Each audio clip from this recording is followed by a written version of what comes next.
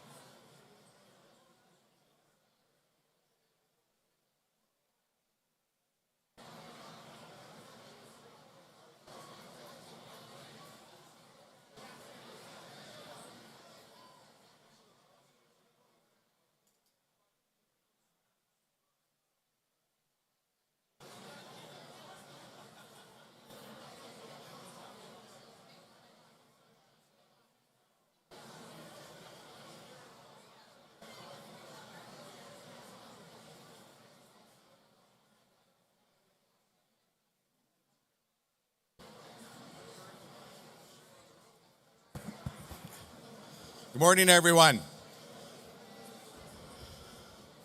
I said, good morning, everyone. Hey, right on, awesome. So we're going to get going here in about 5 minutes. We're just have some of our guests who are coming to speak. They're just getting organized. They're going to be coming and getting seated, and we're going to start the show. I always love Saturday morning at assembly time. It's a time where we can obviously visit and see each other, but hear from the ones who are working with us, our partners, but also obviously to hear from our president about the vision that he's been working with his cabinet, with partners, and with citizens, locals, and regions. So we're looking forward to that. So we're going to give a 5-minute countdown here, and we'll ask everyone to take your seats wherever you are, upstairs, downstairs, Toronto, Ottawa, Vancouver. We're going to get going, and we look forward to having a great morning and a great rest of the weekend.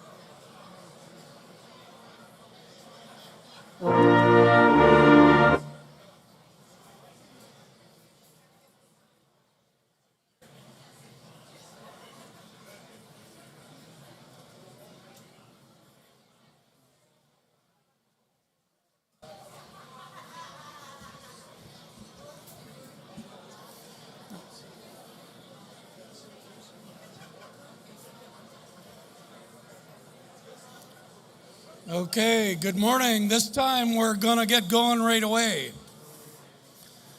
As I said, the Lieutenant Governor's in the House. The Premier is waiting to speak. And the President is going to give his State of the Nation address. So we're going to have the Lieutenant Governor come up. So good morning. Okay, that's great. Let's bring the noise levels down. We got lots of time to lollygag for the next 2 days.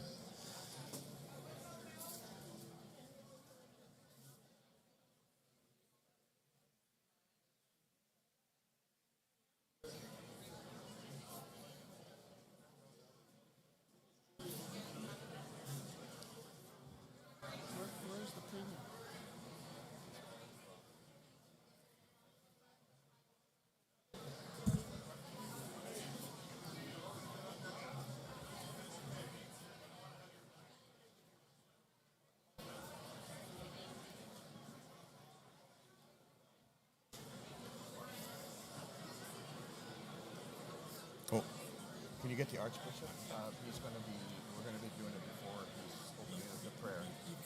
Before the Lieutenant Governor, yeah. Archbishop. Okay. Well, Amanda's got him already, yeah.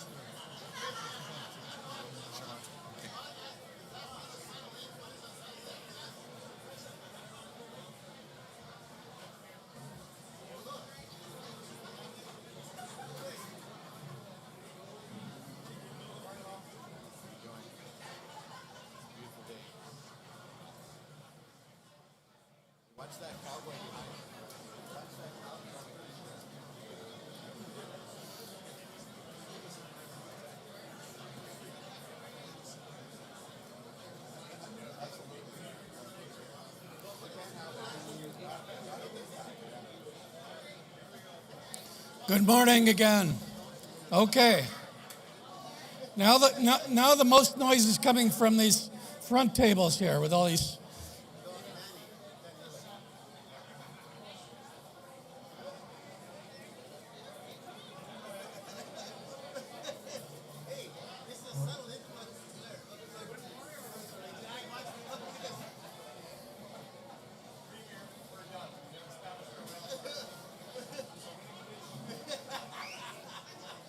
Okay. Good morning. Good morning. Good morning.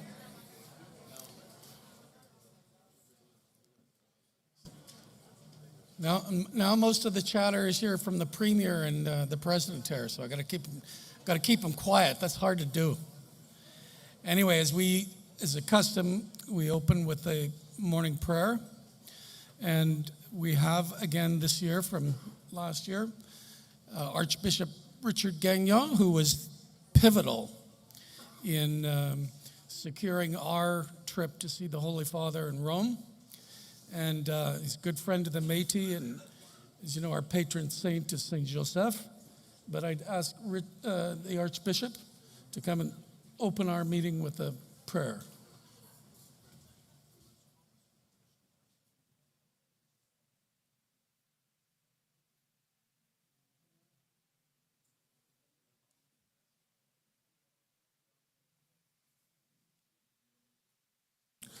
Good morning, everyone.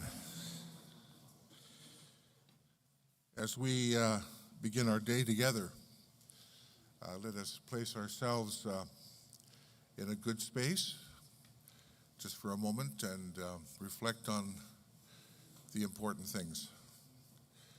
Our relationship with our God, our Creator, and that relationship and that perspective may permeate our day and all that we do. We also want to, for a moment, in our hearts, offer a prayer for one of the citizens that passed away yesterday, Thomas Gibosh, and also remember his family as well in our prayers. He came here intending to participate in the assembly, and he went in another direction, and so there's the families grieving his loss. So let's just for a moment, offer a prayer for him and his family.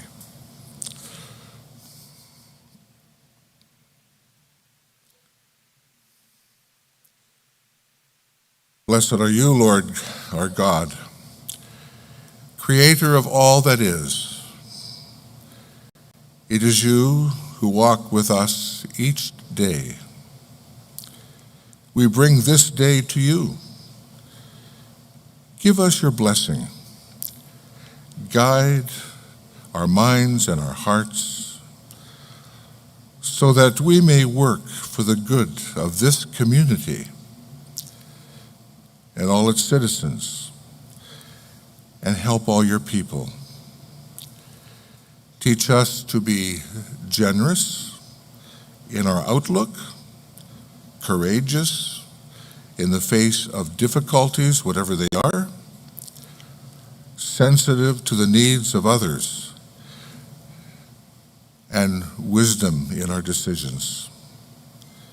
Bring success to the work at hand today and reward for the good that is done. Blessed are you, Lord our God, forever and ever. Amen. Have a good day.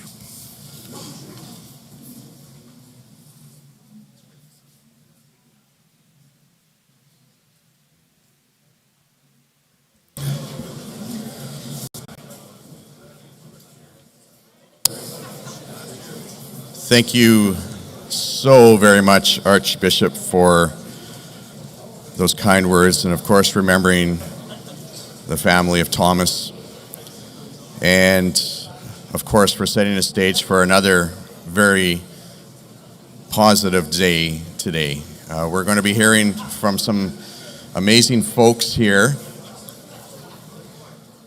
We're going to be hearing from some amazing folks here in the next little while, but it is a great honor for me to introduce our Lieutenant Governor of Manitoba, the Honorable Anita Campbell.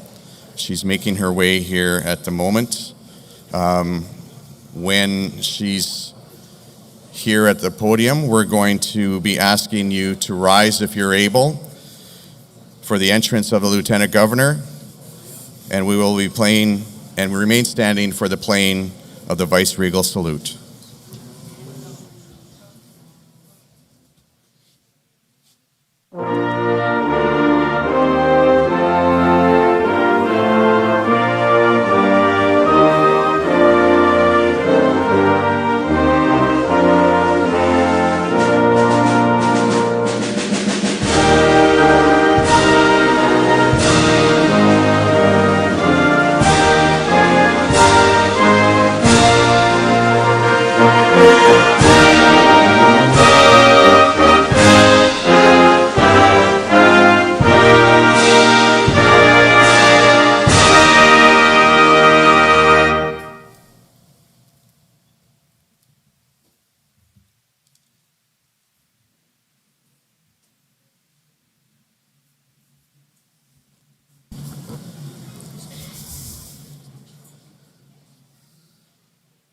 Good morning,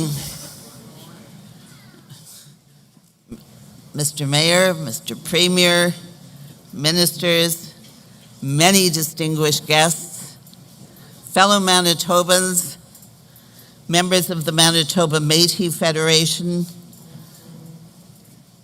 heirs of a rich and proud heritage. It's a pleasure to join you in this exercise of democracy and citizen participation. It's extraordinary to look out and see this crowd here. To the thousands of MMF members watching today's gathering on live stream, I extend my very best wishes to you as well. As Lieutenant Governor of Manitoba, I acknowledge that we are gathered on Treaty 1 territory and in the heartland of the Red River Métis. I honor that Manitoba is located on the treaty territories and ancestral lands of the Anishinaabe, the Anishinaabe, the Cree, the Dakota, the Dene, the Nahoto Nation, and the Red River Métis, and includes northern lands that were and are the ancestral lands of the Inuit.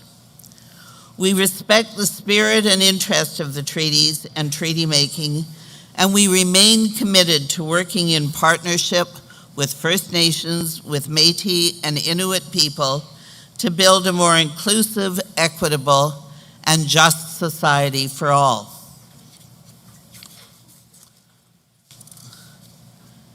Democratic decision-making is at the heart of Canada and Manitoba's values. And as the annual General Assembly reminds us, it goes back well before Confederation. Long before 1867 here in Manitoba, the decision-making gatherings at the Métis Buffalo Hunt provided an example of community gathering to share information and discuss matters of common concern. By sharing our ideas and experiences, by listening and learning, and by giving our time and energy to matters of public interest, we all have the power to change our community and our world for a better place.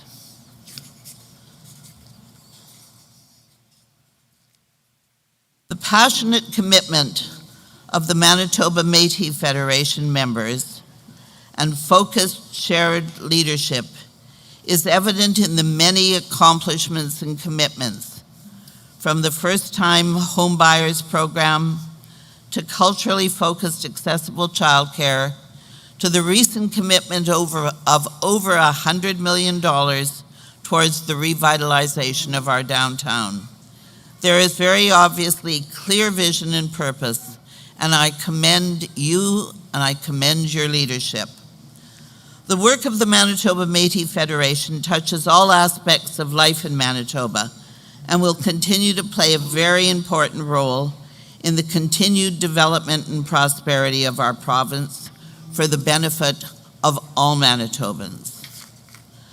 I wish you a robust, productive assembly, and may each one of you leave with the excitement and satisfaction of contributing to something that makes our province, our country, our city, our community a much better place. Enjoy your day. Thank you for including me. Thank you, merci, megwich, and shalom to all. Thank you.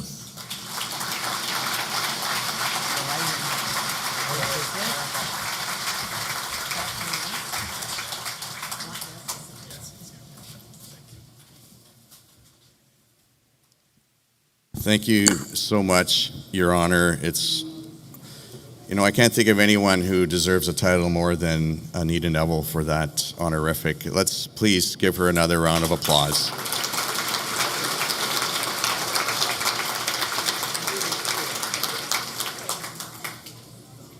And next, I'm very proud to be able to introduce someone who's not only done so much work in public service in his whole life. He's also, he is Red River Métis. He's a friend of ours. He's a friend of mine. And his name is Minister Dan Vandal. So let's welcome to the stage.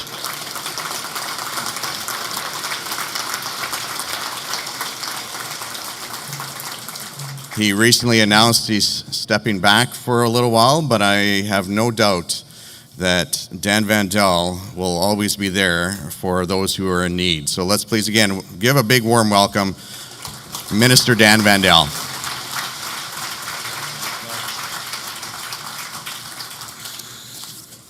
Thank you so much, Will, for that very kind introduction. And what a crowd. There's so many people here. Bonjour tout le monde, Tansi, good morning everybody. Once again, it's great to be here at this annual General Assembly. And thank you, President Chartrand, for the invitation to speak to all of you today. As with all the years, it's a privilege to be here along with other Red River Métis and many leaders of the government. I want to acknowledge the Premier, of course, ministers of the province, the Mayor. Thank you for being here. I want to announce Ben Carr. Ben Carr from MP from River Heights is here. Terry Duguid should be on his way, and Kevin Lamoureux. Last year, there was an incredible crowd. I was here as well, but I understand there was close to 4,000 people, or at least 4,000 people, and I think this year will be no different. Also, I want to begin by saying, after more than a century and a half of waiting, I was extremely proud to see Louis Riel finally recognized as the first Premier of Manitoba. I want to thank the Premier, his cabinet, but I also want to thank President Chartrand and your cabinet for all of the work that you did to not let this issue go away and to make sure that this got done. And I'm incredibly impressed by the MMF's continued commitment to reviving downtown Winnipeg by expanding the footprint of the downtown. I congratulate Red River Métis for all the work you've done in purchasing the property on Main Street, 333 Main, as well as 191 and 179 Pioneer Avenue. And I'm learning about other investments in the downtown. It's incredibly important. I spoke to business owners in the downtown this week, and they acknowledged about what a great addition and investment that you're making and how you're helping to turn around the face of the downtown. Today's a special day. 9 years ago today, our government was elected. Liberal government was elected, and we unelected Stephen Harper and the Conservatives. That's 9 years ago today. And I think back of the partnerships that we've created with Manitoba Métis Federation, Red River Métis. I think back of the housing partnership and the many millions of dollars that we created and the great work by Minister Goodon. I think back of the daycare, childcare partnerships we've created all over Manitoba, and the significant investments that we made with the Red River Métis to do that. And I know you've opened a new childcare center in St. Boniface. Great work by Minister Beers. Thank you so much. I think back of the investments in the downtown, the heritage, the Métis Heritage Center, and the partnership that we've created there. And I've already spoken about the difference that that's making and the significance of our investments. I think back of our Prairies Can partnerships, where we've developed economic development offers to make sure that more Métis are hired throughout the economy, working for Métis and working for Manitobans. And I think back of that wonderful self-government agreement at Lower Fort Garry, and the pride and the momentum that was created through that agreement. And of course, there are other things to do. I've spoken to the President about the Red River Power Corporation and the potential for that as we transition to a net zero economy by 2050. I think back of, I spoke to Gary Anandasangaree yesterday. We had a good conversation. I'm thinking back of the treaty that we are working on for Red River Métis. It's not quite there, but that's something that's not fallen off the radar. That's something that the entire government of Canada and Manitoba Caucus is working on. And I go back to 9 years ago, and I remember President Chartrand was where I am now and talking about how important it was to elect a government that will work with you, and how he said at the time that he was making a significant contribution to my campaign, actually. I remember that. Thank you so much. And that was important. And the reason I ran 9 years ago federally, after many years of being a city councillor, the reason I ran is that I wanted to do everything I could to get rid of Stephen Harper and get rid of my Conservative MP in St. Boniface. But my message today is that if you thought Stephen Harper was bad, if you thought that Brian Pallister was bad, you have not seen anything yet, because the current leader of the Conservative government, Pierre Poilievre, makes them all look like moderates. So we have a challenge in front of us. We have a challenge in front of us that could be started, it's already started, but it could be decided within a month, it could be decided within 3 months, or for sure by next year. So I just want to say how important it is for all of us, Red River Métis, our government, our elected officials, to keep the momentum going, to keep our investments in housing, in daycare, in treaties, to keep that going. And that's going to take engagement, it's going to take communication, it's going to take commitment by all of you. And I pledge to you on behalf of Manitoba Caucus that we're looking forward to the next few months. We're looking forward to the debates that are going to occur, because we think Canadians are going to have a hard look about what kind of Canada do they want to live in. And we believe it's a a confident country, reinvests in its citizens, and that's exactly what we believe in. We want to reinvest in our citizens. We want to partner with the Manitoba Métis Federation, with Indigenous governments all over Canada, and make reconciliation part of our platform. So I've announced that I'm not running again in the next election. That I'm committed to totally being the MP for St. Boniface, St. Vital till the next election. And I'm committed to working for you right till the end. And even though I'm not running, I'm not going anywhere. I live in St. Boniface. I see the Red River every morning when I get up and look out my bedroom window. My value's not changed. I'm healthy. I'm going to keep contributing. And I look forward to working with the Manitoba Métis Federation for many, many years to come. Merci beaucoup. C'est un plaisir d'être ici. J'ai hâte à continuer la conversation. Thank you so much.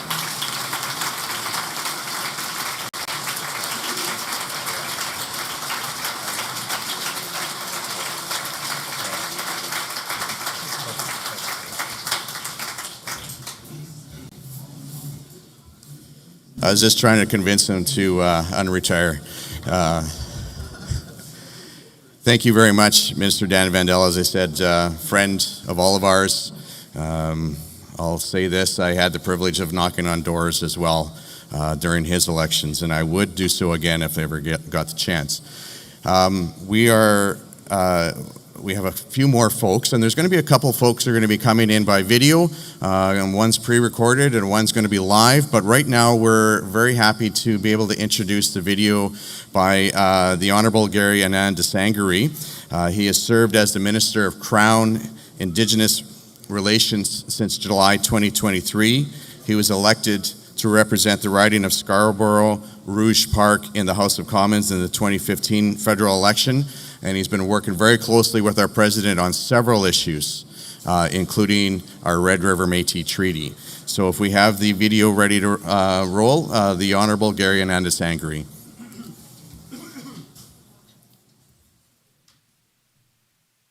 Tanzi, hello, bonjour. I'm speaking to you virtually from the traditional and unceded territory of the Algonquin and Anishinaabe people. I'm sorry that I'm not there with you in person.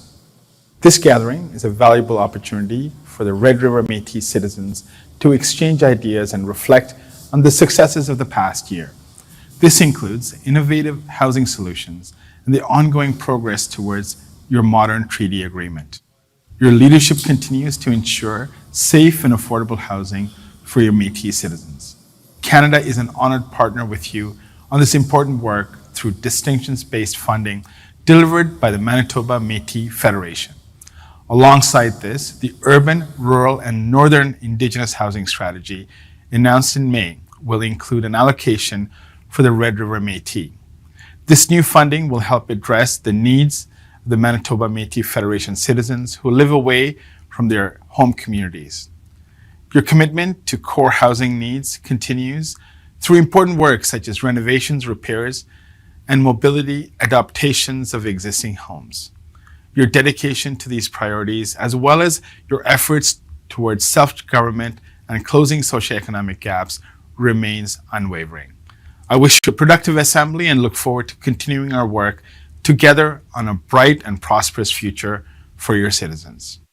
Merci, thank you, merci.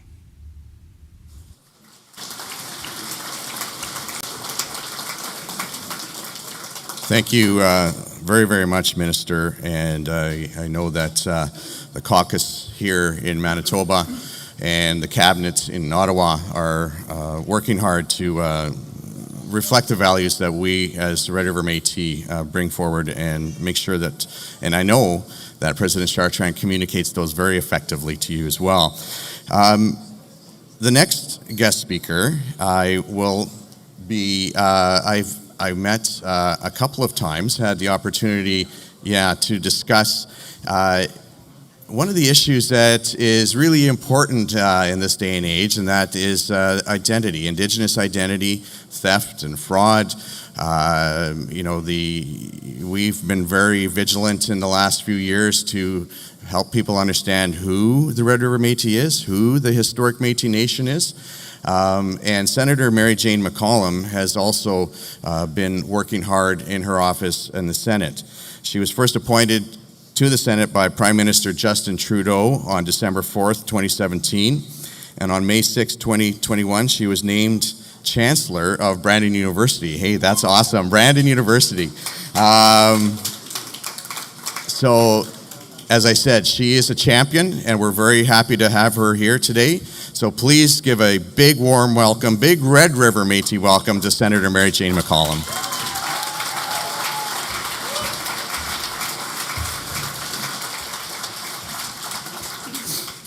Good morning to all you beautiful people. And I want to thank the minister for the prayer that he gave, and to be sitting amongst all these incredible leaders that we have. And I wanted to send a special greetings to the matriarchs and the powerful women that are here.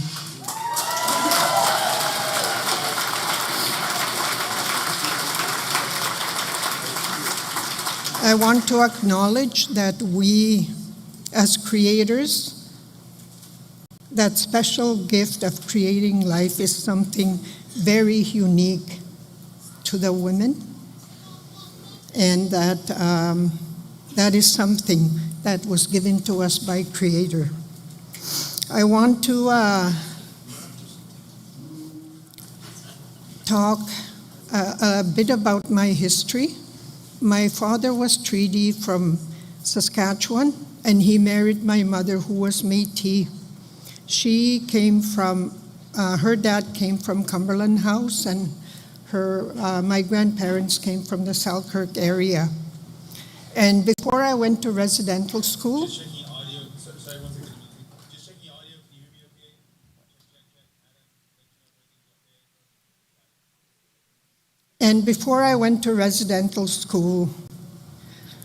we lived together as one people. We weren't Métis, we were not Treaty, we were family.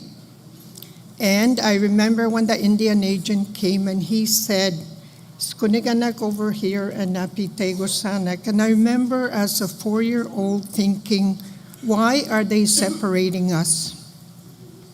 And then we were forced to live apart. That we were literally divided by land.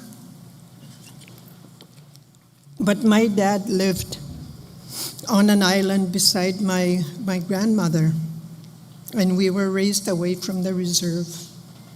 So when I look at some, of what is happening, and I had spoken to President Chartrand about it, that we are one family, and somehow we have lost our way. And we need to start working together so that we don't remain divided, especially with the modern treaties coming, and we look at the rights. And I really would like to say we need to become family again, because it wasn't us that separated us, it was the government and the churches. I want to acknowledge our ancestors, that they fought so hard, whether they were Métis or First Nations, they fought so hard so that we wouldn't remain in the same position that they were, that we would be further ahead. And we have, look at the president, the premier, the ministers. It's amazing how far we have come. And I remember when I go into Senate, I think about my ancestors who weren't allowed beyond the gates on Parliament Hill. And remember, this is my Métis mother and my father. And every time I go, I realize the sacred responsibility that we have in the work that we need to do. Whether we're matriarchs, whether we're MPs or any elected member, that it is a sacred responsibility. And as we we are walking the path as living ancestors of the path that was set by our ancestors. We are walking that road right now. And what we're doing is that we are making it better, especially with environment, with resource extraction, with the loss of water, air, that we have to fight for the next 7 generations. And as those 7 generations come towards us, they are checking to see what is it that we have done to make this world a better place for them to come into. And it's the same when our ancestors were setting it up, we were walking towards them. So I want to just acknowledge our humanity, and that with our combined ancestors, we learned the values and the principles that are in us, that gives us the kinship that is our foundation. So thank you for inviting me, and I'm so very happy to be here as one of you. Thank you.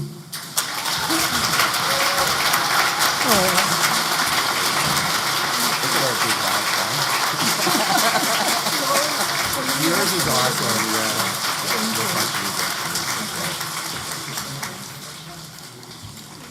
Thank you so much, Senator. I don't know, I just feel the, when she's speaking about how much she cares about all of us, about all the things that matter. And so I want to say thank you so much to our Senator. In between speakers, I might recognize a few folks, and one of them I would like to recognize is the MP from Winnipeg South Centre, Mr. Ben Carr. Let's give him a warm welcome.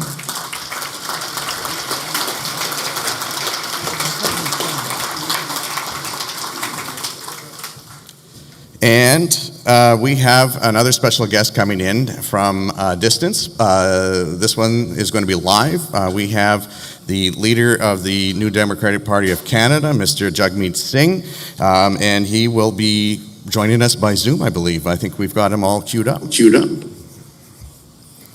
Thank you so much. Very honored to be here. Good to see you all. It's awesome I can see folks in the room. I saw the Premier in one of the cutaway shots, so big shout outs to Premier Kinew. Good to see you, brother.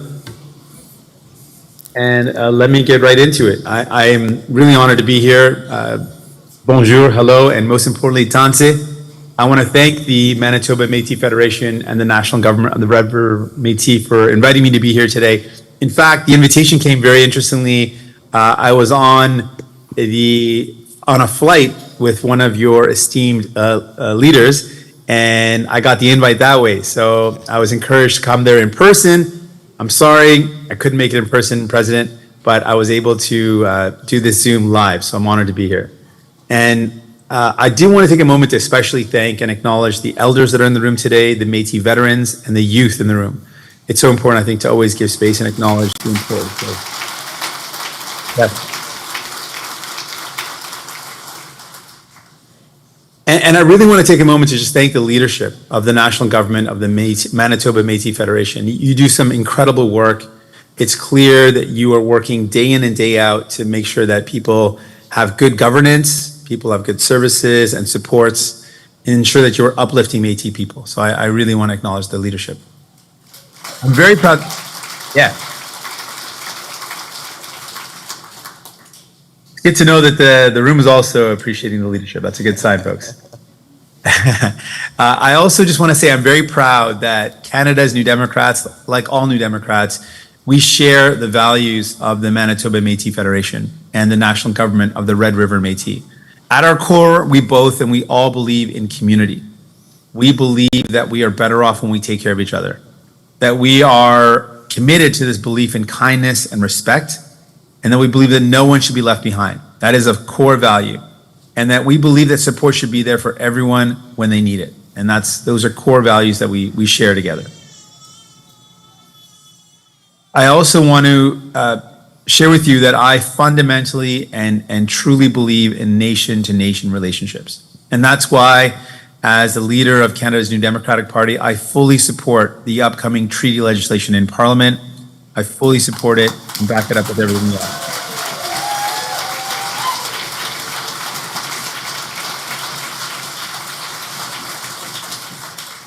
Thank you. As you know, the Red River Métis Self-Government Recognition and Implementation Treaty will finally do something that is over 153 years in the making. It will recognize the Red River Métis as a legal body and the official government of the Red River Métis. And I think that's worthy of celebration.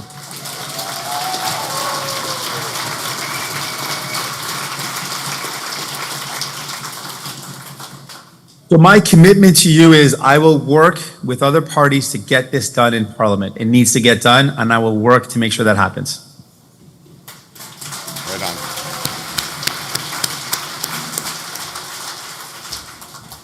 I do have to also, though, express some frustration that I have, that Canada's federal government has not yet settled the Red River Métis land claim. This is a land claim that you were promised by Justin Trudeau that would have got settled in 2013, then again it promised to get settled in 2018.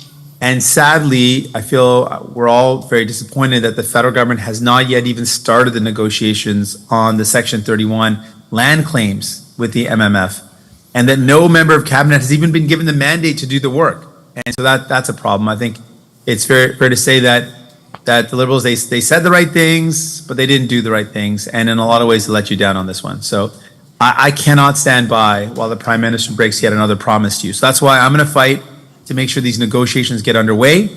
And when I'm Prime Minister, I will take it from a broken promise to a reality, a priority.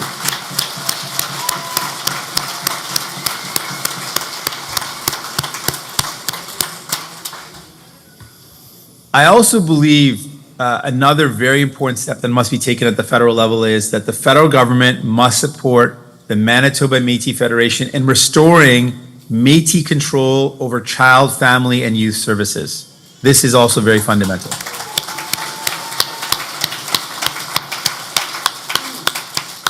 And the reason for that is something you know in the room, you know as leaders in your community. The healthiest and safest future for Métis children is when they are in the care of the Métis community. That is the best future for those kids.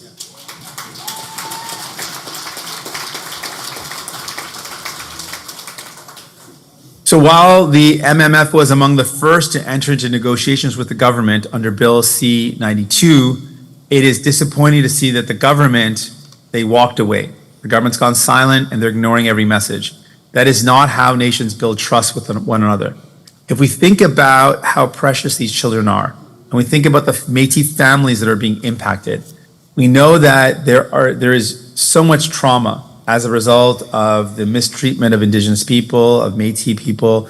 We know the 60 scoop continues to have devastating impacts on generations, and that harm is not over.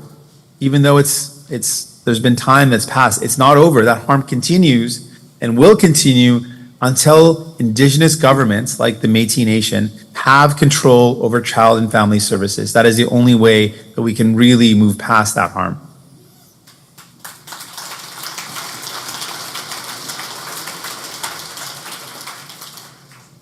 Thank you. And I want to talk about one of the major threats that we're up against. And I believe this really strongly, that one of the greatest threats to the treaty that we need to move forward with, to your land claim, to handing over and properly funding child, family, and youth services, that one of the greatest threats are conservative cuts. Conservative cuts are a serious threat. That's what they do. Conservatives cut. They do not believe in the programs that support equity. They just don't believe in it. And that's part of why I'm running to become Prime Minister. Together, I believe we can stop the cuts before they start, and we can build that brighter future.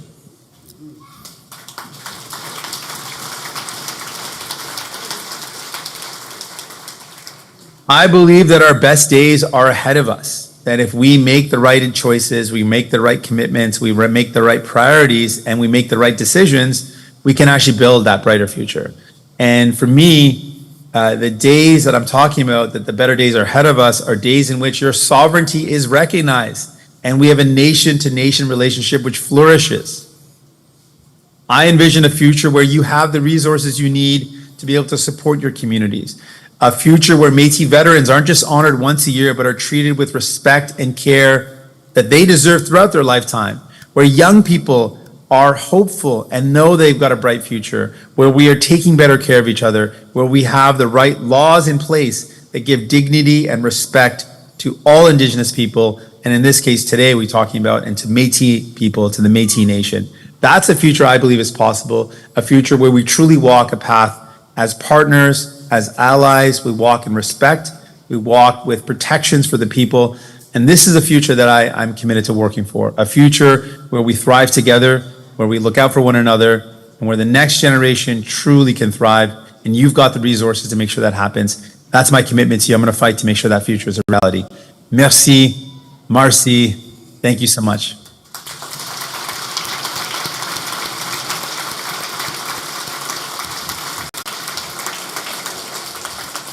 Thank you so very much, Mr. Singh, for the the effort of being here and talking to us. And next year we look forward to having you in person. I'm sure the president would love that to happen, and I know you'll be impressed when you walk in the room here.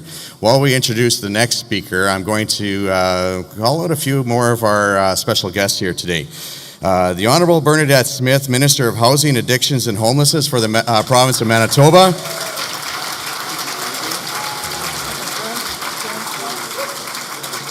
The Honourable Renee Cable, Minister of Advanced Education and Training. And she's wearing a Ron Kerr hat just like I've got. Where's Ron? The Honourable Ian Bushy, Minister of Municipal and Northern Relations. Thanks for coming, Ian. MLA Billy Cross.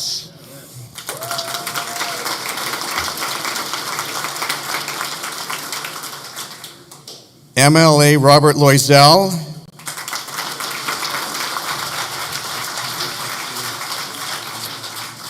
Okay.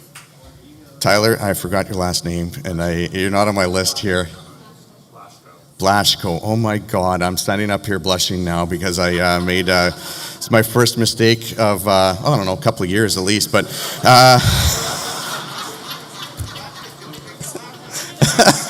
that's why you're laughing, right? Because it's funny. MLA Tyler Blasco.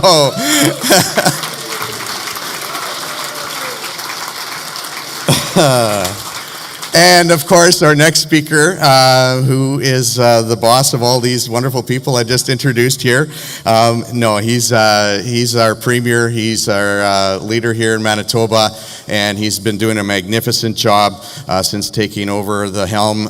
Please give me a big Red River Métis welcome to our premier, Mr. Wab Kinew.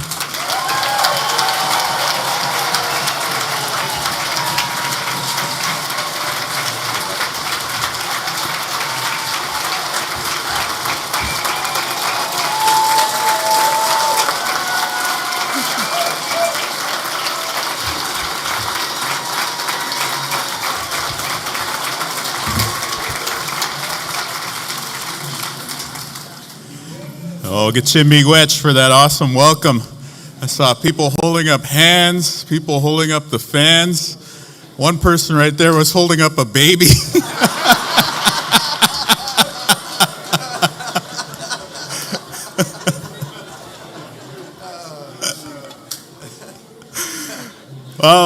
Bonjour and anyway, magaritok. Abache enji kenda pijayan. Mama wanji eting. Aja. Bejigo baboon, Kigi Bakanage Emin. Kaini Neta, Egi Bakanage si. Kin, Kigi Nawa, Kigi Bakanage Emin. Alors bonjour tout le monde. Je voudrais dire, je suis très honoré d'être ici encore parmi vous. Et puis, ça fait déjà 1 an où ce que vous avez gagné. C'était pas nous, c'était vous.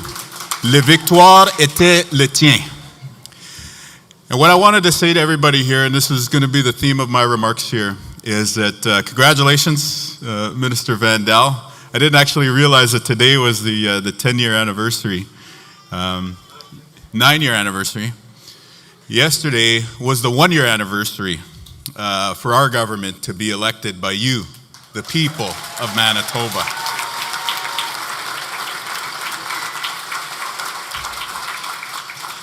And I want to spend a minute shouting out Minister Vandal. And let us reflect on the fact that Louis Riel was elected to the Parliament 3 times and was never able to take his seat. And yet, a little Red River Métis boy from Saint Jean-Baptiste right here in Manitoba was able to sit in the federal cabinet.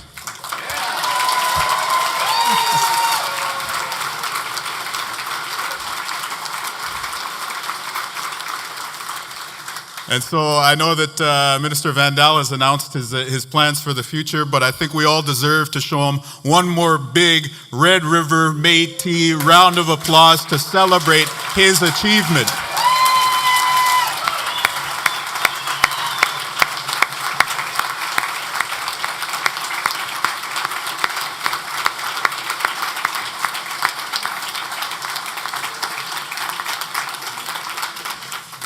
Hand him that baby so he can hold it up to. No, just kidding. President Chartrand, it's an honor to be here again. Your leadership over the past 2 decades plus has been a great benefit to the people of Manitoba. And I also want to say to all the members of the Métis Cabinet that it is a real pleasure to work alongside you. And to the Red River Métis citizens in the room, I want to say literally work alongside, because earlier this year, for the first time, at least in recent memory, maybe the first time ever, there was a joint cabinet meeting between the provincial government and the government of the Red River Métis, the national government.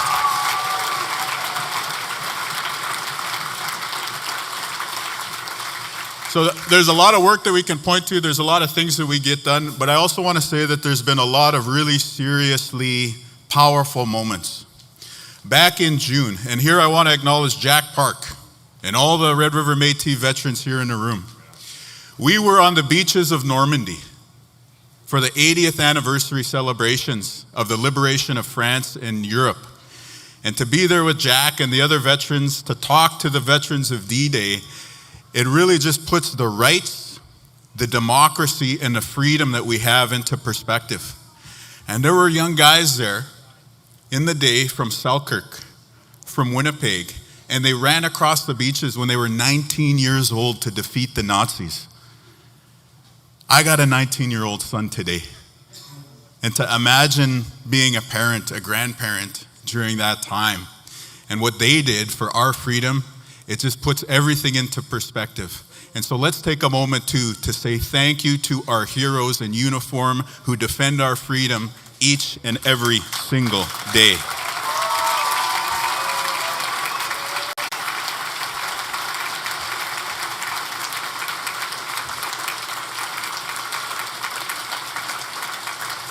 And I'm so glad that my colleagues got a shout out, that Minister Smith, Minister Bushy, Minister Cable, MLAs Blaschko, Loisel, le député de Saint-Boniface, MLA Cross, and so many others on our team are always going to accept the invitation to join you here. And I want you to know that this support of the MMF is long-standing, and it goes back a long, long time. I'm going to ask Adam if he can help me out here. I want to show you how far back this goes. I'm going to show you, this is a hockey program from 1990 or 1991. This is the lineup of a hockey team in the early 90s called the MMF Travelers. And I want you to look at number 5 on the team there. So some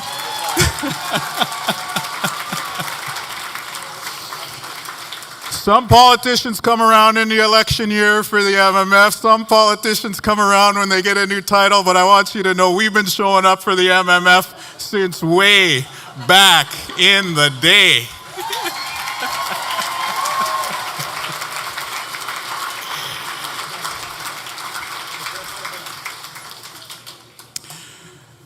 And I think the MMF teams are way better now. I could never make any of them probably today. So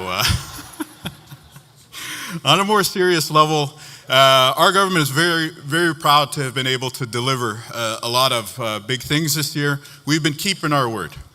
On the healthcare side, we've hired 873 new people working on the front lines of our healthcare system. A lot more work to do, but we're fixing healthcare for you and for all people in Manitoba. We also cut the gas tax to save you 14 cents a liter every single time you go to fill up your vehicles, whether that's for work or whether it's to go to the rink or it's just to go hunting, whatever it is, we're there for you.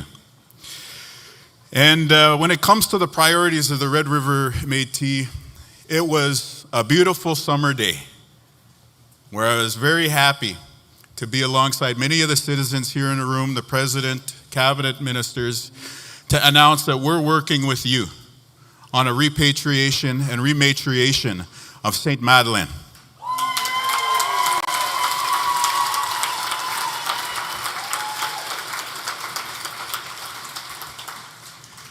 And I know they're from Westman because, yeah, there's a lot of Blue Bombers gear, but there's also a Rough Riders gear. And so you know they come from that part of the province, too. Go Bombers, for the record.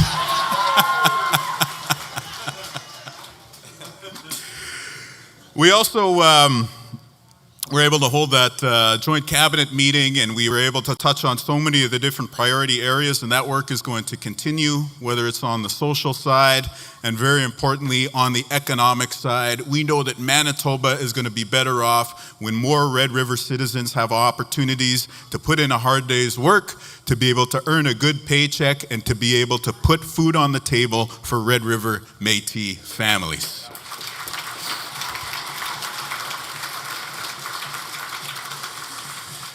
But one of the things that I was very, very personally invested in delivering on, keeping my word about, keeping the promise of on behalf of our team, as you may remember over the years, before I was elected Premier, I would come here year after year and tell you that Louis Riel was the first Premier of Manitoba, something that you've always known.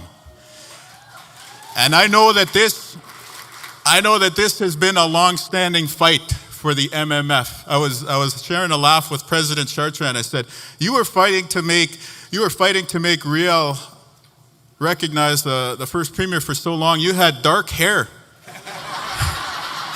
In those video clips we watched when you started that fight. That's true.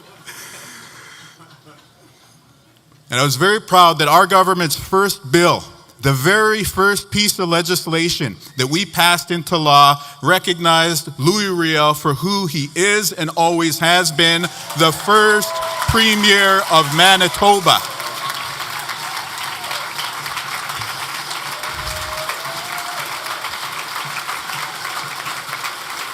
Now there's two babies.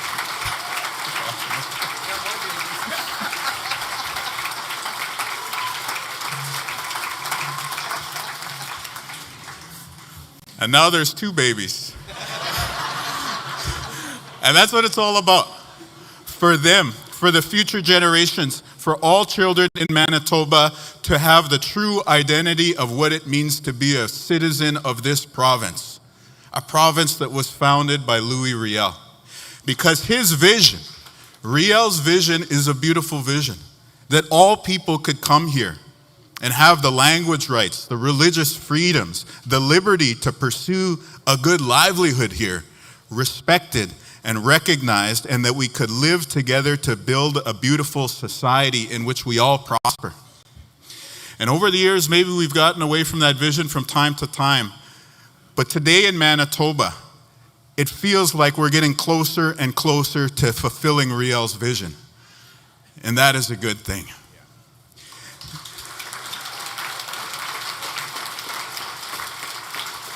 And so we've been able to deliver on a lot of good things, and I just want to let you know from the bottom of my heart that I know who did this. It wasn't me. It wasn't our cabinet. It wasn't our team in government that did all these things. You know who did this. It was you. It was you, the Red River Métis citizens. It was you, the people of Manitoba. And so 1 year into the greatest job that I could ever be asked to perform in my life, I just want to take this opportunity to say thank you, to say miigwech, and to say merci for this great honor. And I'll tell you what, on a personal level, I love this province so much.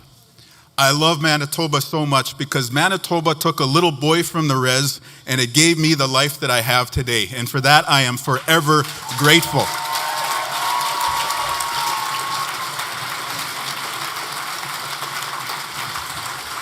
And I know that there's so many other people in this room who feel the same way, this tremendous gratitude for the opportunities that we have in this great province today.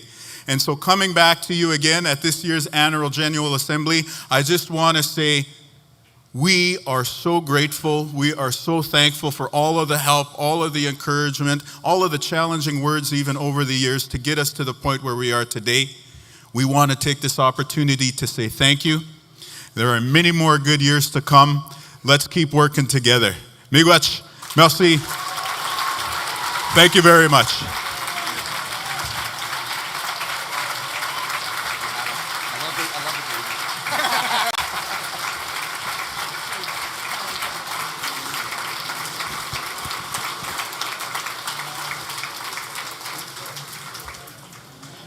Right on.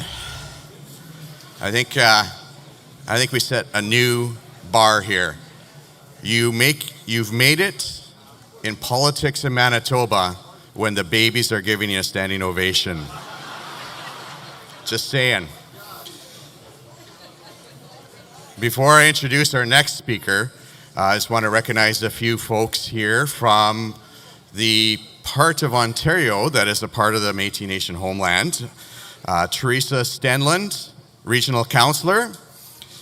Sandy Triscoll, Captain of the Hunt. Yeah, there's about 6 of them, so let's just hang on. Sandy Triscoll, Captain of the Hunt. Yeah, please stand.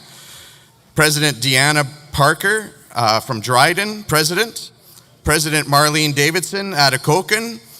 President Brady Hupe, Sunset Country. And President Elizabeth Boucha, the Kenora, from Kenora Métis Council. Let's give them a big warm Red River Métis welcome.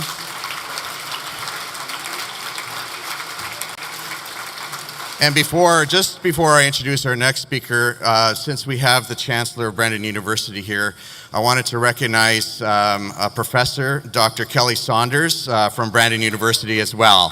She's going to be upset at me. Yes, she's the one who manages me. So anything that I do wrong, it's her fault.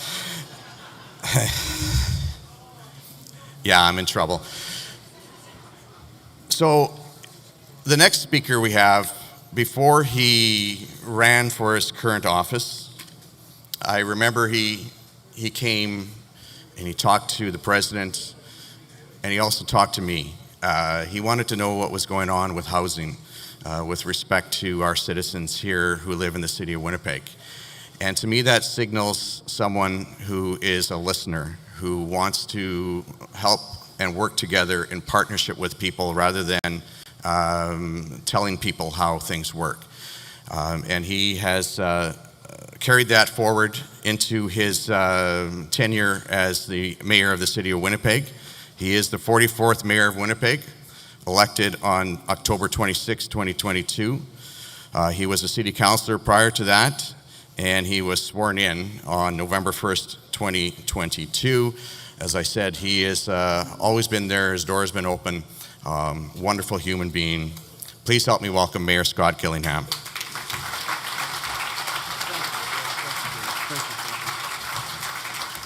Well, thank you very much, Minister Godon. Mr. Premier, it's really hard to follow a 2-baby speech. I don't know if we're going to rate speeches according to the number of babies, but I do want to thank President Chartrand for the fan. I can tell you every politician is going to leave here with this fan, so we always have at least one fan.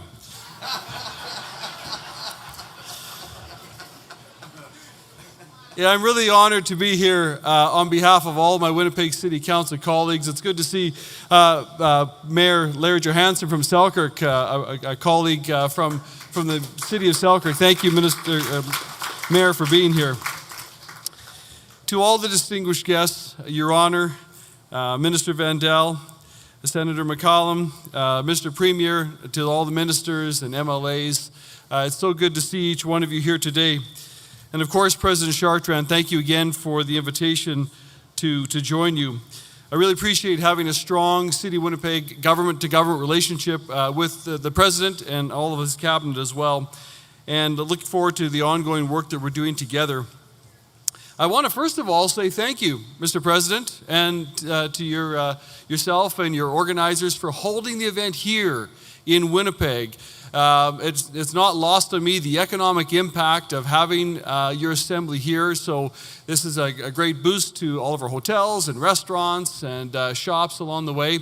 And a special welcome to all of you who've traveled from outside of Winnipeg to be here today. I know there's a number of guests who've traveled some short distances, some many, many miles to be here.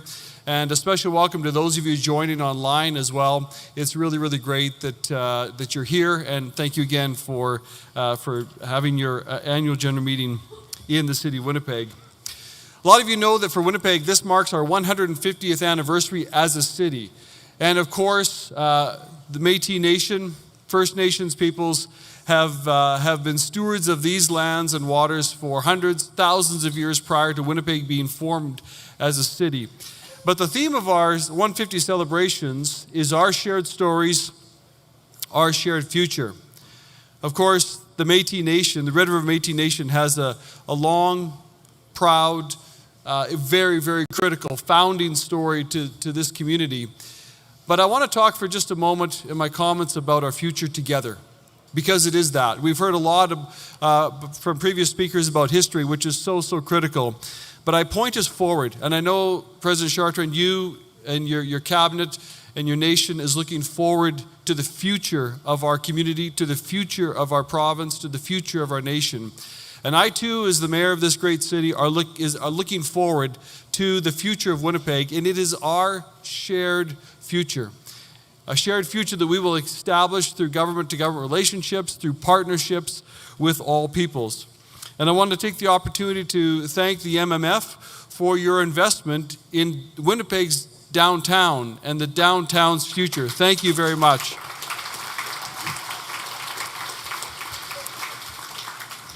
The redevelopment, of course, of the Bank of Montreal building at the corner of Port of Germain, which will be very soon the new Métis National Heritage Center, 200 Main Street. You may not know, but the President hosted myself and mayors from across Western Canada at 200 Main just last week, and he was there, Minister Godon was there. We talked about charting a path forward, not only for Winnipeg, but for all of Western Canada. And there was a mayor there also from London, Ontario. We talked about the impact of mutually building our communities together for the future and shaping the future of Canada in a whole new way, in a way that it hasn't been shaped before.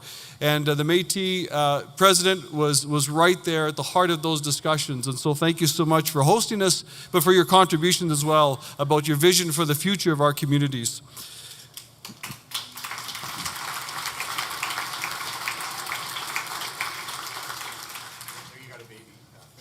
There's one baby halfway up. I'll take it. I'm on my way. So, listen, folks, I'm going to end there. I wish you a great assembly. Thank you again for the opportunity to be here. Thank you for all that you do to build your respective communities, and certainly as mayor of Winnipeg, thank you for what you continue to do to build Winnipeg. Merci, miigwech. Thank you.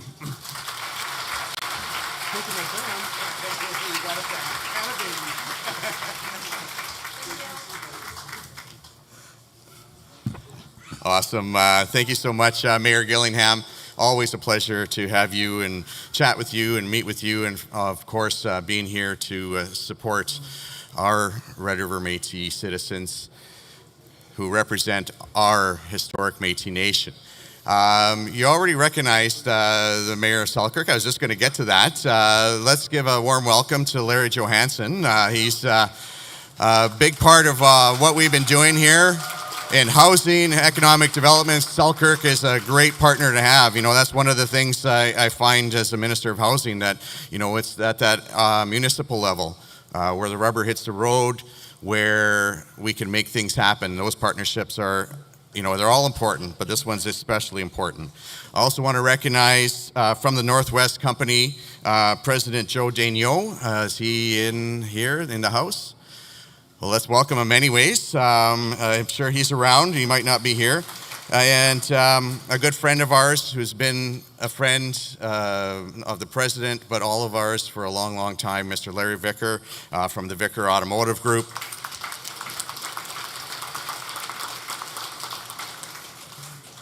I'm not sure, you know, I know a lot of wonderful people, but I don't know if Larry's in the top 10 of amazing humans that I've known. So thank you, Larry. My understanding is the Vice President of the Center for Israel and Jewish Affairs, Mr. Gustavo Zentner, is here. Ah, there he is.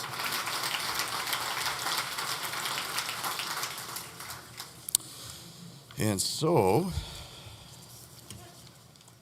we are going to go to our next speaker. Sorry, my sister's phoning me, and she shouldn't know I'm not available at the moment. From the Royal Canadian Mounted Police, it's an honor to welcome Commanding Officer Scott McMurchy.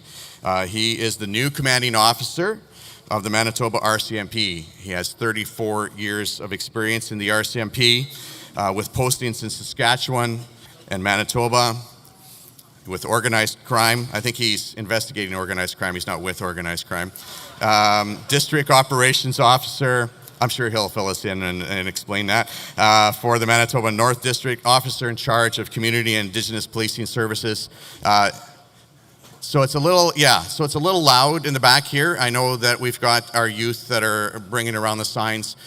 We just appreciate the patience that you have because we have such an amazing lineup of folks who are bringing greetings to you. And so we'd appreciate the whole room to just keep your voice down. And if you really, really, really have to visit, there's, you can go in the back hallway. So, but please, with that being said, let's help us welcome Commanding Officer Scott McMurchy, Royal Canadian Mounted Police.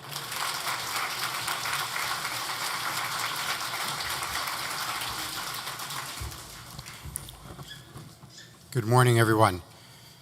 It's a difficult act to follow all the great speakers that have come before.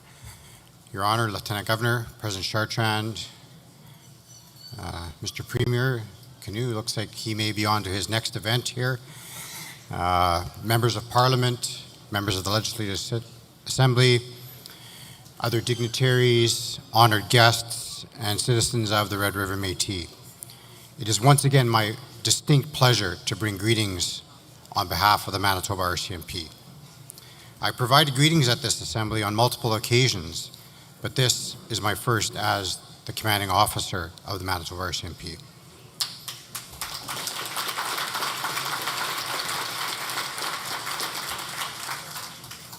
I've recognized and seen many familiar faces in the crowd, and it's great to see everyone. And every year I'm amazed it grows and grows and grows, and I think President Chartrand, you've outgrown this venue, or we have to get this venue to increase its size, because it's amazing, all the people here. It's tremendous to see. And it's great to see everyone. For anyone I have not met, if we have the opportunity to shake hands and say hello, please do. And just really honored to be here. Throughout my career, I've always made a strong emphasis on developing and building on relationships, and it really speaks to the RCMP's efforts towards our path of reconciliation and working with Indigenous communities and the Métis communities that we serve. I've watched closely over the years on the ever-growing and evolving relationship between the RCMP and the Manitoba Métis. While it is a very positive relationship in many aspects, I'm also well aware there is much more that we can do. The RCMP has a Métis Community Liaison Officer, and that is a very important role, and it is your direct link to the RCMP. If there are issues that you feel are not being addressed or are looking for guidance on a policing issue that is affecting your community or your family or you as an individual, please do not hesitate to reach out to the local RCMP and to make use of the Métis Liaison resource. It's truly how we can identify gaps and enhance our service to you. Well, we have had some challenges, and currently the RCMP officer that is in that role is off for some medical leave. I can assure you that I do not underestimate the importance of our working relationship. As well, I'd be very remiss to say how grateful that we are for the MMF representation with our Joint Action Circle to help us develop strategies and give us guidance on our path forward and how we police our communities. This representation helps to bring a wealth of knowledge to the Circle and how we will address violence against Indigenous women, girls, and the Two-Spirit peoples. Rest assured, as the commanding officer, I will continue to prioritize my collaboration between the Manitoba RCMP and the Manitoba Métis Federation. I also commit to ensure that all communities throughout the homeland of the Red River Métis have our full support and that our officers are there to ensure the safety and security of citizens. Thank you for your time today, and I wish all a very productive assembly and another successful year. Thank you.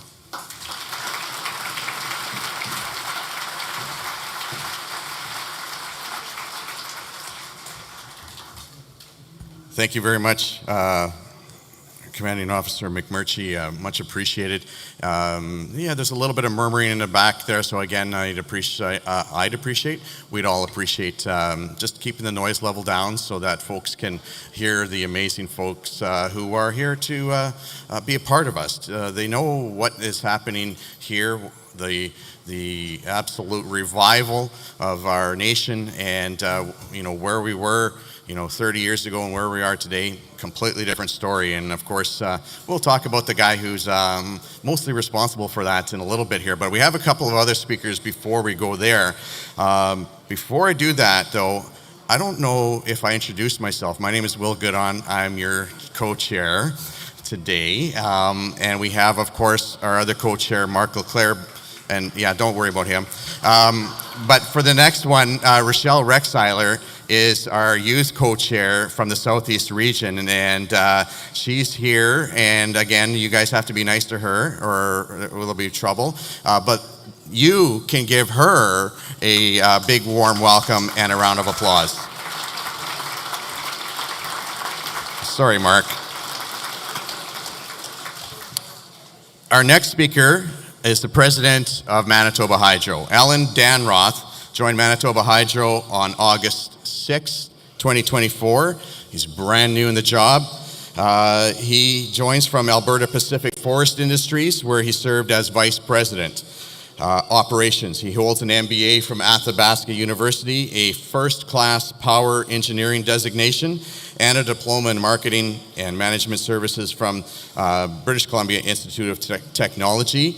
I know that there's been some announcements in the last couple of days about something called the Red River Métis Power Corp. I don't want to steal on that, but there's some partnerships that are going to be happening that are going to be good for all of us, Métis and Manitobans. Please help me welcome President Alan Danroth.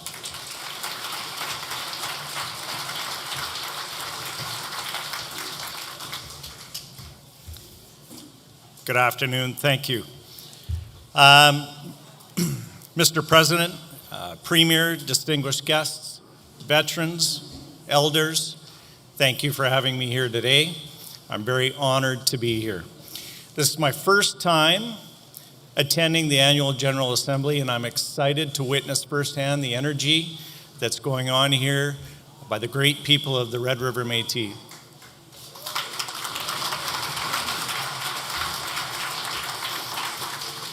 I have to say, though, President Chartrand, whoever's idea it was for me to follow Wab Kinew,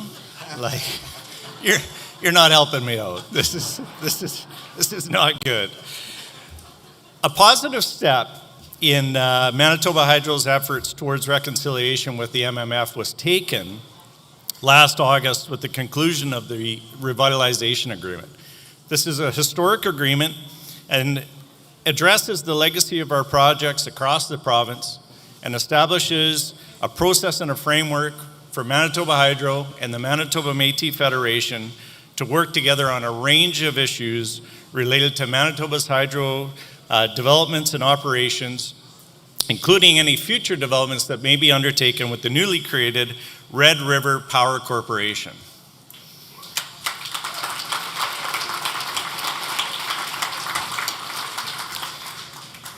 It's especially important here for me to work on these types of agreements. As many of you know, as you heard earlier, I'm new to the province. My father-in-law is Métis, and my two children are very proud members of the Red River Métis.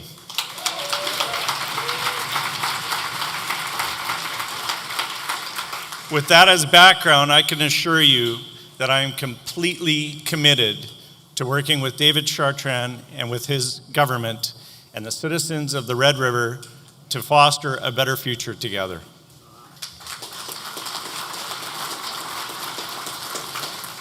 Part of strengthening our relationship is we have various project-related engagements, such as the Pointe du Bois Renewable Energy Project and the Portage Area Capacity Enhancement Project. These projects have provided opportunities for Métis carpenters, electricians, and millwrights to work towards their journey person certification. They've provided subcontracting and supplier purchasing opportunities with Manitoba Métis businesses, and Métis individuals have contributed over 11,000 hours of work to these projects alone.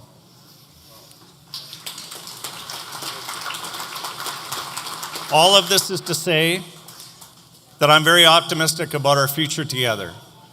We have established a very solid base and framework and foundation to work together collaboratively now and in the future, not only on providing tradesperson opportunities, but also providing future ownership and joint venture opportunities. Once again, I just want to thank, on behalf of all of the staff at Manitoba Hydro and on behalf of my family, I'm very proud to be here. Thank you for having me here today, and best of luck.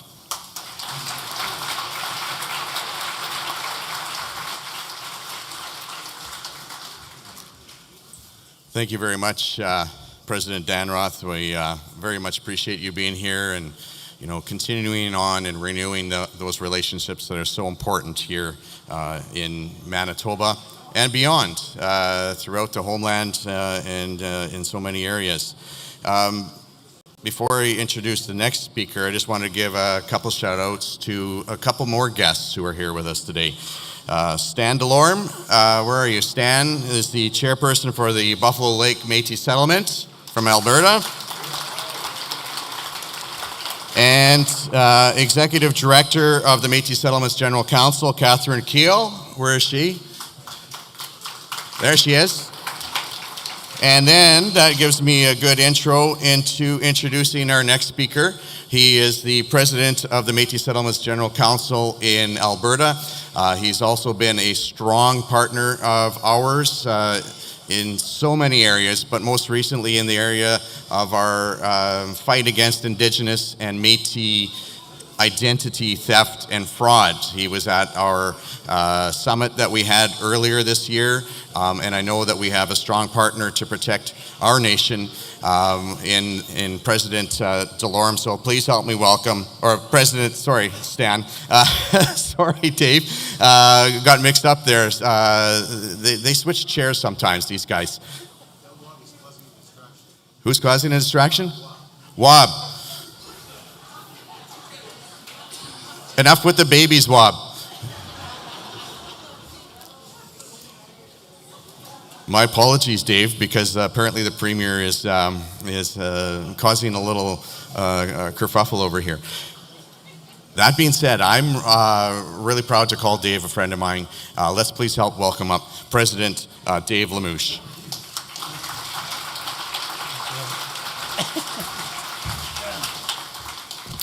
Thank you.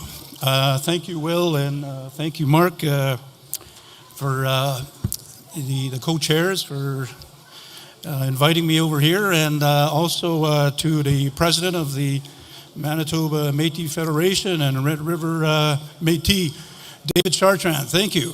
Thank you for having me here. First of all, it's my pleasure to be here. It's always good to be here and be part of a great thing in the making. As I was here last year at the same time talking about the developments that were happening with the Manitoba Métis Federation, and I guess it's always hard to, follow the acts that we do.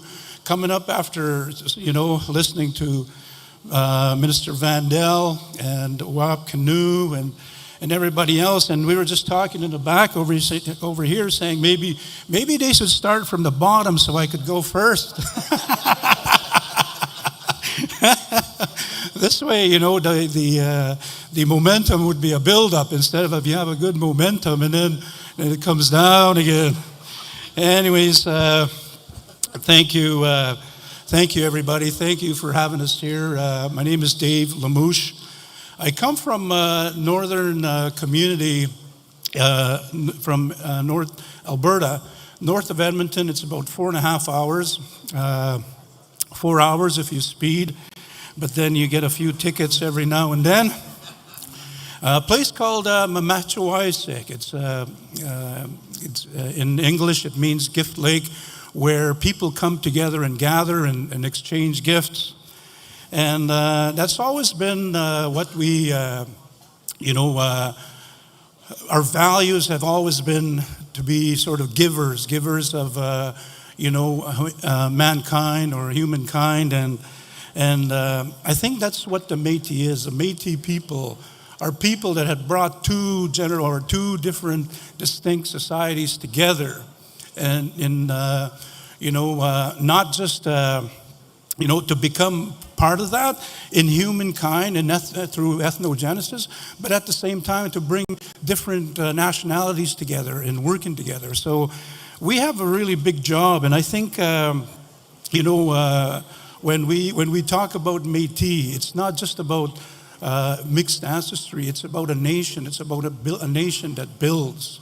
And I think that's who we are. And I think what we're seeing here today and what we see in Manitoba Métis Federation Forward for All Métis is the fruit of all that. It's the hard work that your president and your leaders have done. So thank you for that, Dave. I just would like to acknowledge and thank all the leaders that are here as well. The Honorable Lieutenant Governor Anita Campbell, is that? Sorry, I don't have the French accent or anything like that. The elders that are here also, and the obviously President Chartrand, Minister Vandal, and of course Honorable Premier Wab Kinew, my friend. Can you hear one? Asko, Upsis. Senator McCollum, and of course the mayor, your worship, and all the members of the Manitoba Métis Federation cabinet.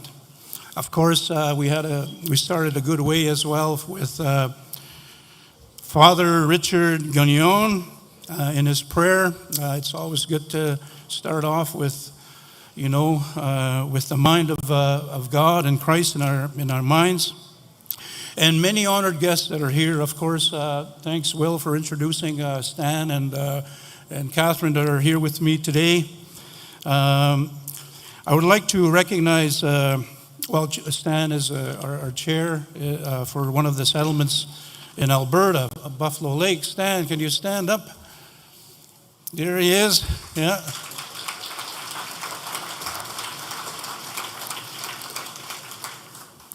One of the mandates given to me when I first took office, and it's only been a short 2 years that I have sat in this position. And however, I've been in leadership, local leadership in our communities since the early 90s. So altogether, I've been in leadership for over 23 years, coming up, 24, and hopefully many more to come as we forge forward and, working, getting our recognition and our Métis rights and our treaties with all levels of government, including the province, the first ministers, and the federal crown as well. So the Métis settlements hold a unique positions, as many of you know, and I know the leaders know, but many of you might not know, but the Métis settlements in Alberta are the only land-based Métis. We hold 1.3 million acres of land in private. Basically, if you sort of put it into perspectives, it is the same size as Prince Edward Island, and we hold those lands in Alberta.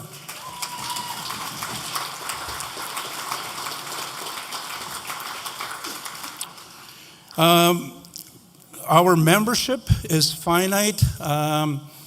Within the context of the Métis settlements, our membership is not as huge as other Métis nations. We're only settlement wide, and each settlement, our average is around maybe just under 1,000 members, some over. And total, we hover around 6,500 people, citizens in the communities. So anyways, but geographically, we spread up from a lot of distance. I mean, from one settlement to another, it's an 8-hour drive. So all the way from Saskatchewan border up in the Cold Lake area and to Lac La Biche area and High Prairie area, and then to the High Level area just near north of 60 is where our settlements are located. So anyways, what our main focus here today, and you know, the mandate that has been given to us is vital, and is to secure strong relationships with governments, all levels of government, not just, you know, the province, but other Métis nations such as the Manitoba or such as the Red River Métis, and also the provincial government and the federal government, in desire to advance Métis rights in Canada. And with that vision and passion, we are clearly aligned with the Manitoba Métis Federation to ensure that our Métis voices are heard and our governments recognized, and where our Métis people can thrive. Over the years, MSDC past and present presidents have had the privilege working alongside the MMF leaders, President Chartrand, and others in the government to share ideas, learn from one another, to support collective action.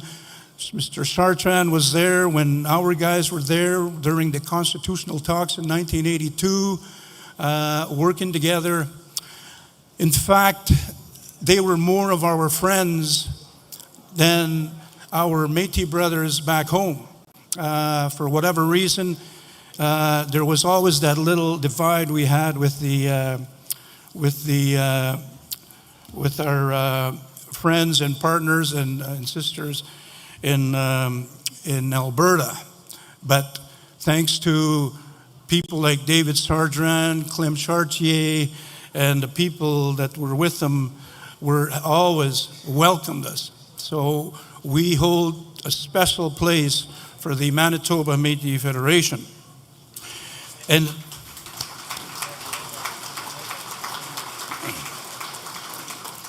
this relationship must continue as we build to embark on new horizons and landscape politically, culturally, economically, nationally, in a unified way.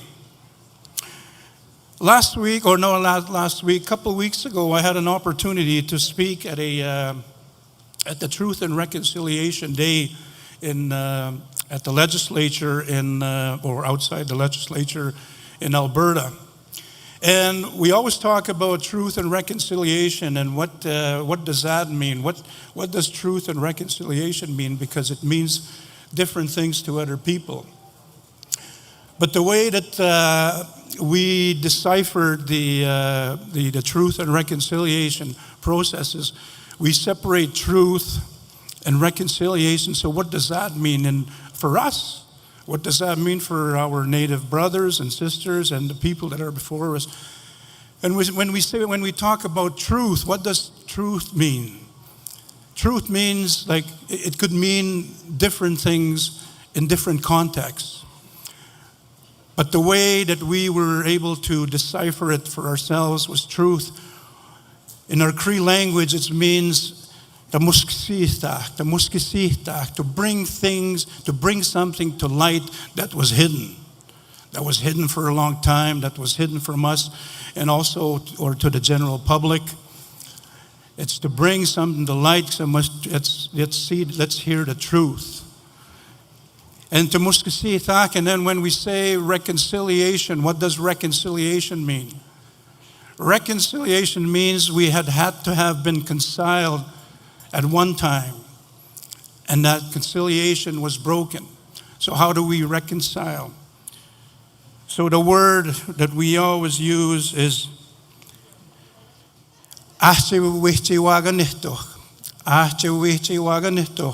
it means we need to come back together and be friends again, and then work together. That's exactly what we need to do. So with that, thank you again. I'm honored here on behalf of the Métis Settlements and colleagues and our Métis Settlements people back home to be here and share that a little bit and come say a few words. And also wish you success to the Manitoba Métis Federation as you do the trail blazing, and we want to be there as partners, and we wish you a successful annual general meeting. Nanaskum now, thank you, Miigwech, Tapwe, Miasan.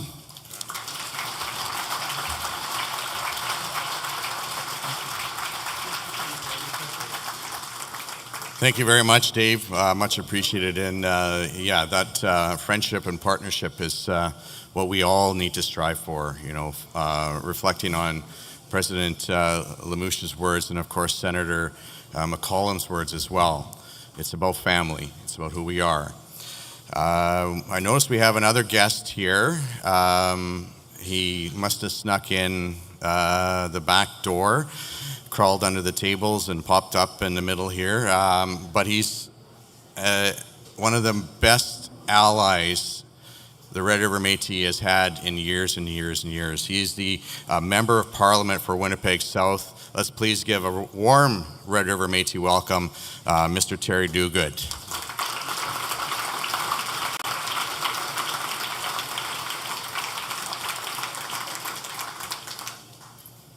Our next speaker, our second last speaker, is spokeswoman Anita Campbell, the Infinity Women's Secretariat.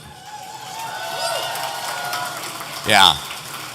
So I have a bio here I'm supposed to read, but I'm going to ad-lib a little bit here. Anita is the epitome of what a Métis woman is. Am I not right? She cares, she is strong, she doesn't back down, and she gets things done.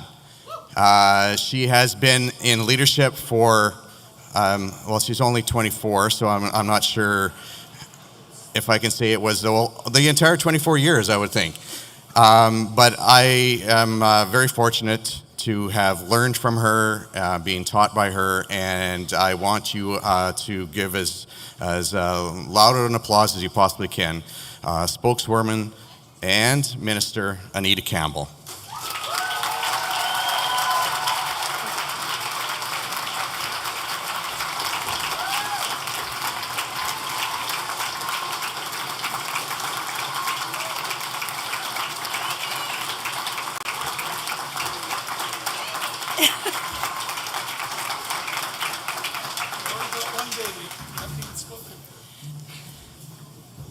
Good morning. I got one baby. I'll take it. I think they were trying to round up 2 more. Don't know why. First of all, what an amazing crowd. And I know, and I want to acknowledge the other people that are in other sections of the building, that there are our citizens in the lower level, there are citizens in the upper level, and I just want to acknowledge them too. We are running out of space, and I think that was mentioned already, and because our Red River Métis are growing leaps and bounds. So I just wanted to acknowledge them. I also want to acknowledge, of course, Father Gagné, Archbishop Gagné, for his prayer this morning. What an amazing prayer. He talked about family, which is extremely important to all of us.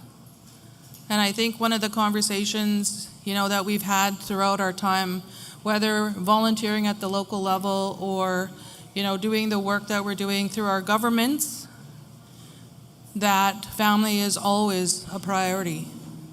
And so for us to have him include that was extremely important for me.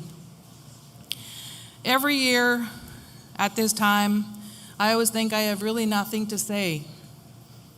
And then all these things come at me. I asked, first of all, before I go into that, I want to acknowledge our elders, of course, our MMF ministers, my colleagues, our delegates, our elders, and our youth, and also our special guests that are here with us today. Because you're taking, again, time away from your family. But it's important work that you're doing, all of you. So I wanted to acknowledge all of the people that are here. I actually am so honored to sit with my fellow minister from the NDP, Bernadette Smith, and also, of course, Renee Cable, and also Billy, and the two, Robert and Tyler. And we apologize, Tyler, next time we're going to have your name in big, bold letters. And I also had asked our Premier. I think last year it was when I stated the round of applauses and the standing ovations that our Premier gets. And I counted this time, and I think it was 3. And I think there's still a competition between him and President Chartrand on how many standing ovations. It's a friendly competition. It's not one that's written in stone somewhere that who's going to get what. But I think it's important to note this, and I'm not sure if you felt what I felt. And I said it last year.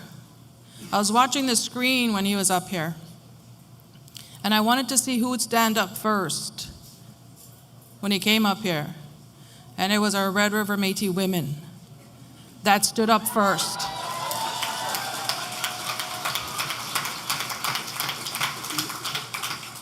And I don't think it's any different from last year, or the year before that, and the year before that, and all the years that he's been joining us and bringing his, it's words that hit your heart when he speaks.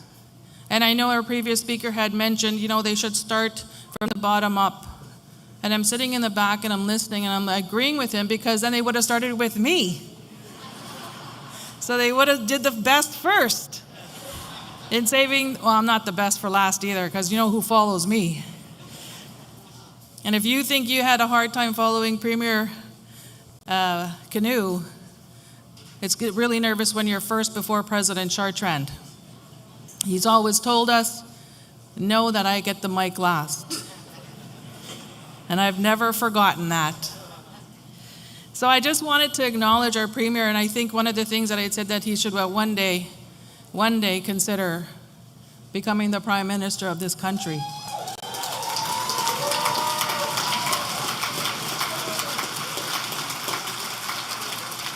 We mention all the time how much we love the work that we get to do. We mention how much we love our people. For him to say that he loves this province, and I don't know, maybe it's just me, but I always consider Manitoba a small province, but I love the amount of land that we have. The amount of land compared to other places. And for somebody to stand up and be so proud and humbled to be part of this province, who other provinces think that they're bigger than, for me, is a sign of his testament to this province. And I don't think that when he becomes the Prime Minister, that he'll ever forget about our province of Manitoba.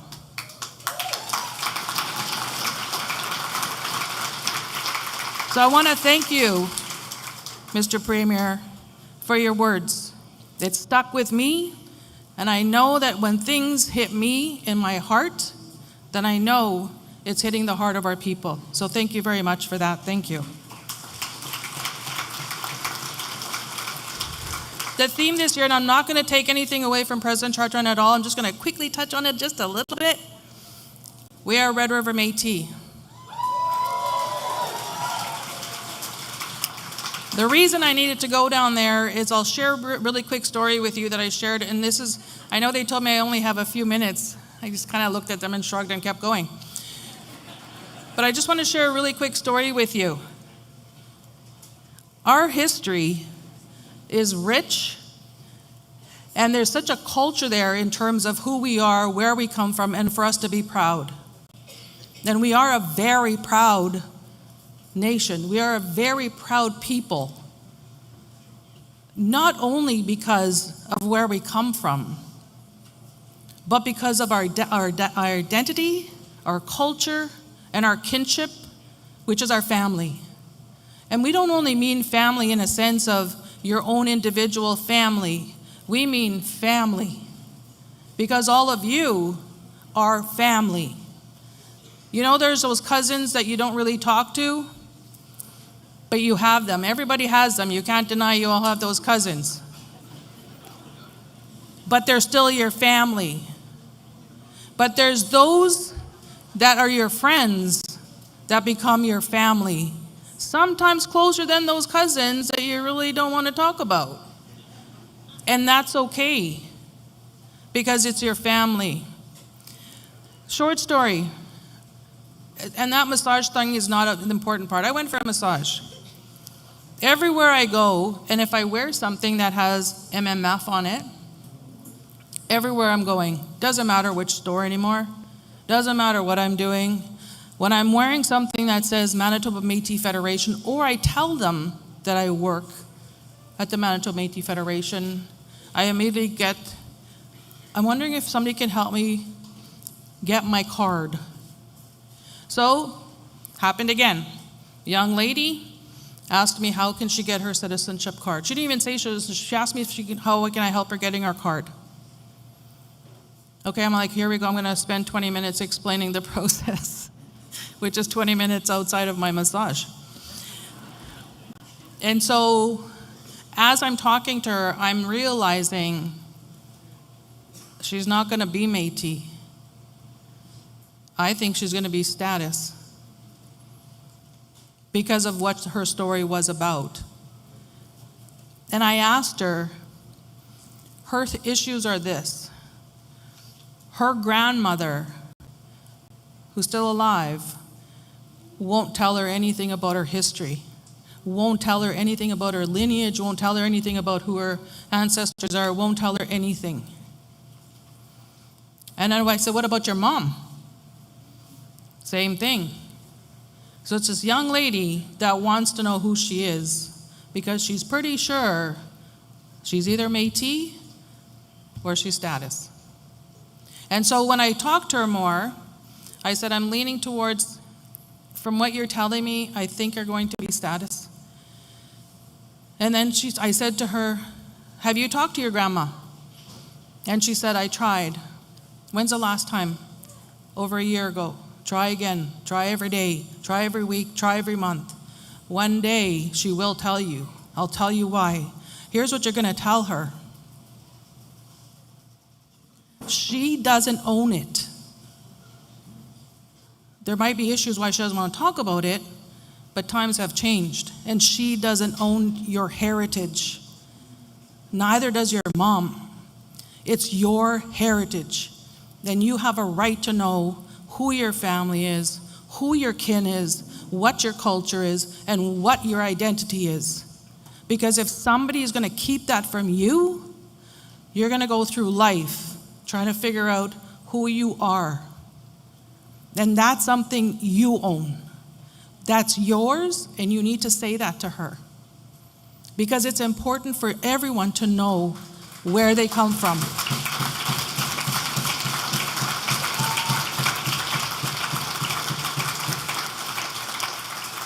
I remember so many of these young people asking me, who do I ask? And of course I referred her to our CRO department. I asked her, I'm going to check in on you, because I constantly go to the same massage place. I'm going to ask you, I said, when I come next time. And so I have an appointment not next week, the week after, and I'm going to ask her, so what happened? I even asked her, if you want me to go with you, I will come with you to talk to your grandma or your mom, because you have a right to know who you are. I know a lot of us grew up not knowing who we were, but guessing. I knew I was Métis, but sometimes you'd be called that I word, and it would be like, I don't think I'm that, because I came from the community of Duck Bay. And so you know, how come in Duck Bay never even gave me a shout out? I don't get that. You mention a community like Selkirk or the other places, and they all go crazy. You mention Duck Bay, it's quiet as a mouse. Nothing. Absolutely nothing. I'm like, I'm pretty sure I'm going to get something from Duck Bay. Anyway, for us, there is a youth program that we're doing, and it's called Culture Through Identity. It's a 3-year program that we're doing through the Public Health Agency of Canada. It's important to know this, because every time we're having assemblies, like even IWS, when we're having our assemblies and we're having our meetings and we're having our conferences, I always ask this one question. How many of you, this is your first time here? And then they raise their hand. And it's kind of like half. Before it was less than half. Now I'm over half of new members that are coming to our gatherings. More than half are new. They're new citizens, they're new members of IWS, and they're just trying to figure out who they are. They want to know their identity, they really want to know about their culture, and they want to know who their kin is, and they want to know where they come from. And so I think that's the important part for us for this project, because we're starting with the young ones. Somebody asked me, why are you looking at a group of 9 to 12? I said, the same reason that our Red River Métis government is starting with the kids that go to childcare centers. That's the same reason. Because we're hoping that we don't have to start at 9 to 12, that the ones that are going into our childcare centers will already have known all this and will spread it.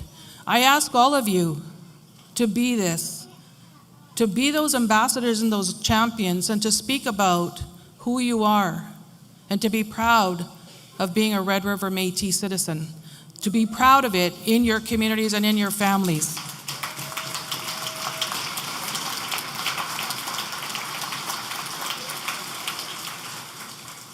Again, I could just see them in the back. I just want to point out one individual. I'm not sure if he was pointed out yet. We had a elders and youth gathering in Selkirk, and I won't say too much of it because I know the minister is going to be reporting on it.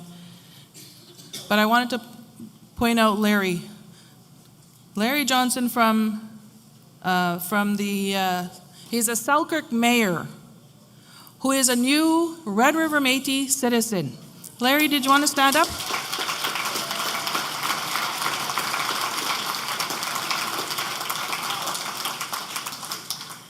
And he had announced it at the gathering, and I said, I always knew you were Métis. And he said, how? Just the way that we relate to all of us. It's almost like you can tell who is part of your family. And so welcome, Larry, to your new family. It's going to be a blast and a whirlwind. I'll wrap up with this. I just wanted to say this. I'm really proud of who I am. I said it at my assembly that, and I know it's true, and people will probably say it's not, but for me it is true. Everyone wants to be us. And this whole identity issue, and I know President Chartrand, many people are fighting about this identity theft. I know it's there. There'll be more and more of them that'll come out. But you know who you are. And so it's important for us to always, always support our Red River Métis and the work that we're all trying to do. I'm going to read you a quick Louis Riel quote, and I think it was so appropriate for this. We must cherish our inheritance. We must preserve our nationality for the youth of our future. The story should be written down to pass on. And that's the work that your Red River Métis government is doing, because it needs to be recorded, it needs to be shared, and it needs to be told. I really want to acknowledge one other person before I leave, and I will be wrapping up right away, sorry. I wanted to acknowledge, because I think it was important when Senator McCollum said the matriarchs. You know, President Chartrand has always been a supporter of Infinity Women's Secretariat, of our Métis women, through his whole career with and his work with MMF, even before. But I wanted to acknowledge Senator McCollum for acknowledging the matriarchs, because they are the foundation and they are the workers behind all the work and with our male leaders and our male counterparts and our male family members. So thank you so much for, I almost forgot. Minister Park told me I have to acknowledge him. He's the only Métis member or the only member of IWS. Makes me do this now. And I said, okay, but if I do this, I'm going to say I only let you be a member because you give me money. He said he was okay as long as his name was mentioned. So be proud of being a Red River Métis citizen. Thank you very much.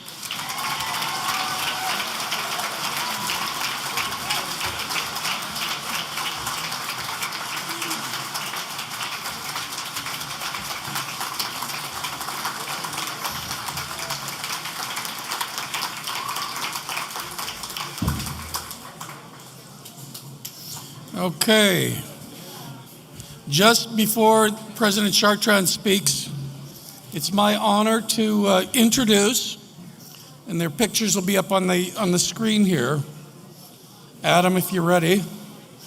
The MMF cabinet, and I don't know how much you know about how hard this cabinet works, because I sit through the cabinet meetings. I'm at the little kids table in the back, and they go all day long, and it starts early and it goes, we're supposed to end at 4:30.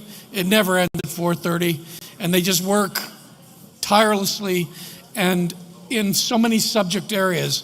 And as I introduce the cabinet members, I want you to reflect on their titles, because these are the areas that our cabinet is working on your behalf. And so the first one I want to introduce is Vice President from the Thompson region, Jelida Lajadimu. Oh my God, I screwed up the first one. Lajamodiere, Minister of Justice, Minister of Pemmican Publications. And from the Thompson region, Regional Executive Officer Vincent Peronto, who's looked after mining for us. Regional Executive Officer Mildred Dorian, who's also working on the mining file in the north, across the province. From the Paul region, we've got Vice President Judy Mayer, who's the Minister of the Constitution, Rights and Governance in Red River Métis Beyond Borders. Regional Executive Officer Joan Ledoux, who's Provincial Education, Associate Minister of Métis Employment and Training, and Provincial HRD Committee. And Regional Officer Daryl Furland, who's Minister of Traditional Economies. It's very important for us with our fur initiatives and our fishing. And I just want to remind our cabinet, watch those chairs in the back. Northwest Region, Powerhouse Francis Chartrand, Minister of Early Learning and Childcare, Associate Minister, Executive Committee of Cabinet. We've got Regional Executive Officer Peter Fleming. He's Associate Minister of Environment, Climate Change, and Natural Resources, and is a big ham. Regional Executive Officer Richard Janai, my cousin, Minister of Sport and Youth. From the Interlake, Vice President Alfred Anderson, Minister of Culture and Heritage. He's done so much for our culture. You got a new truck to travel around the province. We've got the very important person, my chairman from Métis N4 Construction. He's the regional executive officer, Jack Park, Minister of Energy and Infrastructure, Associate Minister of HRD, sits on the Louis Riel Capital Corp, and he's on the MMF Finance Committee. And, oh, this one I've gotten so wrong so many times, Regional Executive Officer Mona Biors, Minister of Child and Family Services. Very big portfolio. From Southwest, my region, Vice President Leah LaPlante. She can't be here today because she's got family issues, but I've got Regional Executive Officer, another cousin of mine, John Fleury, Minister of Employment and Training, Associate Minister of Provincial HRD Committee. And then we've got that big ham, the guy who can't keep his mouth shut, who works really hard, Will Goodon, who's Minister of Housing and Property Management Executive Committee. He's got a new hat too. From Southeast, no babies for you, baby. We got Vice President Denise Thomas, Southeast. You guys keep it down. Minister of Engagement, Consultation, Executive Committee, and 60 Scoop. And then we got from Southeast Regional Officer Sean Nault, who's Minister of Red River Métis Veterans, carries our files for that. And we've got Regional Officer Mariel Gauthier, Minister of French and Michif Language Protection. Winnipeg region, with our biggest population, we have got Vice President Andrew Carey, our Minister of Residential and Day Schools, Michif Language, French and Michif Language Protection. And that's my third cousin on cabinet, right? I'm not even kidding. And then we got Regional Officer Joanne Remillard, Minister of Environment, Climate Change.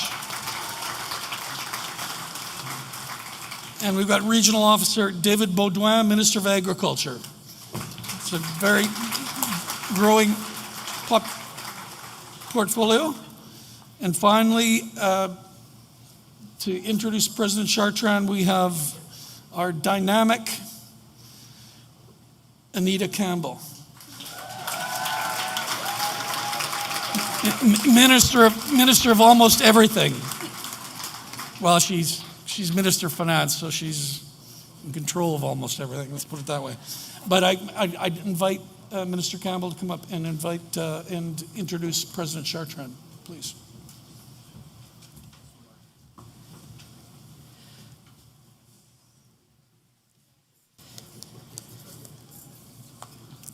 So they just put more pressure on me this morning. Hey? Anyways, I am so honored to do this. I asked, why me?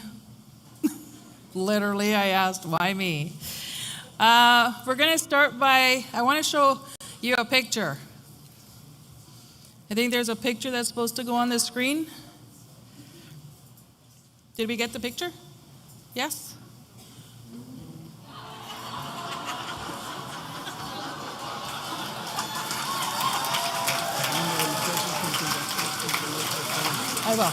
I will.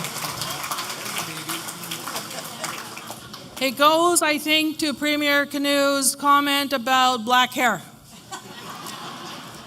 He did have black hair once, I have proof of it. So I needed to share that picture because I sometimes I call what I putter. I don't know if anybody else putters. Just on a Sunday morning or Saturday morning, you just putter and do things and you look through things. And like me, I store a lot of things. So I go through this thing and I found that picture. And I'm like, wow, why do I have this picture? That was my first question. Secondly, I asked, why did I keep the picture? And I asked, I wasn't even here to be able to vote for him because I lived in Thompson at the time. But I kept it. And I think I kept it for this reason. And so I've known David before he was President David Chartrand, since he was a kid. I'll say since I probably, I don't know, from when I can start remembering 8 or 9 going to Duck Bay and whatnot. Again, I mentioned Duck Bay, I get nothing. Is there anybody here from Duck Bay? There we go. There we go. I'm like, I was so disappointed in Duck Bay. And so I wanted to, I have the honor and the privilege of introducing President David Chartrand. One of the things that came up for me when I was doing this was looking at, he always reminds us to remember where we come from. To make sure that our heads don't get so big. To make sure that we're humble and appreciative of the work that we get to do. And so when I was asked to do this, that's how I looked at it. Because today is today, and we're not, because of what happened even yesterday, we're not guaranteed tomorrow. So when he asked me, when I was asked, not he, because he doesn't even know I'm doing this, he probably would have said no, because of all the things I tend to go off different places. So I'm going to try my best to stay focused and to stay online in terms of introducing our president. I stand before you today with a pronoun sense of honor and responsibility. While I am here today to introduce our great and fearless leader, I first want to share some exciting news with all of you. In 2023, at the IWS Annual General Assembly, a momentous decision came forth from the collective will of our women from our nation.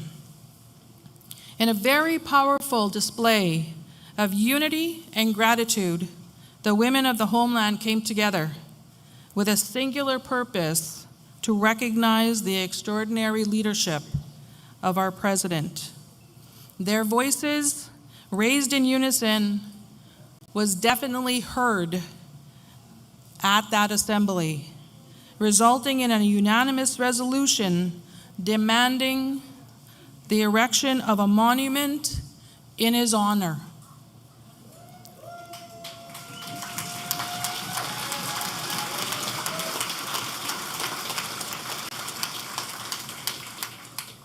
Their voices, this was not merely a request, it was actually a directive that was given. It was a resolution from the heart of our nation, from our matriarchs. It's a testament to the deep respect and admiration that our president has earned through decades of service and sacrifice. The women of our nation see the extraordinary work and dedication that our president does on a daily basis. They see him as a leader who has not only shaped our history, but also inspired our future. They understand that his legacy deserves to be immortalized, to stand as a symbol of unwavering commitment and selfless service for generations to come. This monument will not merely be a structure of stone and metal. It will be a symbol of our gratitude and support, a testament to the enduring power of leadership and a beacon of hope for the future of our nation. It will stand tall, a proud reminder of the man who has dedicated his whole life, and I mean whole life, to serving his people, a man who has earned the unwavering respect and admiration of all people of our nation, not just our women, but all of the Red River Métis citizens. They're also wise in knowing that gratitude delayed is gratitude diminished. They did not want to wait until he was gone, which is something we typically do, that we acknowledge our people, our leaders, after they have gone. We are trying to do this before, so that he knows the love and respect and the appreciation for the man that never sleeps. Because he will go on vacation, but he doesn't go on vacation. I'm looking at it, I get a break. I think all of us cabinet ministers look at it when president is going on vacation. But then you'll get those texts at 1 o'clock, 2 o'clock in the morning. I'm like, I thought you were on vacation. He's like, I am, but I can't sleep and I got to get this work done. And then it just goes on and I'm like, it's just working in a different location. So we're going to change his thing from vacation to working in a different location, because that's what he's doing. So we also wanted to recognize that tireless commitment that he has to you. And not only to our Red River Métis citizens, but like as Premier Wab Kinew had mentioned, to this province and to this country. Because when we start recognizing citizens from different provinces and different countries, that is a man that doesn't have blinders on for only the people, but our citizens everywhere and people everywhere. He doesn't build partnerships. He builds relationships. And that's key. Because when you build relationships, it is more than a partnership. Because that is something that really comes not only from his brain, but from his heart. And he's always said that he is a loyalist. And building those relationships, those are loyalist relationships. And so that's why part of the monument that we want to build is our way of saying thank you for all the work that you have done for everyone, not just our Red River Métis Nation, but for everyone. For 27 years, he has served as our president and has brought us to heights that we only dreamed of before he came. It's a testament to his steadfast relationship and his steadfast commitment to all of us. He has faced those many challenges, and we have seen them.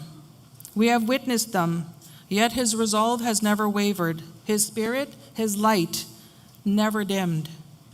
He is a man of principle, a leader who places his mother, his God, and his nation above all else.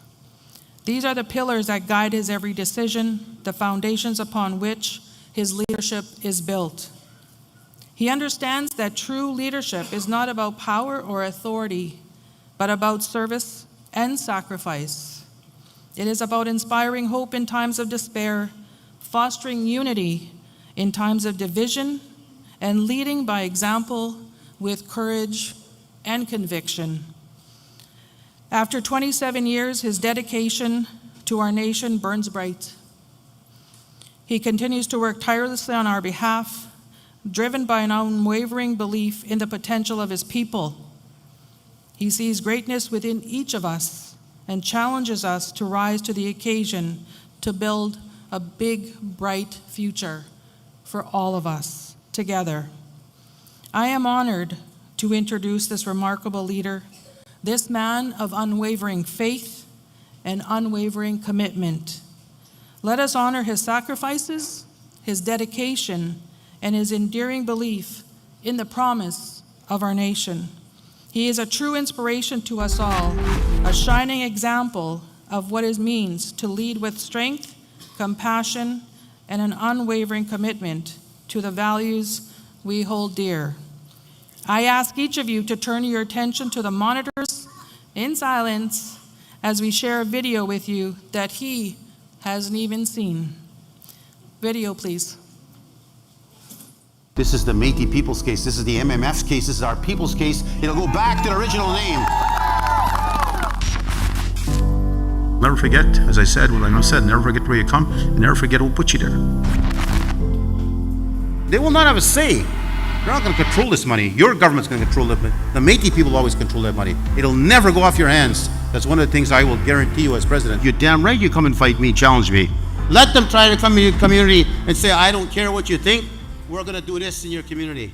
Well, they can go to hell. Oh, somebody's going to get in trouble for that.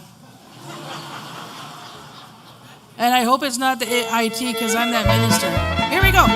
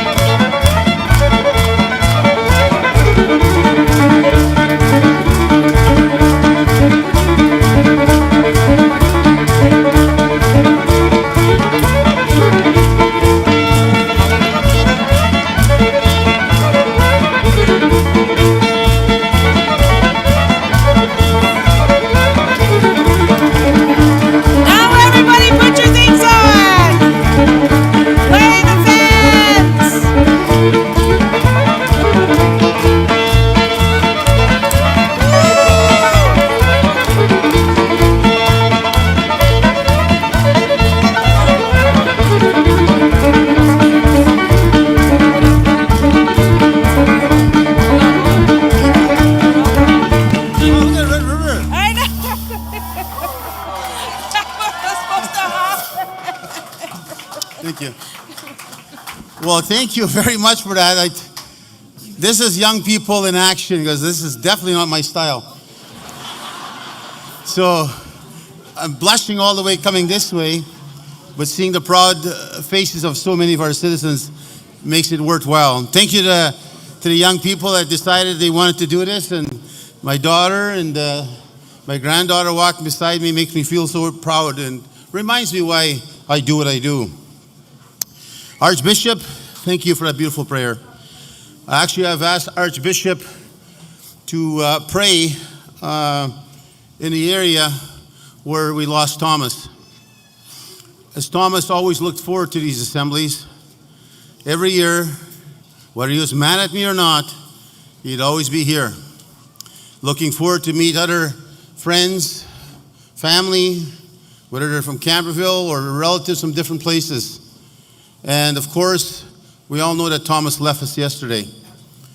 But I said, and his family is so appreciated to our government that we are there, making sure he took care of his brother and sister who were here, and also to his wife and to the rest of the family.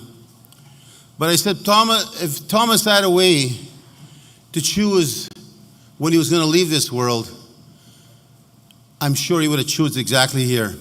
Because this is his home, this is his family, this is his government, this is his nation. And Thomas is a very proud Métis, an inventor, by the way. So Archbishop, I will be honored if you pray on the way to that location. We don't need a big crowd there, just to make sure. In our culture, we want to send our really appreciation, because Thomas is already in his new home. Well, we have a lot of dignitaries here, lots of them. I'm kind of pissed off at Wab, and you're clapping too much over there for that, but that's okay. It reminds them, you better not miss the assembly, I'll tell you that. But it's good to see so many different leaders here from government, officials, a ton of MLA, 5 MLA Métis, and which I'm very proud of in this NDP government. To see Jagmeet Singh join us live from wherever location he is at. Also from Gary to come and give his greetings. And for all the other dignitaries that joined from all over Manitoba. But I want to close off the dignitary section on this. Senator, it's a great honor to be here. And you're absolutely right, we are a matriarch. I'm a mama's boy and always will be a mama's boy.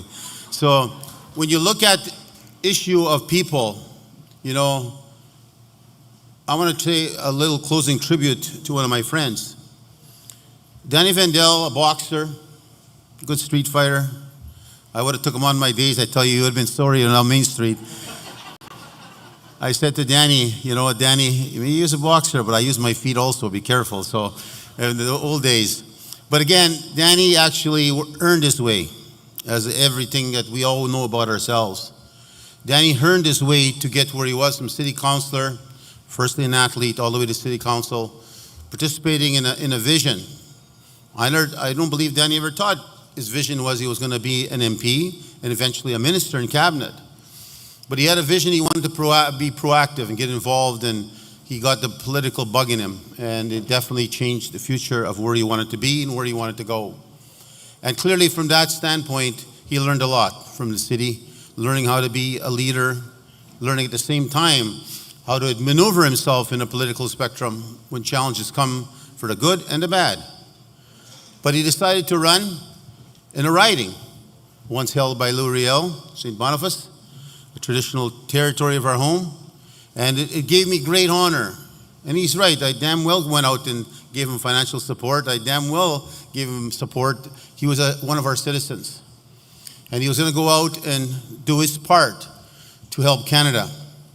Because it's not just about what we need here, it's what this country needs. This country is good, we should all be good. So at the end of the day, I was very proud when I lobbied very hard for him to be a minister. I pushed Justin Trudeau very vigorously. I criticized Justin Trudeau when not to be disrespectful, he pointed First Nation, he pointed Inuit, and there was no Métis. So I remind him over and over and over, we have a Métis guy in there, a Red River guy. And we want you to show honor to our people by appointing him as a minister, because we know he'll do the job if you give him the chance. So Danny, I'm very honored to say to you, you make us proud. You did your part in trying to help our country. I know you're retiring. I said you're too damn old, too young to retire. And I was getting scared back there when they were saying this thing about me, and I think there's somebody going to tell me I was supposed to retire or something here. So, but it's good to see, and I want to say on behalf of my government, on behalf of our people from here and those downstairs, I want to say hi to them downstairs. They're all cheering. And Wab, you're going downstairs. I told them you're coming, so don't try to sneak away. So, but I went and upstairs also, and then those listening in Toronto, Vancouver, Ottawa, they have satellite locations. I want to say hi to each and every one of you. And clearly at the end of the day, and all those in Zoom that are joining individually, not at satellite offices, I want to say again, let's give Dan Vandal one more round of applause as still a sitting minister of government. Danny, stand up. You deserve a round of applause. Thank you.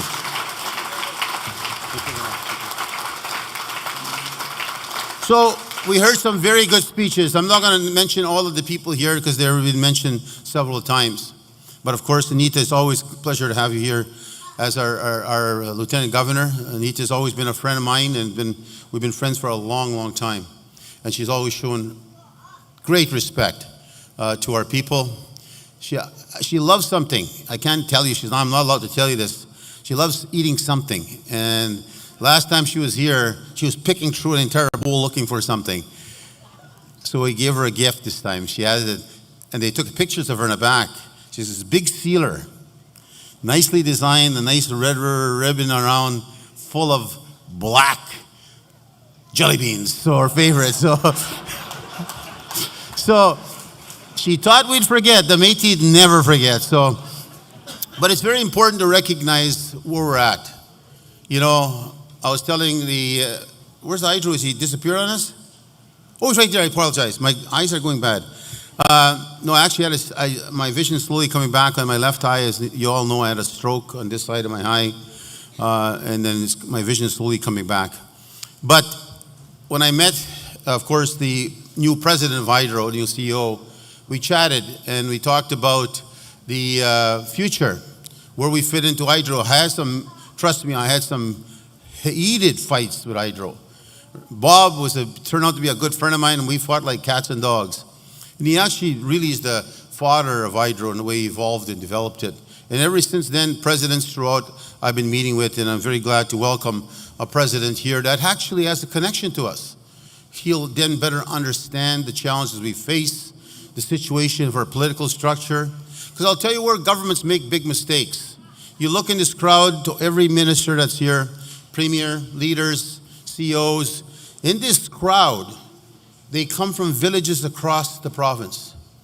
In these cameras, and some actually, I'll talk about some that actually come from outside even our country to be here. Our citizens have locals. And I'm sorry, our government has locals through our citizenship. And our government is designed to have that grassroots power voice coming through our system. It's worked for over 200 years. And it's nothing we're going to change tomorrow. But what happens, because of our provincial structure, we're not treated the same. Bob and I had a big arguments on that. And you remember that story I told you here? Bob, I went to him, and of course I said, you know what, Bob? As Hydro, I've seen you sponsor a lot of these events. Not I'm against it. I said, I encourage you to sponsor all the First Nation events that happen. And I think you should be doing that. You're actually working for us. We own the company of Hydro, all Manitobans.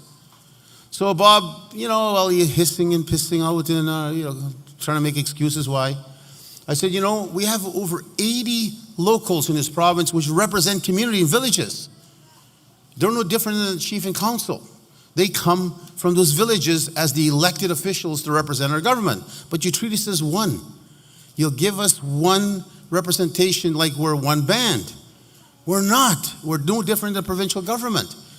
Our structure is province-wide. Our direction is province-wide. So I thought I educated him. I actually thought I did. So anyways, along comes the assembly now. I get this letter from Bob.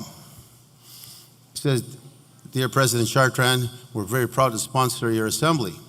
And here's includes the check of $5,000. I know he gives a band $5,000 and even more. So I looked at it, and I'm a person that always respects those that respect us, and I always will.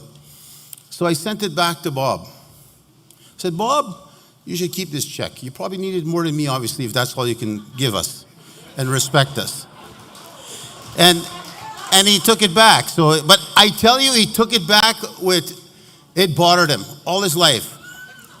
I swear, even after retirement, he was involved in the situation for assisting those that are blind. Forgot the name of that association. CINIB, yeah, that's the one. So he'd write to us and ask us to fund and sponsor CINIB, which we did, because we have Métis people that have problems with their eyes. But he'd make speeches after. And he'd talk about that $5,000 I sent him back. He couldn't believe we did that. But it was a message to him, understand who we are. Because, and I say this strong and loud to the Premier, when you see the executive, you sit here, these individuals are elected. And they represent the voice of the entire village and the families that come from that village. So when you're talking to them, you're talking to the president, you're talking to the cabinet ministers, because they're elected. And I want one day, I said my dream, and you heard my dream here, I want one day to walk into a gathering somewhere in a place and where they know we are. That we don't have to explain we're the Red River Métis. That we are recognized as that immediately. That we don't have to fight our way in. Yesterday I had my team working together and saying, what do we talk about? We've got so many things we've been able to accomplish. What should we talk about? And one of the key things that stuck to me last night, we were talking about 12:30 last night, one of the key things that stuck to me is this. Name one thing that we ever received.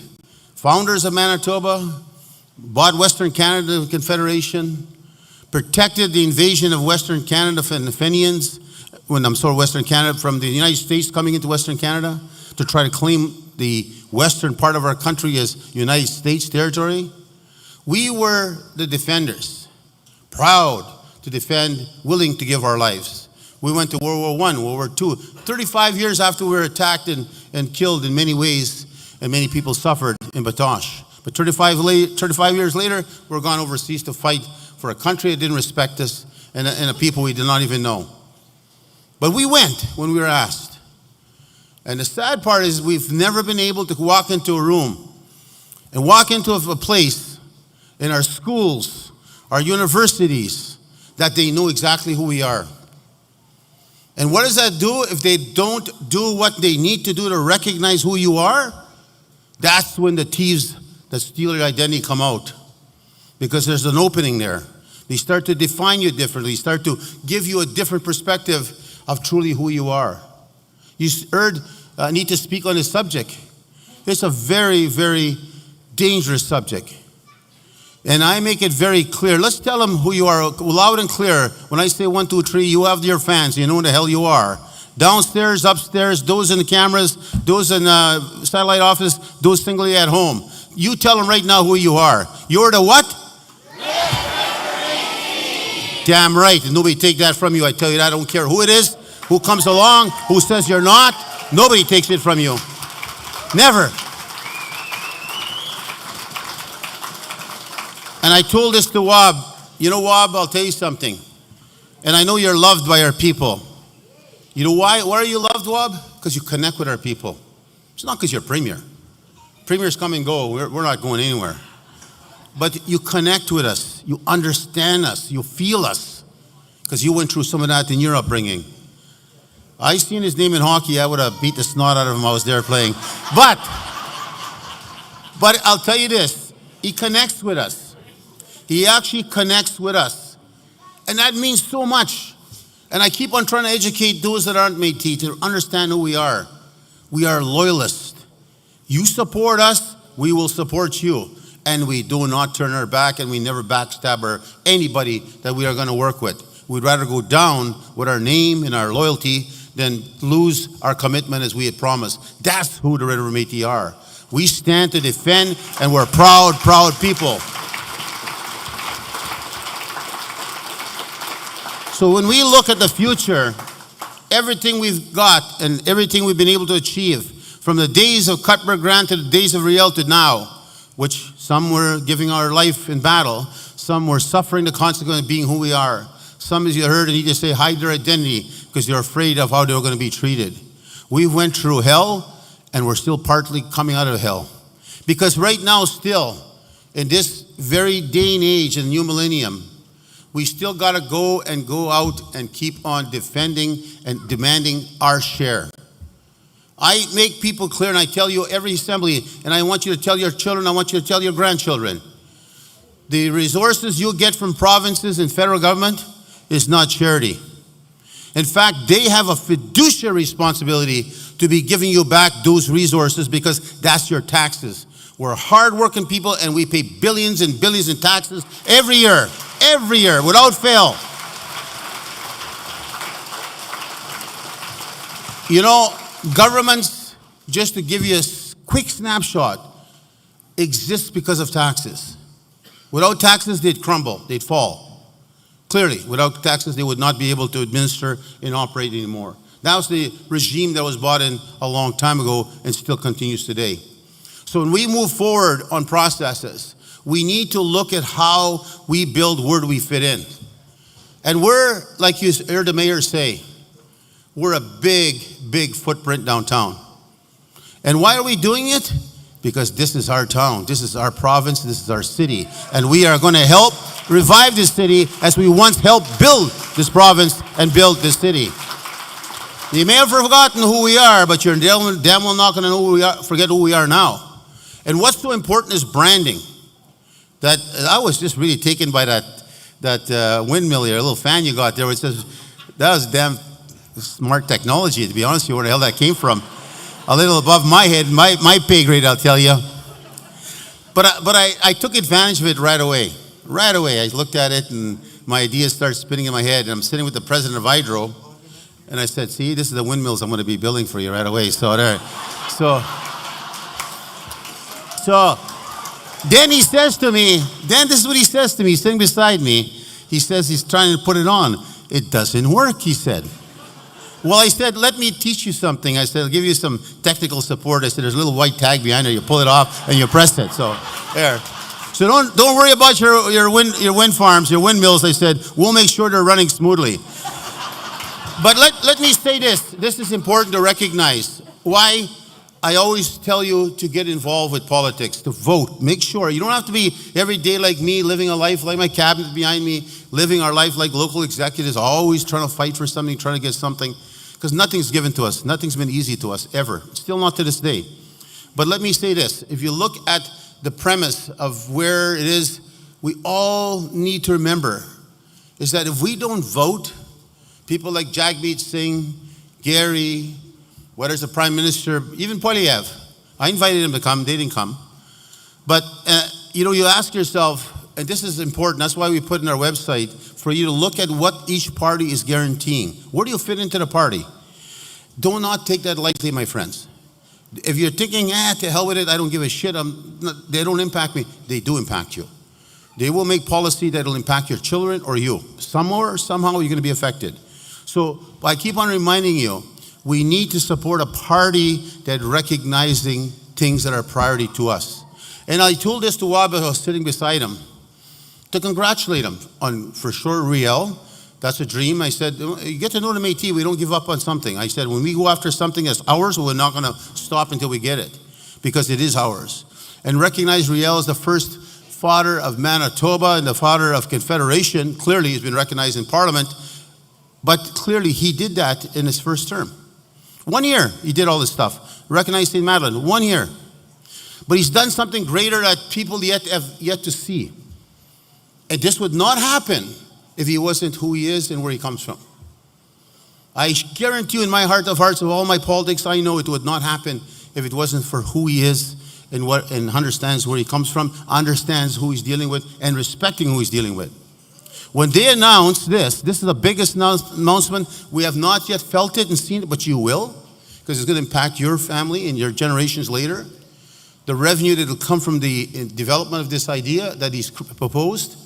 The expansion of hydro has to happen. There's not enough hydro power.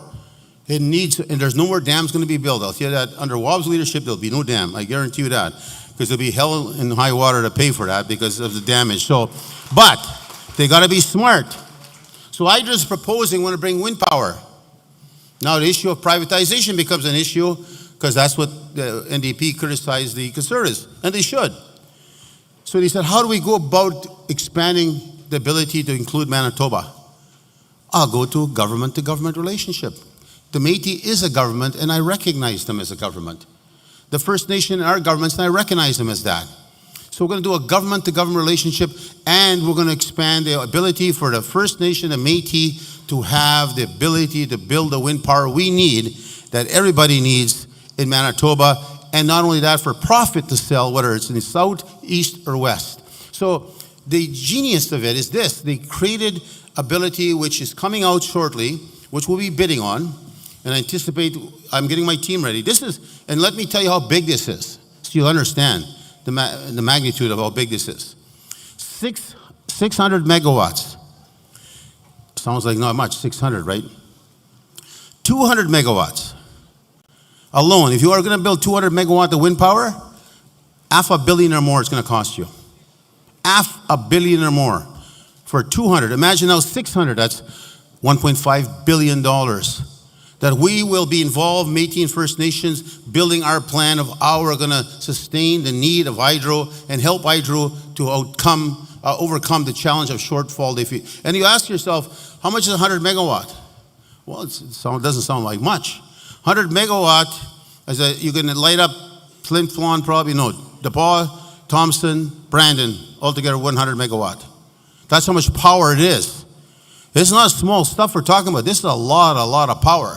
Our job now is to put together a plan and show Wab his dream that we will be accountable, we will be effective, we'll be efficient, and we'll be competitive at anybody else in this country, and we will build the wind power through our Red River Corporation that will compete with anybody in the world. That's what we'll be doing shortly.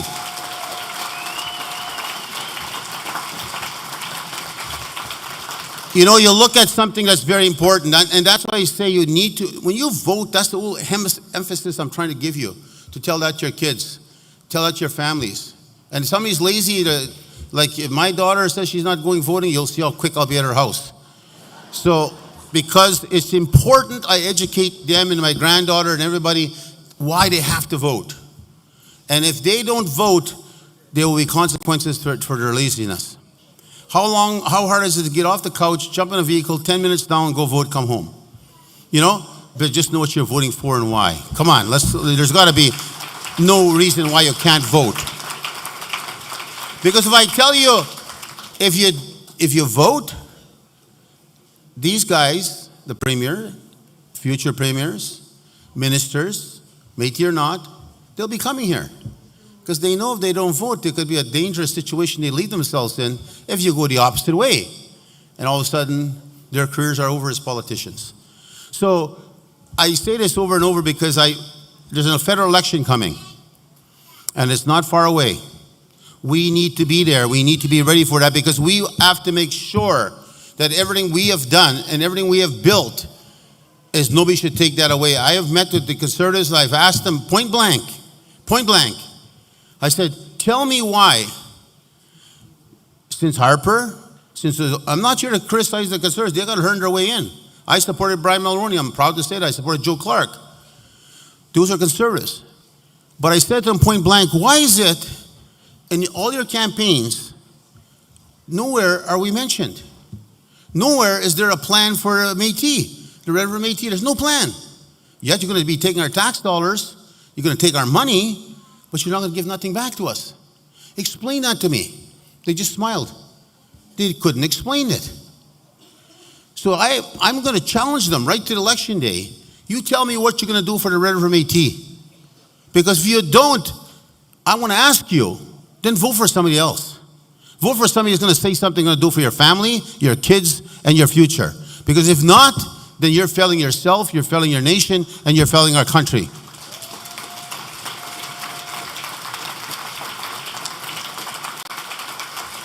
The passion we have for our people, and the passion they have, actually, Wab doesn't know this, but I'll tell him. We have citizens in China probably watching us right now. We have citizens in Australia and all that move for work and other, maybe love, I don't know, but they've gone. But they're watching, they're participating. We had one come all the way from California. He's here in the crowd somewhere. Michael Green, where are you, Michael? I was very proud to see him. He's somewhere here in the crowd. There he is back there. Hey, Michael, all the way from California. We have the late Cade Ferris, wife Christian, and son Austin here from the United States. There are new citizens. Where are you, Christian and Austin? Are you in the crowd up here or down? Are you up here? There they are. Okay. Let me say something about this one. Cade Ferris was so proud to get his Métis citizenship card. Very proud. Red River Métis for the United States, because over there they call them the Chippewa. Most of them, but a lot of them did not take that. They still want to be part of their homeland where they come from, and we have a big population there. Cade, who was so proud, passed away. But he got the chance to come home and be recognized by his government and his people. And guess what? How honored the family was, how honored he was. He's here with their ashes. His ashes are here today to join us at this meeting. So I'm so proud of that family to come all the way to bring Cade here and still be part of this assembly to say his goodbye. That's pride, that's devotion, and that's what's going to keep us strong. If you maintain that, you are undefeatable, trust me. Yeah, we might get cut funding, we might get this and that, but nobody's going to stop us. I guarantee you that. Because you start looking at even the Métis National Council. You told me in 2019 to leave that place because of becoming a place stealing identity and bringing people that aren't ours. You have Ontario here, but that's in our homeland. That's part of our homeland. The presidents are here from Ontario. Those are people in our territory that we can prove is our homeland, because before the borderline came in line between the spread of Ontario and Manitoba. But MNC became something, we built it in 1983, we were there, the Federation. And instead, it brought in people that weren't us, were stealing our identity, stealing Riel, stealing our flag, our beadwork, everything, claiming to be us. And there's no connection anywhere with those people.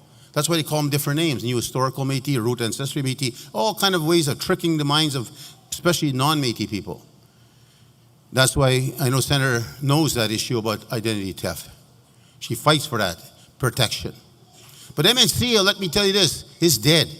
It's gone. MNC's lost its board of governors. There's only one left, Alberta, and the rest is already walking away. So that place that was destroying our reputation that we built knows full well, don't mess with the Red River Métis, because we will stand up to defend and we will hold you accountable no matter what. So, not that I want to kill something we built, but I'll never let something we built come after us and try to take away something that we have earned and fought vigorously for. The treaty, I'm not going to go greater detail.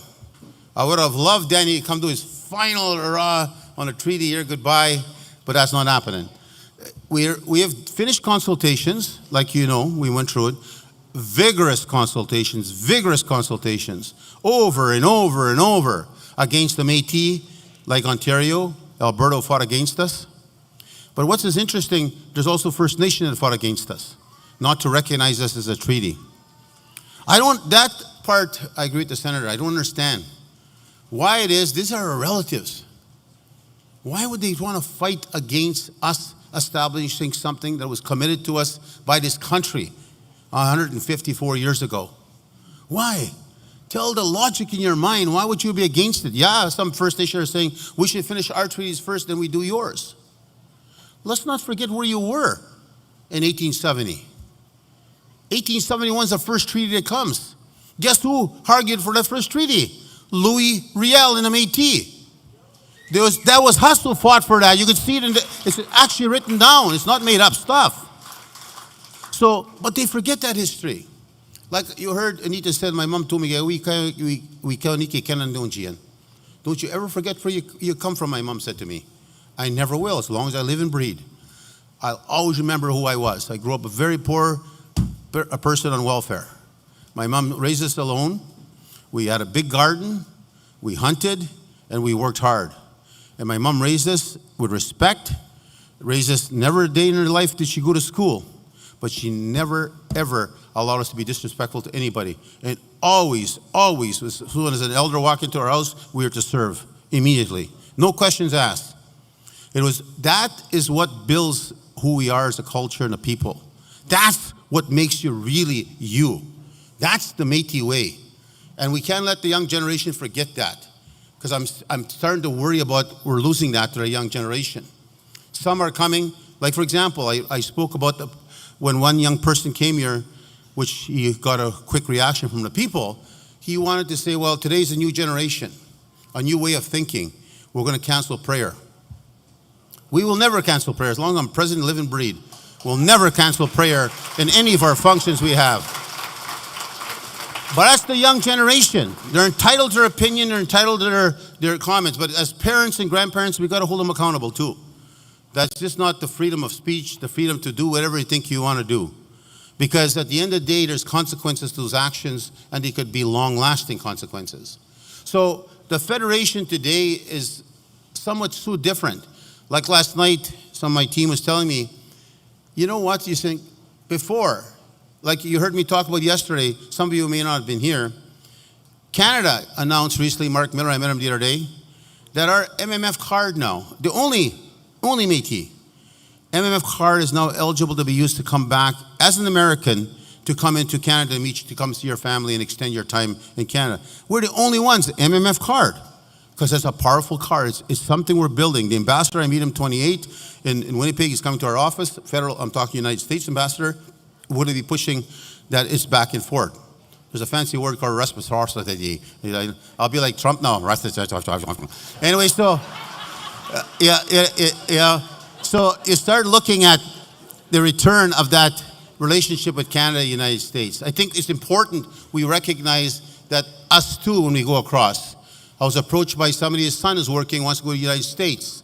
So we need to work with the Americans to say our card is respected by our own governments, and you need to respect it coming into your territory. So that's something that's very important. The reason I say that is because today and last night, as I was being told by my team, you know, industry is approaching us. Before, we used to chase industry. We used to go to industry and say, can we come in? Can you include us? Can you help us? Can we have a chance to get a job here? Basically, that was like on your hand out, because we're at the mercy of industry, and if the government didn't back you up, you're on your own. And that happened a lot to us in Manitoba. But today, industry is knocking on our door. Since we announced the Red River Corporation, you should see the calls we're getting. And I'm telling this Premier, it better be no less than 200 megawatts, I'll tell you that right now. But anyways, aside from that, our negotiations and our presentation will be solid. We've got to raise our own money, and we will. But the issue there at the end of the day is that they're coming to us. We're getting calls like crazy from companies, big major companies, saying, can we partner with you? Can we come with you? Well, it used to be the way around. So I hope you realize, Premier, your action alone has changed the ideology of how it should be always and how it should have happened in the first place. We should never have been fighting and begging industry to let us in. They were in our lands, in our territory, taking our resources. But we had to beg to come in. Now they're saying, can we come in? A big different ideology and greater opportunity for people that are going to get jobs, contracts, on and on and on and on. With that, they'll buy houses, they'll buy cars, they'll raise their family, and the list goes on. So times are changing. Banks are now knocking on our doors. You know, you don't think you're broke. You got money. I've been storing your money away well, and our Minister of Finance is working hard at that. I'll give you an example of but don't start saying, I told you that last time. Okay, I want this money now, I want this, do it to fix my yard or something, or go do something. That's not what that money is for. It's planning for the future of the fight and the next generation coming. Because I said when I'm back there watching this stuff and they're planning this plan, I don't like that kind of coming in, marching in and stuff like that. It's just not my style. But you got to respect the young people too. They have plans.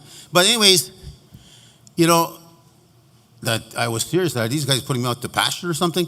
Anyway, but when you look at how do we move ourselves into the new realm of where this card, people have asked me, is the bank taking it? Air Canada is taking it. Air Canada has never turned me down with my card. And so institutions are recognizing the value of these cards. Our relationship with this province has grown so strong. And I'll tell you something I'll never forget, and I'll always hold a grudge on this issue. Usually I'm one that just forgets things and keep on going. But I'll never forgive Pallister, ever, as long as I live and breathe, for them preventing us from getting vaccines and supports during COVID. We were the only ones that had to wait nearly a year before we can get vaccines. In fact, over a year before vaccines and the supplies were given to us. That is my only time, my entire history, as a leader, a rebel, a fighter, did I ever get afraid. Because I did not know how wicked COVID can be, how the impact could be, what will happen. What happens if it hits our elders in the villages? We have no nurses, we have no doctors, we have nothing. What the hell are we going to do? I was worried as your leader, scared as your leader. I'm never scared of nobody. I don't give a shit how big the person is, how many of them are. I'll fight them all. I don't care. I'm not afraid. Seriously. You know, I'm not afraid of no one. I could tell you some stories in my old days. But anyways, you know, I was afraid. Because if it took off, I thought it hit some of our elders in our villages, and we have no supports, no vaccines, nothing, and it carries on to elder to elder to elder, and people are dying. I threatened Mark Miller, who was the minister at the time, that if you don't do something, Mark, I want to promise you one thing. I'm going to get my families to allow me to take our people that passed and their coffins and take them right to Parliament Hill, to send a message to this country that we matter and we value. I guarantee you I'll do that, I said. I will figure out if it's my family member, I will take them with my family will let me right away. Because I wanted to send a message, how can we be treated so differently and so wrong? Because one premier didn't like us because we fought him and he wanted to punish us. I'll never forget that. But I'll also never forget this. How in the hell did we overcome this? Swear to God. I'm not here to criticize First Nations. Trust me, they work damn hard. There's a lot of smart chiefs out there. But they had big breakouts, big closures of reserves, and a lot of people were hitting hard. People were dying. But they had vaccines, they had all the masks, they had everything. We had nothing. And yet we never had one of those big events happen in our villages. I do not know the answer to this. My only conclusion is this: it's because of you. Locals, our cabinet, our team, we're able to keep communications going strong, to warn our people to stick together, help each other, stay home, we'll bring your groceries to your house. We were able to overcome a virus that crippled the world. That's something you should be proud of, very proud of. You know? So why, that goes back to my point about voting. Why is it important to make sure you're heard? Make sure they know you exist. Make sure you know you're standing up for something. You know, because we'll not always have a Wab Kinew. Whether he thinks he's going to be there forever, he won't be. Neither will I. Be there longer than him, I tell you. But anyways, not joking. But I did tell that to Pallister, you know. Pallister, I'll tell you one thing I said to him. I don't care what you say, what you do, and everything. I will fight you to the end, and I guarantee one thing, I'm going to last longer than you. So there he is. So he's gone. I'm still here. So, you know, I'll close off now my comments because I'm between you and lunch. I don't know it took me so long. I hate that thought. And but I want to thank the city mayor. I definitely want to thank Larry. You know, Larry makes me proud.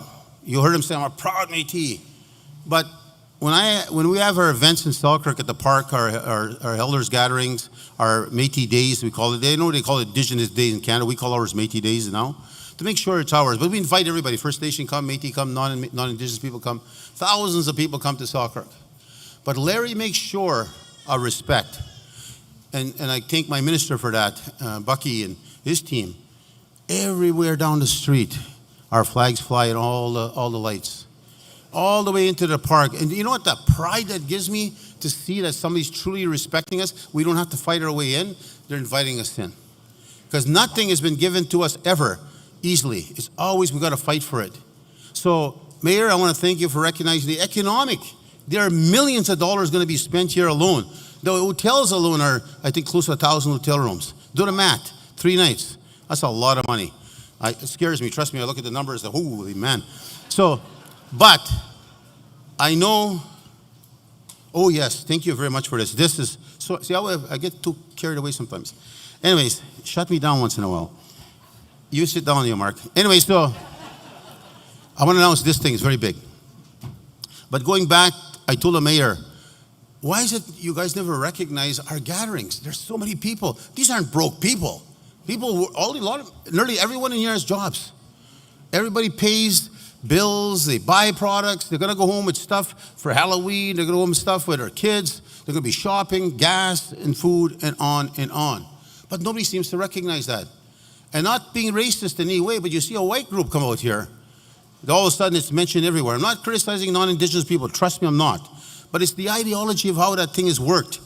And somehow we got to break that cycle. And I think the mayor is showing a good example today by being here and acknowledge the economic boom his city and his businesses are going to receive. So thank you very much, Mayor.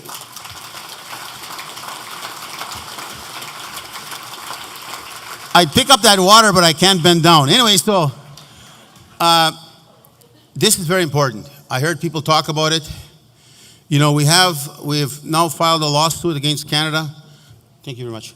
Thank you. On the 60 scoop. That lawsuit's going in because they promised us over 10 years ago they'd negotiate a settlement. That did not happen. Every time we sat at the table with Canada to negotiate, another class action would start somewhere in Canada. Another class action. Every time a class action would start, the government would say, we can't discuss this, we can't negotiate with the Red River Métis, I'm sorry, we can't come to a settlement. Every time. So we've been waiting and pushing. We need to sit down to settle this issue and correct the wrong in the history that was done to us. So, but clearly at the end of the day, it's not been achieved. So that's why we filed a lawsuit. Rahul, a little tiny guy, but he's a damn good little litigator. He's somewhere here. Where are you, Rahul? Oh, there he is. Stand up. I meant really stand up.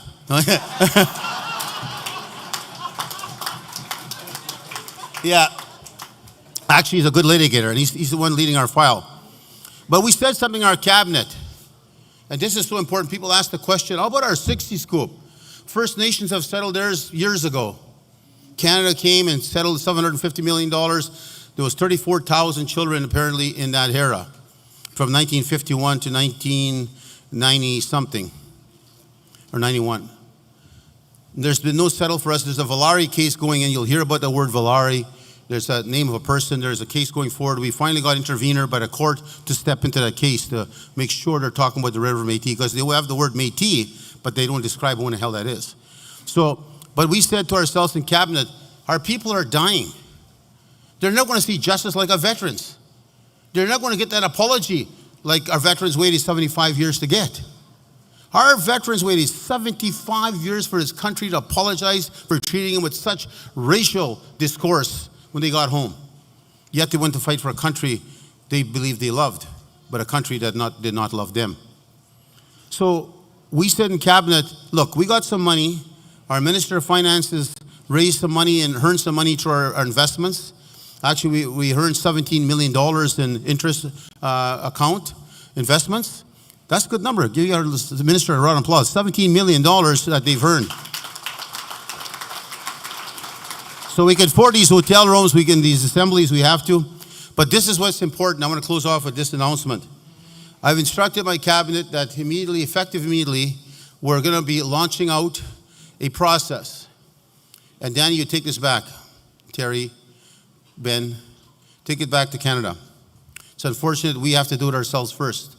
But we are going to go and try to correct Canada's wrong, the government's wrong to what they did to our children. And I shed a tear when I seen this. First Nations have showed theirs too. That you can buy a First Nation child, a Métis child, for $10. That's all it took, $10. And the child was gone. There's some people, non-Indigenous, would pay $10 or $25, and that child was gone. Imagine that for a second, Mayor Gillingham. Imagine that for a second, somebody go to your house, take your child, and pay $10 to take that child, and you have no say. And that's not made up stuff, that's real.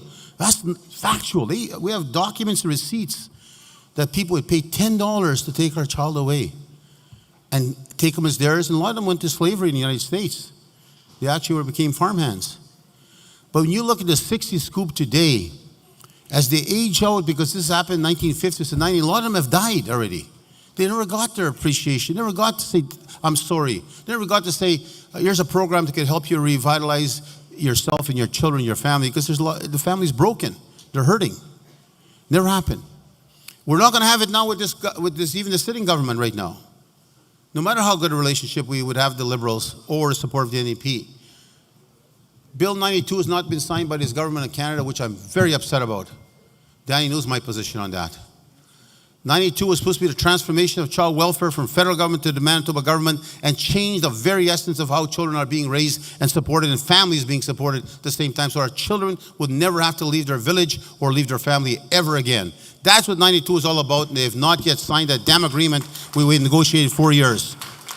So we will file a lawsuit with them too, and it's unfortunate.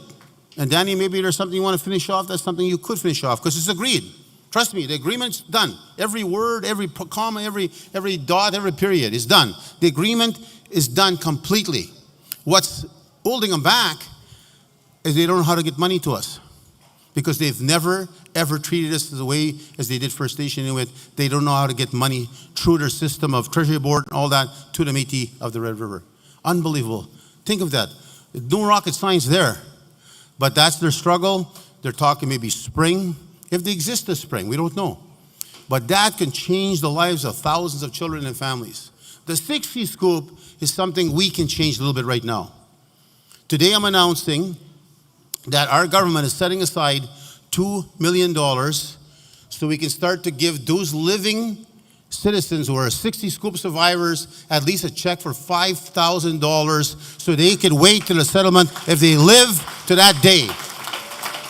That will happen, my friends. Your government is paying for this, and your government's going to take responsibility to do what's right, to do what's just, and to do what the governments of this country can't do. So I'm very proud of our cabinet, our government, that we will give these 60 scoop survivors at least a little bit of that responsibility that government should have taken, and hopefully they will come in an apology. So that is not a lot, but it's something. And I know a lot of families will probably shed tears because it's never been about money to us. Never. It's about principle. It's about loyalty. It's about being respectful to our people. That's what it's always been. Always. And if you were not in the 60 Scoop Survivor Conference, I was there crying with them when they were telling me their horror stories. But you know what? I'll tell you, after it was all said and done, after the stories of pain and hurt that they talked about being raped, being beaten, just treated like a dog, it was unbelievable, the stories. I shed tears with them. I cried with them. But even after all that, when the conference was over, the number one thing they wanted is to start healing, to start getting an apology. It wasn't about money. It's never been about money to us. But one of the examples, you don't treat somebody else different and treat us different all of a sudden. That's why that financial settlement is important to the concept of equality. So I'm looking forward to the people that go back to your families, go back to your local communities, and tell them, if you're a 60 Scoop survivor from 1951, I believe, to on, you look at the website, they'll tell you the dates, you can apply for this money. So it will not be the answer to all the answers you want, but it damn well a good start. So again, be proud of who you are. Be proud that you're one of the strongest and most largest governments anywhere, the national government of Red River Métis. We will back away from no one, and we'll never let no one push us around or take from us what is ours. So be proud. And who in the hell are you? Thank you very much. Thank you, Huh? Okay.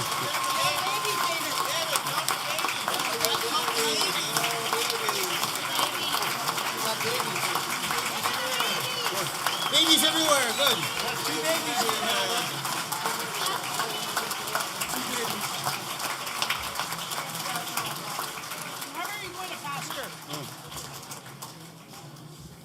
So we're almost done. I need a few more minutes of your time, please. We will be done shortly.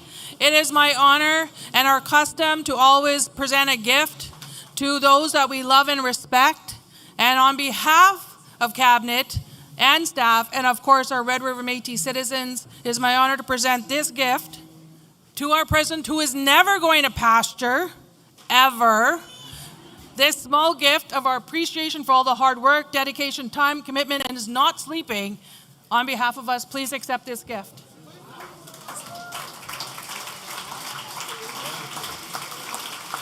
It's very heavy. Don't you hurt your back. Thank you very much. Thank you. Beautiful. Thank you. Thank you again on behalf of thank you to the people for allowing me to have this gift. And I look forward to hanging it in a cabin I'm building in St. George. And I'll always cherish it with great honor. So I know I don't hold you between and lunch, so if I can get the hell out of your way. Okay. Would you please stay in your position as the Lieutenant Governor departs the building? Wait. while we're getting ready to say goodbye, Lieutenant Governor Wab, don't forget we're going downstairs. Don't let your staff drag you out.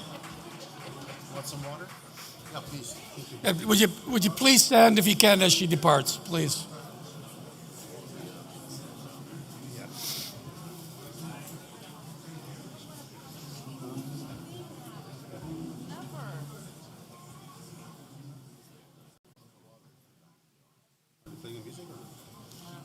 They should have been.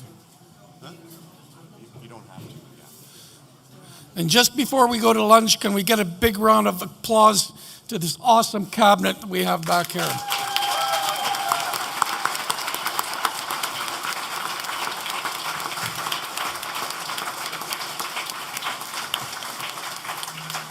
Okay. Okay, good enough. 2 o'clock what? Oh, Resolutions Committee at 2 o'clock, downstairs. Thank you. Enjoy your lunch.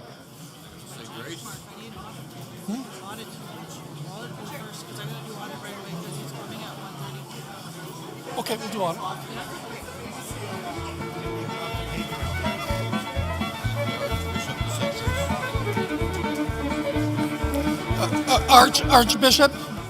Archbishop, could you say grace for lunch for us?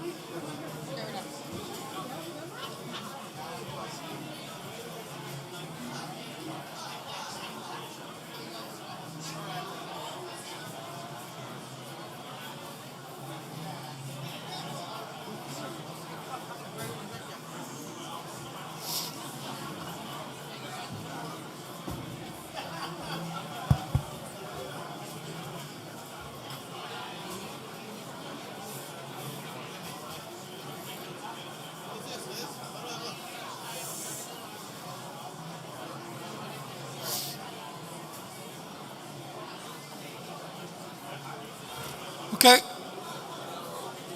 Hang on. We're just going to have the Archbishop say grace for our lunch. I don't know if you want us to, somebody make a blessing a little corner, or sing a prayer in the corner where Thomas passed away yesterday. Over there, yeah. Yeah? I'll do that right after. I'll go from here to there. Okay. Okay? Okay. Okay.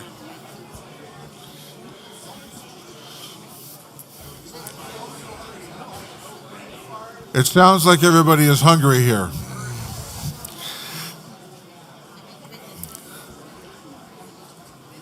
Wow. I didn't have to do much to get some quiet in the room. Tremendous. I've been asked to say a little prayer in the area of the hall where Thomas passed away yesterday, and I'll do that right after this prayer. Been asked to say a little thanksgiving as we break bread for lunch after a very busy and enriching morning. So let us do that. Lord, we thank you for this morning. We've heard many good things that have been shared with us. And when we reflect on the nature of sharing with others and building up our community, we recognize in first place is you're sharing with us all that is good, and even the difficulties we have in our lives that we learn important lessons from. So help us always be oriented towards gratitude, to give you thanks, and as we have lunch together, help us to grow and to be people of greater gratitude, especially for those things that we take for granted that are not to be taken for granted in our lives. So we ask your blessing, Lord, and all that are here, gathered for lunch, and the food that has been made available to us, and those who have prepared this food for us today. We make this prayer in the Lord's name. Amen. Bon appetit.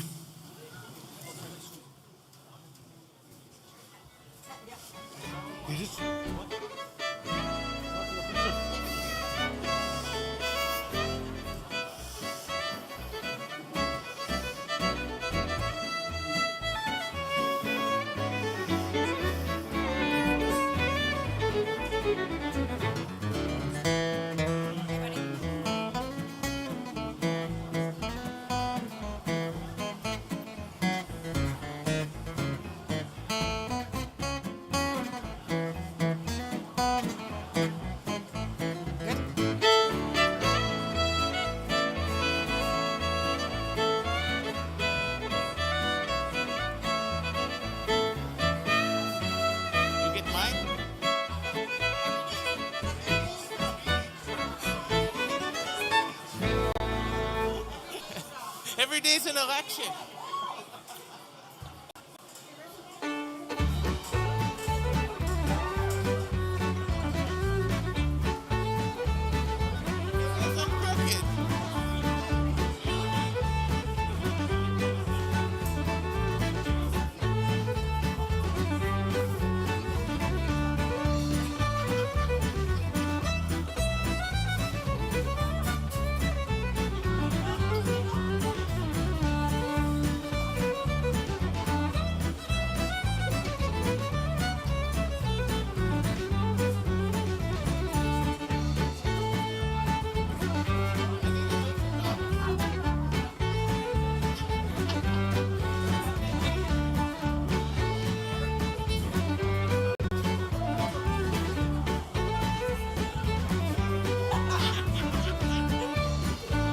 Zoom in.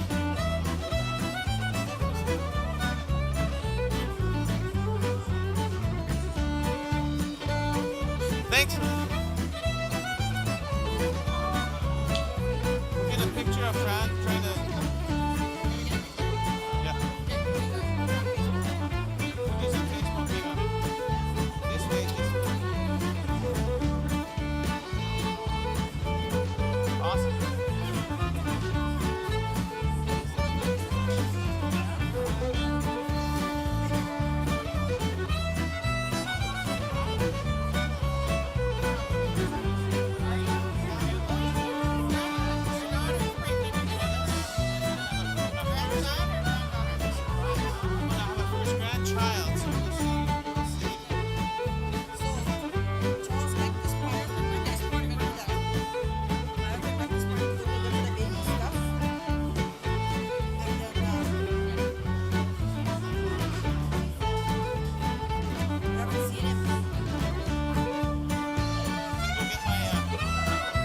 Get my stuff here. One second.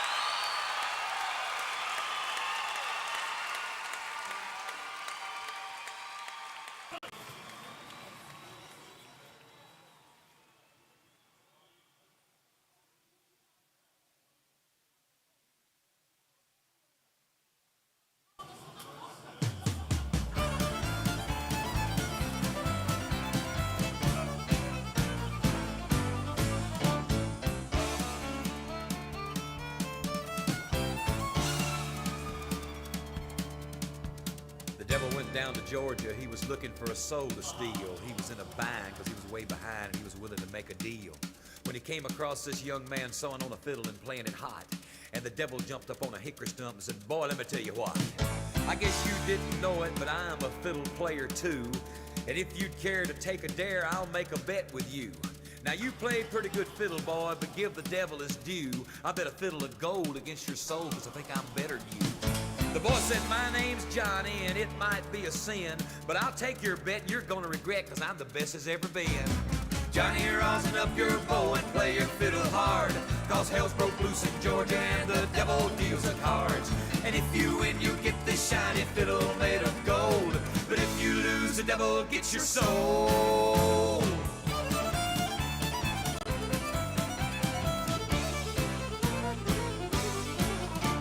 The devil opened up his case and he said, "I'll start this show," and fire flew from his fingertips as he rosined up his bow. And he pulled the bow across the strings and it made an evil hiss. And then a band of demons joined in and it sounded something like this.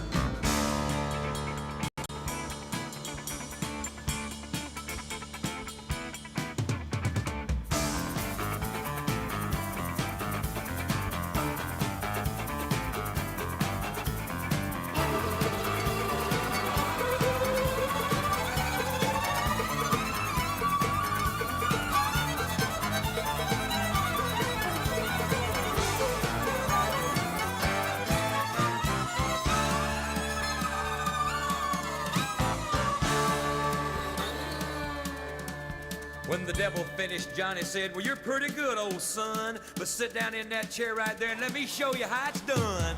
Fire on the mountain, run, boys, run. The devil's in the house of the rising sun. Chicken in the bread pan, picking out dough. Granny, does your dog bite? No child knows."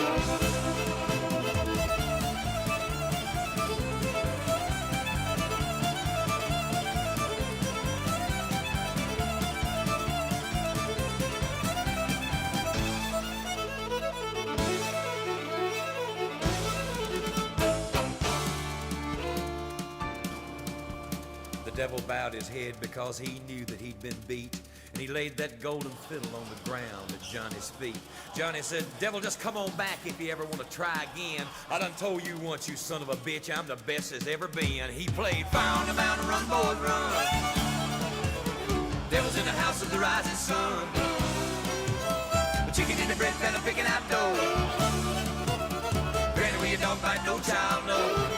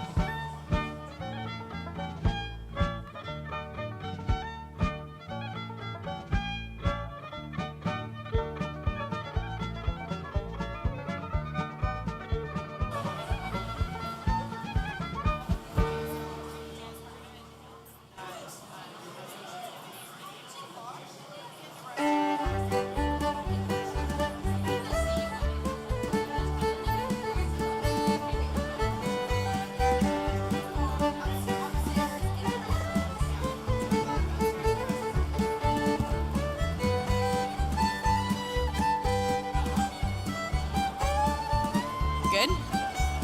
Hello, everybody. Sorry to interrupt. I just want to announce that the Resolutions Committee is meeting at 2 o'clock upstairs in the restaurant. That's the Resolutions Committee meeting at 2 o'clock upstairs in the restaurant. Thank you.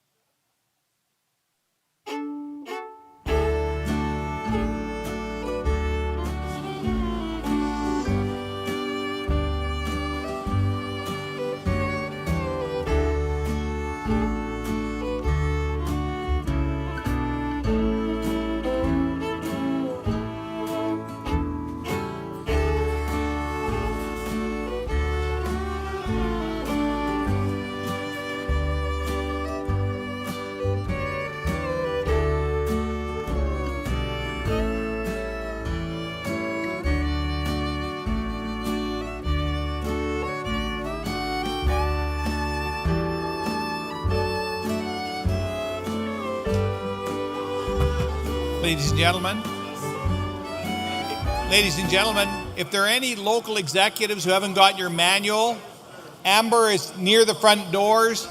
Go there, please, and pick them up. They had shut down yesterday, and some people apparently didn't get them. So if you want to go and pick it up now, go there right now, please. Thank you.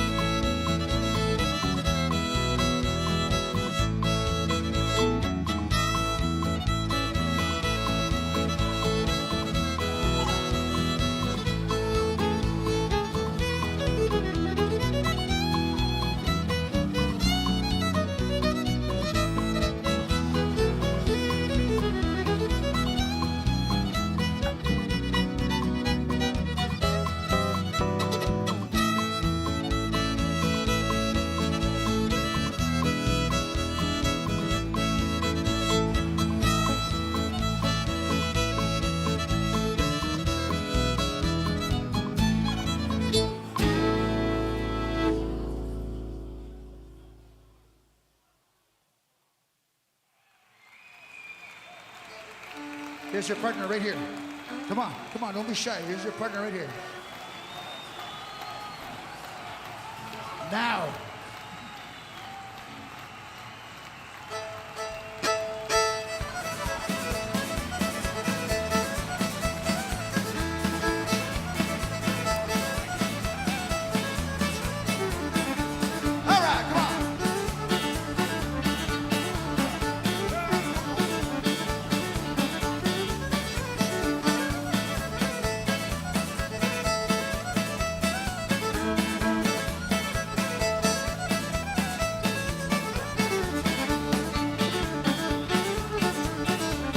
Chappie.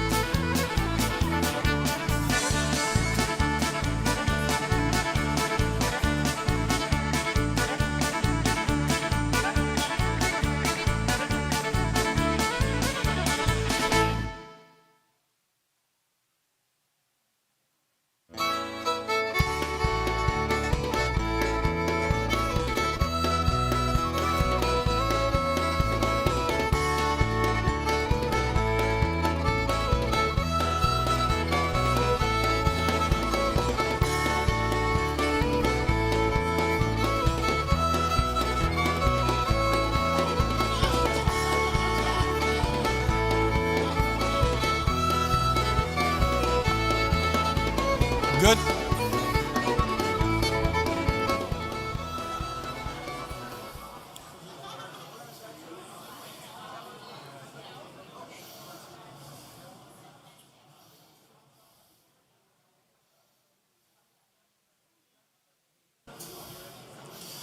Good afternoon. I hope everybody enjoyed their lunch. We're going to get going in 5 minutes, maybe 6.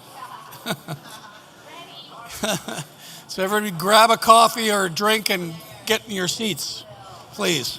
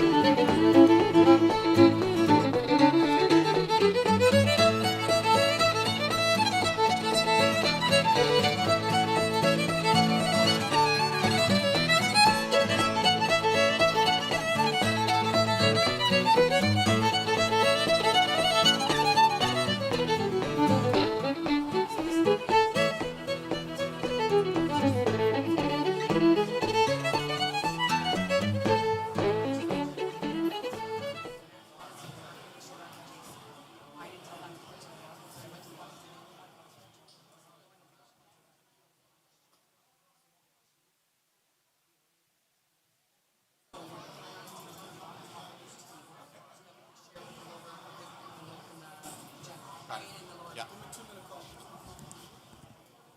Good afternoon, everyone. How was lunch? Yeah, I ate way too much. I don't know if there's any couches around here, but I think I might need to get the remote control and find a couch. So in a couple minutes, we're going to get started here with, and I can't remember what's going on first. Okay, so we've got some presentations. We've got some reports from ministers coming up. It's going to be a full afternoon, but I just wanted to let everyone know, I believe that the financial audits, there was some printed off and they've been distributed on the tables in this room. We unfortunately, as we know, technology isn't always reliable. We had some issues with our printing capabilities. We're not taking the audits away from you, but we need to share. So we're going to grab a few and bring them downstairs to the folks in that location, because it's important that our citizens know that everything's fully transparent and that we want to make sure that all the information is available to whoever needs it.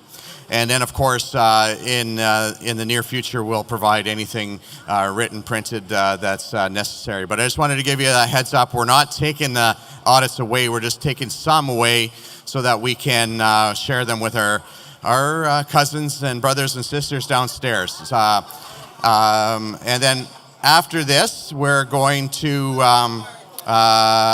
Mark and Rochelle are going to spend a little bit of time this afternoon entertaining you. I know that there was one young fellow earlier this morning. Was there this morning? Yeah, this morning. He was very disappointed in me yesterday, and I can understand that because I know there's a lot of folks here, especially from Winnipeg-OSIS, who love my duck jokes. So I promised him that I would tell a couple.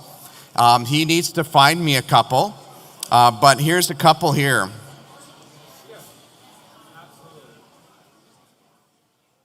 Who stole the soap out of the bathroom? The robber ducky.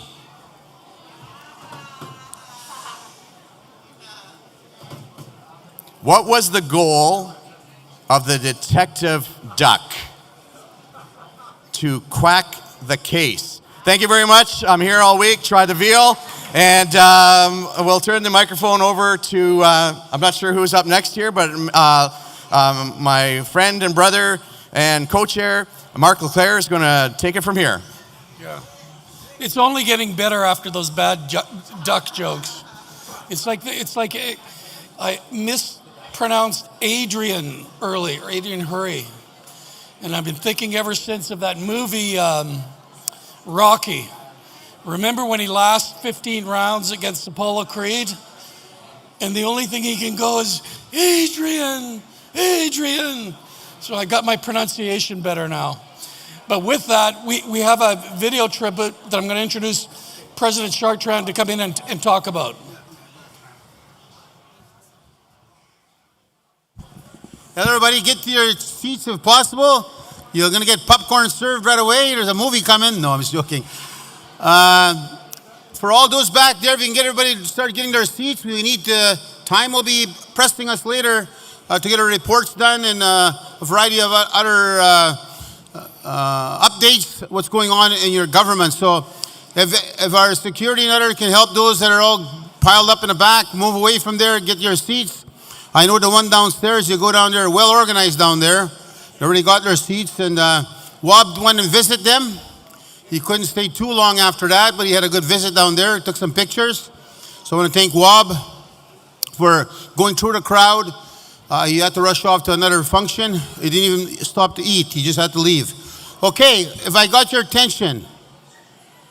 Okay, good. Those are being noisy. Be quiet. People want to listen. I'm going to wait till you all go quiet, or I'm going to start yelling. Good, there you go. Thank you very much. Okay, you guys, come on. We can, if you want to visit, it's nice outside. The weather is nice. Go outside and visit. Thank you very much. A lot of people, I think, will want to be part of this section. If you look at the upcoming video that's coming, there's a reason it's been conducted, and it's a 10-minute video of a legend. A man that sang proud to be Métis before anybody else was proud to be Métis. A man that thought he was Elvis Presley for a while. He decided to change that career. But you look at this legend, you're going to be quite proud of, this is your family. This is your leader in a different perspective, not a political leader, but a musical leader that made a brand and a name, and also included our name, proud to be Métis. So please join me and welcome I haven't seen a video, so I'm going to go look at it. They sent it to me and I couldn't open it. I don't have the technical know-how. But I'm going to go down and look at it somewhere. Glory is here, his wife, so give her a round of applause. She's here. She's moving to Vegas now. She's going to do some concerts out there. No, I'm just joking. Her daughter actually lives in Vegas, so she's moving in with her daughter because that Ray now has left this world. So she sold most of the assets, and she's going to go live with her daughter now. And I wish her well in Vegas. Her daughter herself is a star. So take your time, look at the video, and be proud of the legend you're about to see. And I thank Rick Kizik for wrapping it up together, and the rest of our team. Gloria, and thank you for helping with Rick on this. And let's see how this man made us proud. And hopefully he'll continue to make us proud as the story continues. So please put it on. And no mistakes on the video now, you guys. Okay, here you go. I wrote a song because of my Métis heritage. It's called simply The Métis, and it goes like this. Some voices transcend time. Some artists become more than performers. They become storytellers, leaders, and keepers of tradition. Ray St. Germain was all these and more. Ray and I danced every day. He rehearsed every day. And he played his music every day. Our days would start with a hug, and he said his prayers every day, and then we would dance in the kitchen. And no one was there but him and I, but you know, and right up until the end, it was just part of the way we lived our lives, was with joy and with love and passion and purpose. From St. Vital, Manitoba, to stages across the country, Ray St. Germain left a lasting impression on Canadian music. At just 18, he hit the road, captivating crowds coast to coast with his dynamic stage presence and powerful voice. It didn't take long for people to call him Winnipeg's Elvis, a nickname earned for his ability to command a stage. You could hear those early comparisons in his debut radio hit, She's a Square.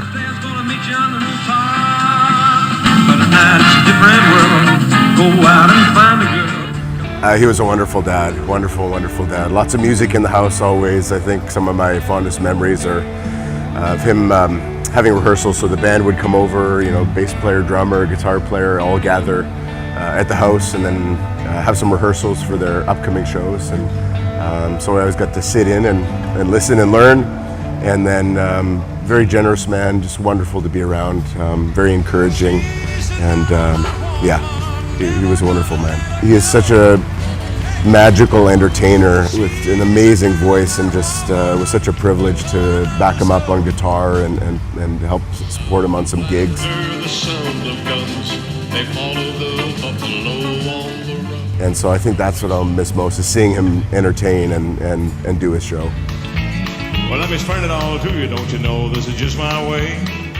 I know he's had a lot of highlights in his career and over his time, but performing with his children and his grandchildren, it was just heartwarming for him, and it was just so much pride. Like, he had so much pride to see all of the talented people in his family all on stage at the same time. Ray may have been one of the first to master the art of entertaining on multiple platforms, With over 500 television appearances, mostly as the host of Big Sky Country, Ray became a familiar face in homes across the nation.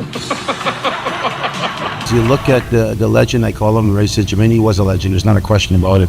His talent, his musical talent, his ability to walk with such great pride and stride, you know, when he walked into a room, you know he was there. You see him, he would have just such a demeanor that people wanted to embrace him, accept him. He was kind to everybody. He truly was somebody that will live in memories for many, many years and decades. So when you start thinking about Ray, he was singing a song, Proud to be Métis, you know, so you start thinking about and reflecting those thoughts. That's in the 70s and 80s. Nobody, in fact, was still, many were still hiding their identity because of the racism and discrimination. And he was not afraid to sing it nationally, sing it throughout, record it. You know, today, you know, people just, their hearts start pumping when you hear that song.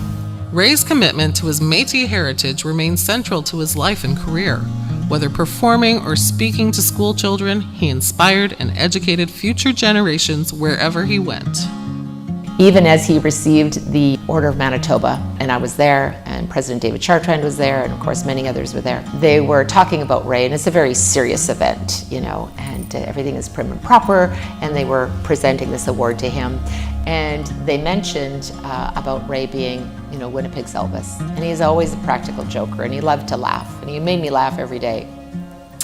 And when they said, and, you know, he wanted to be Winnipeg's Elvis, and sure enough, Ray broke into his ba-ba-ba-ba-bum, you know, and had to do his little Elvis wiggle, and of course the place broke out laughing, and it was just, you know, from this serious moment to laughter. And that's kind of how our whole life together was. You know, things were serious, but we laughed every day, and we had such a great adventure, you know, touring the world and having new opportunities present themselves, and it was wonderful. In 1985, Ray received the Aboriginal Order of Canada, a testament to his contributions not just to music, but to his community.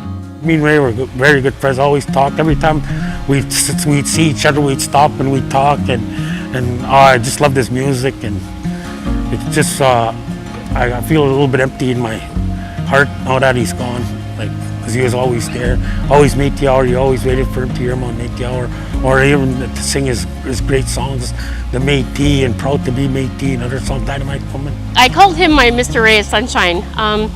I've known Ray and I've had the honor and privilege to work with him for the last 20 years. You know, when I lost my mom in 2017, and this speaks volumes as to how the kind of man he is and was and always will be, is that he always called and checked in on me. It's not every day you get a legend that would take that time out and just say, hey kid, how you doing? And it made a big difference in my life, and his music will live on, and I'm mighty proud to be Métis for sure. Not only a singer and television host, Ray also made his mark in radio as a host and program manager. Well, when listeners listened to Métis Hour ×2 for all those years, Ray formed a bond and a kinship with a lot of specific listeners who wound up calling on a weekly basis. That's a testament to Ray's ability to, you know, to capture listeners' attention, but also to form bonds and friendships. And that's part of who Ray definitely was. He just always made you feel welcome and like you were so important, you know, and I think that's one of the things that so many people I've heard, you know, since he passed say, that he made me feel important. He made me feel like I was special. He made me feel, you know, that I wasn't less than him. You know, he always lifted people up. And in 2010, he was inducted into the Canadian Country Music Hall of Honor, cementing his place in Canadian music history. Ray's music and his message took him far beyond Canada. He performed for audiences in Germany, Israel, Cyprus, and beyond, always bringing a piece of home with him.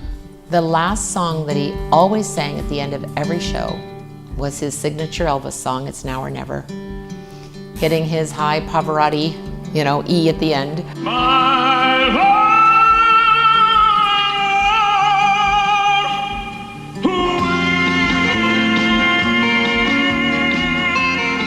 When they had the street naming for him, Ray could barely speak at that point, and he said, I want to sing. And I said, what? He said, I want to sing. And I was like, uh-oh, how is this going to go? So I went over, wheeled the chair over, and I said to my son David, and I said, well, your dad wants to sing. And he's like, what? What does he want to sing? And he said, it's now or never. And we're like, oh, wow. And when he just sang and, you know, took that last breath to hit the power note, I mean, the tears were just running down my face. I was just like, I can't believe you're doing this.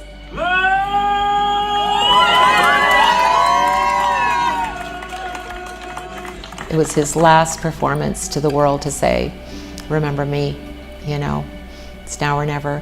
And I was just moved to tears, obviously, and then he, you know, passed away. And a couple of weeks later, it was just his farewell, and it was so wonderful that the street naming happened and that he could be there for that event. It meant everything to him.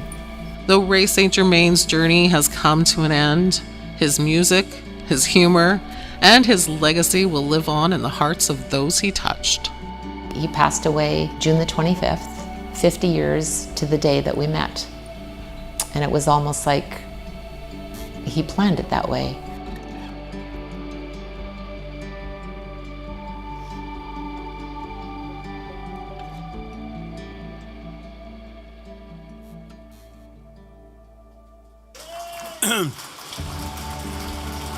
Well, I hope you're all proud of that video. It's your video. It's to our legend, and to say again, we know he's up in the heavens, I'm sure, singing away.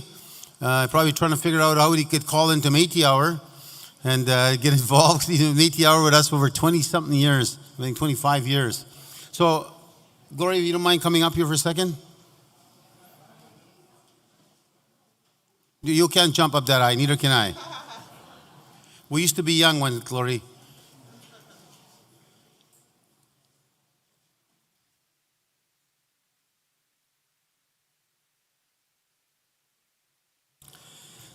So, Glory, on behalf of our citizens that are here, all through the building, up and down, those that are watching throughout, those that are joining us from overseas, those that are just here to be proud of their government and to be proud of their people, and I know they're definitely proud of Ray.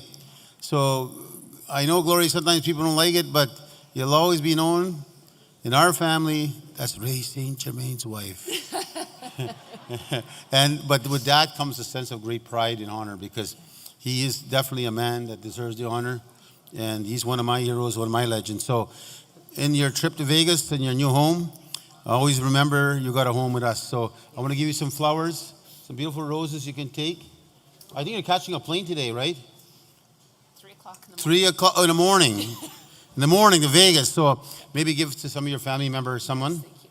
And a beautiful, you don't have to open it now, but a gift that's for you to take. Oh, and again, safe journey. Yeah, thank you. I'll see you in Vegas. See you in Vegas. Okay. Thank you. So one more time, Ray St. Germain.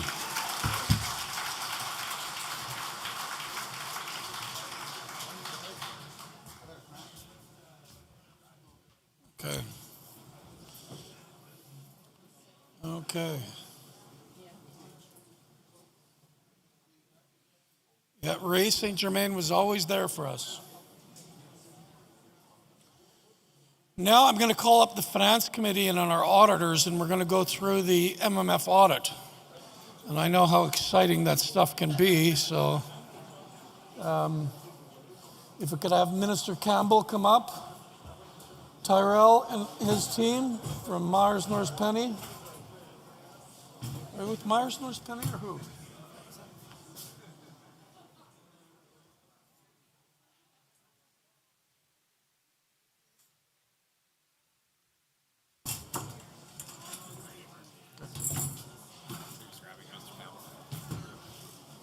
In our finance committee to come up here on the firing line.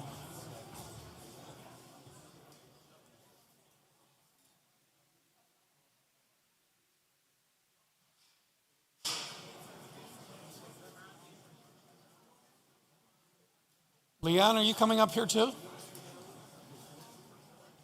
Come on up, you guys.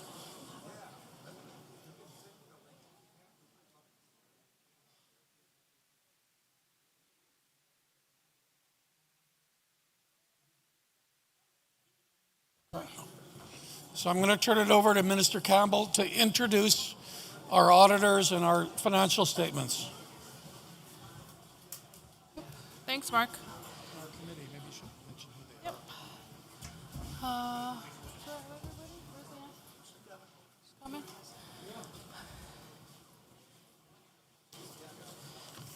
Good afternoon.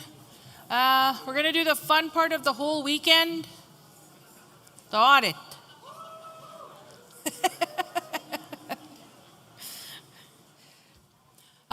Before we get started, I just wanted to make a couple opening remarks, and I'm going to introduce our auditor. And then I think everyone's up here. I want to introduce our team. So first I'll introduce Terrell. He's our auditor. Lahoy from MNP, so Myers Norris Penny does our audit. Terrell, wave your hand. Yeah, give him a ground. He works hard. And then I have Minister, no I don't, he says. Minister Jack Park, is part of my finance committee. And then I have Leanne Denoyer, she's a senior finance director. I also have David, I have two Davids. One is David, one is Dave.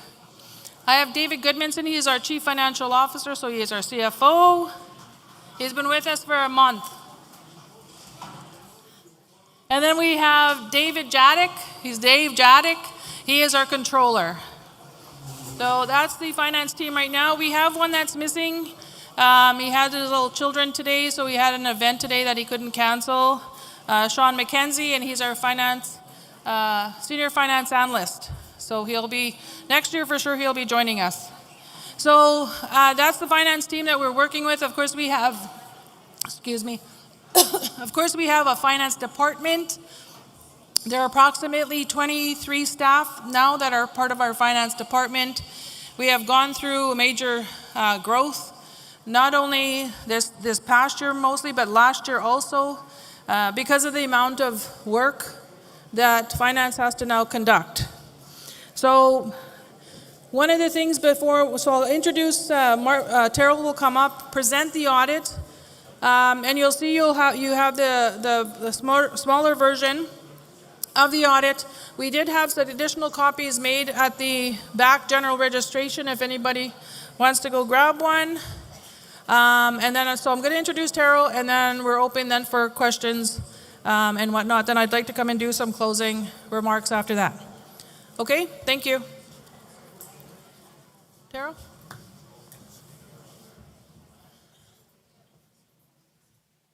If we can get the audit up on the screen there.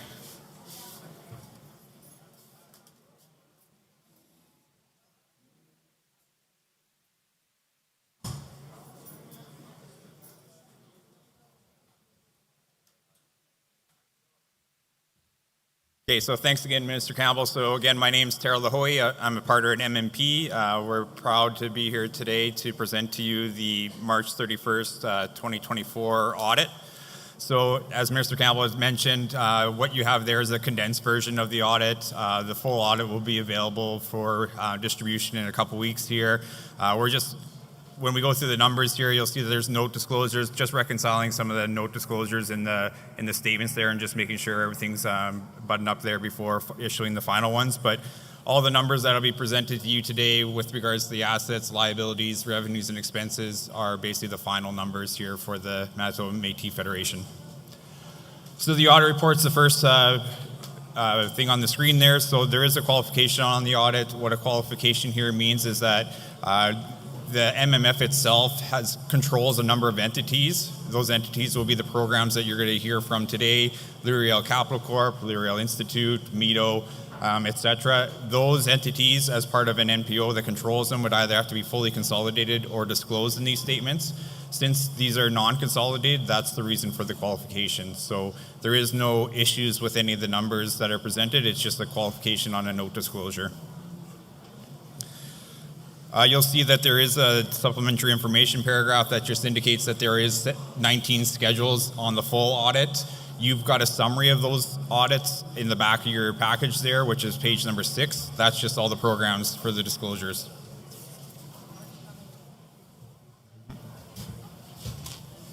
Good afternoon.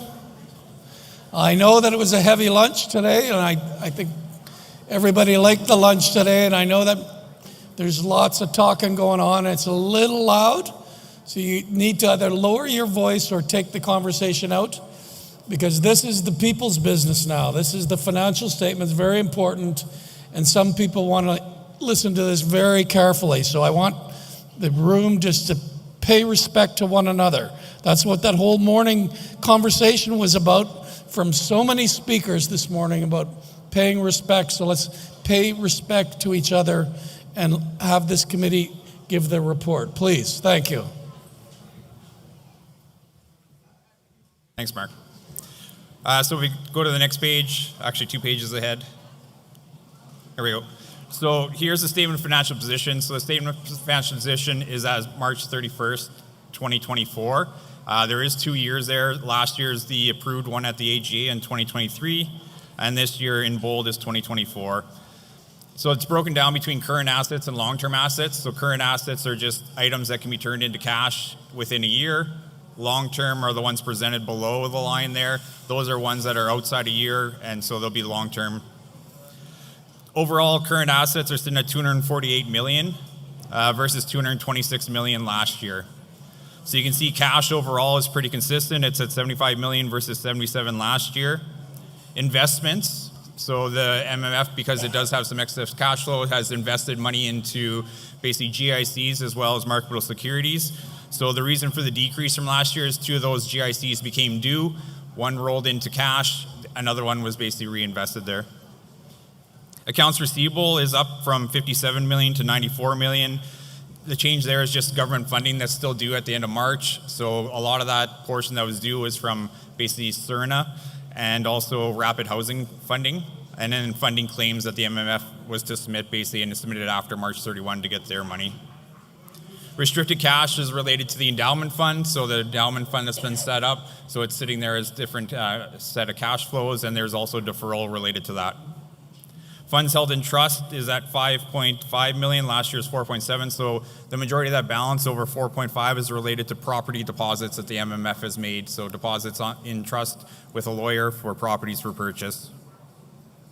Prepaid expenses is sitting at $1.1 million. The increase there is due to basically prepayment on basically retainer fees for lawyers, and that's sitting at $1.1 million. On long-term assets, you can see due from MEDO has gone up quite a bit. It went up from 5.9 to 18.8 million. So the difference there is because the MMF had basically advanced money to MEDO to purchase properties. So they're looking at basically the 200 Main Street there. What's going to happen in the future is that money will be paid back from MEDO to the MMF with a subsequent loan that MEDO will be taking out. Long-term investments is just a 3-year GIC that the MMF has, so that's why it's in the long-term portion. Capital assets went up from 68.9 to $101 million, so a big increase in the capital assets. So that's purchases of land and building. And so like the 355 Main, 355 Eveline, the Mitchell Manor, Edison, Hawthorne Place, to name a few. The receivable from regional corps, you can see that it's pretty consistent. It's gone up about a couple $1 million. A lot of that's tied to kind of the Northwest region and the PAW, so there would have been same thing, purchase of property that the MMF has helped them out with will turn into a subsequent loan to pay back the MMF from those regions. Receivable from affiliate companies, so that's gone up from 8 million to 15. The major ones there that have increased is N4 Construction. The N4 Construction does have an investment into Green Mountain, which is basically funded through the MMF. And then it also has various project management that it's doing for construction of the various properties that the MMF has advanced funds, and so that's why it's sitting at the balance it is. Those funds will be spent in the 2025 year. Also, the L'Oreal Capital Corp has some project funding that basically had been advanced by the MMF but not spent at the end of March 2024.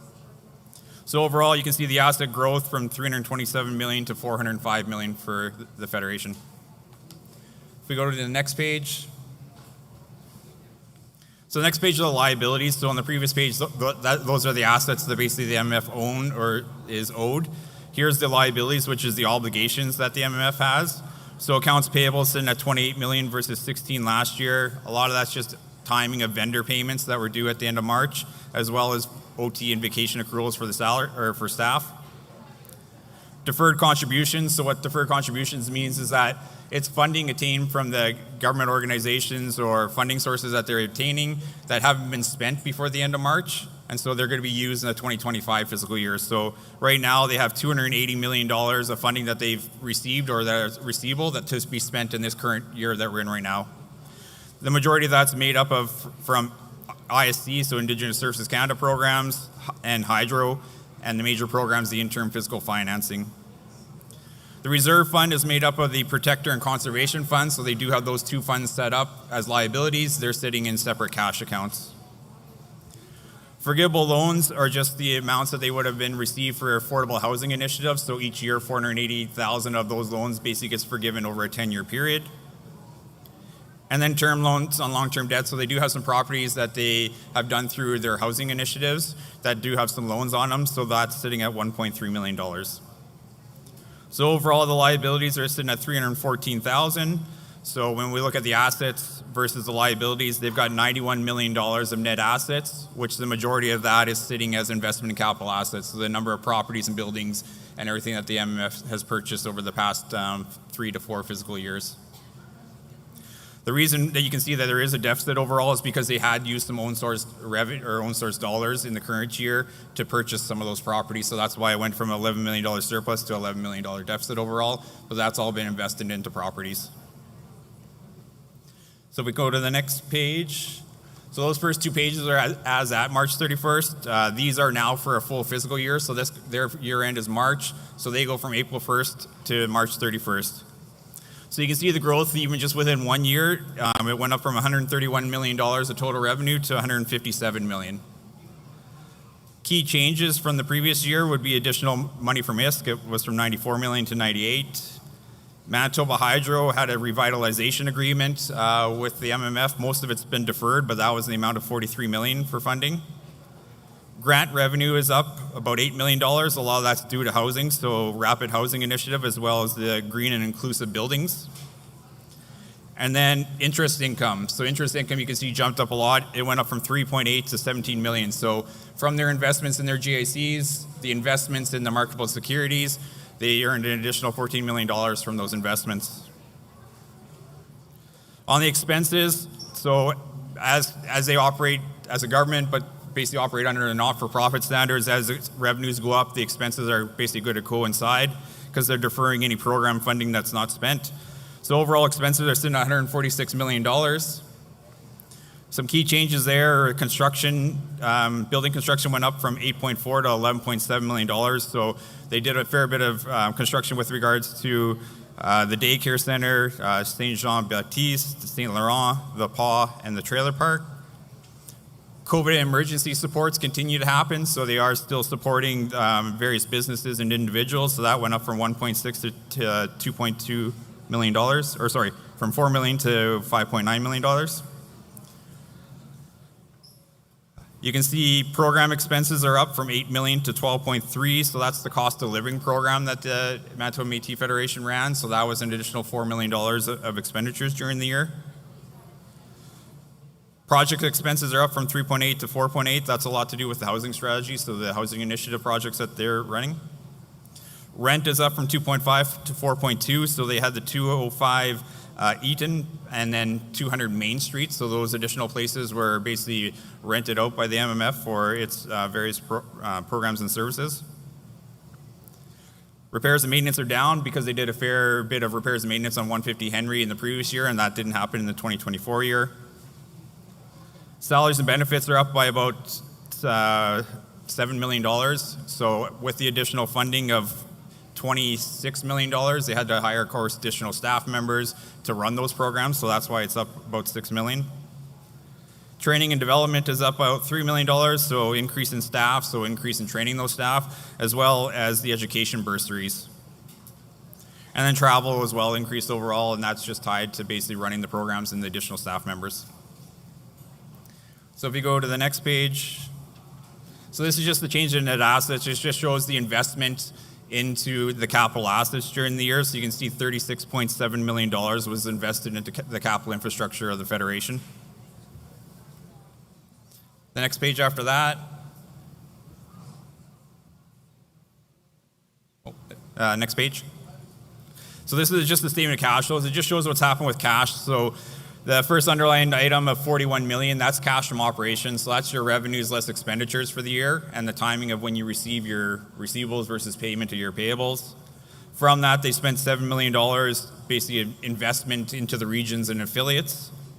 And then $36 million was in investing, and that's it, basically investing into capital assets is the majority of that.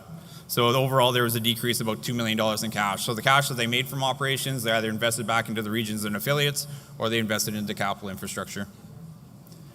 And then the very last statement that you've kind of got in your package. You're going to have to go to page 19 on that thing there. Keep going, keep going. Keep going. Keep going. Right there. So this schedule here, this just shows all the various programs that are kind of designated within the MMF. So it's a breakdown of the culture and heritage, the Métis Justice, Métis Veterans Program, education, like post-secondary. So these are the 19 schedules of the various programs and departments based on kind of the ministers that run those programs. Within here are probably like 400 or 500 programs and funding agreements that they have to operate under. So out of the $150 million, they've got 400 or 500 programs that they're operating under funding agreements, and those are broken down into these 19 schedules with regards to the overall revenues and expenses from those programs. So I guess at this time, I'll ask if there's any questions anyone has.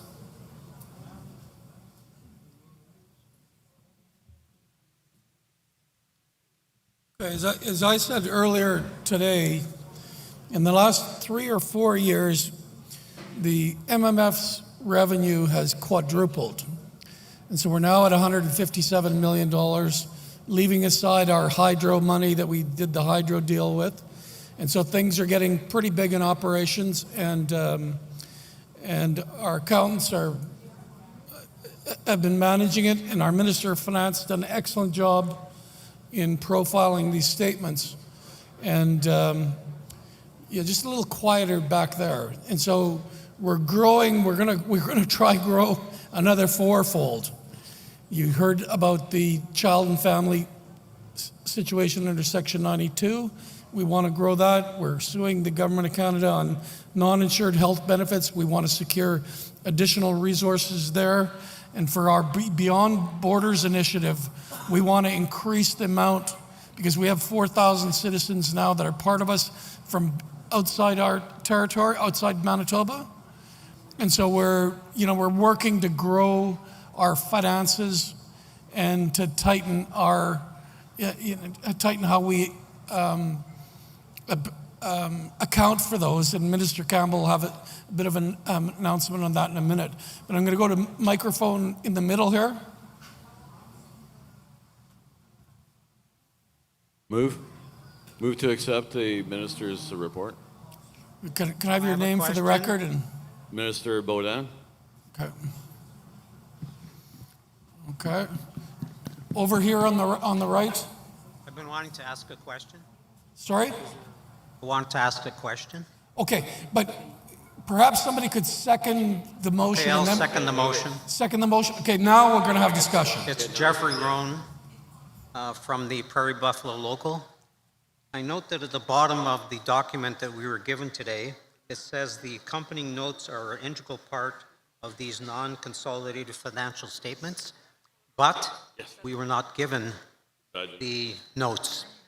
Would we be getting them? Yeah, I was talking to Minister Campbell here as well as the finance staff. So a full copy of the financial statements will be posted on their website. We're just finalizing some things here, and so it'll be posted by November 1st at the latest. So you mean the year end in March, and you're going to not be finished until November?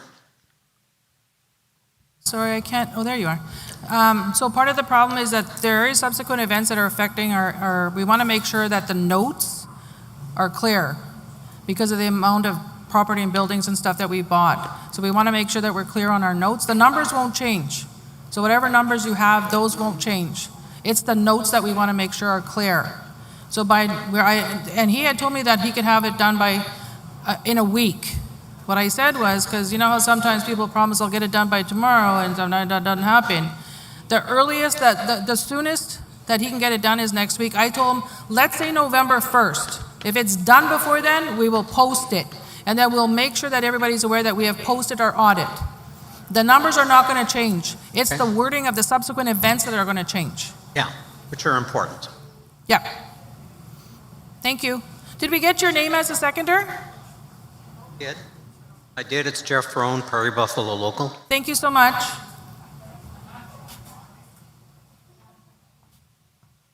Yep. Gentleman over here. You're pointing at me? Yeah. Yeah. So it's Sorry. James Lavely, Bison Local. Second year now that we've gotten these the day of with no notes.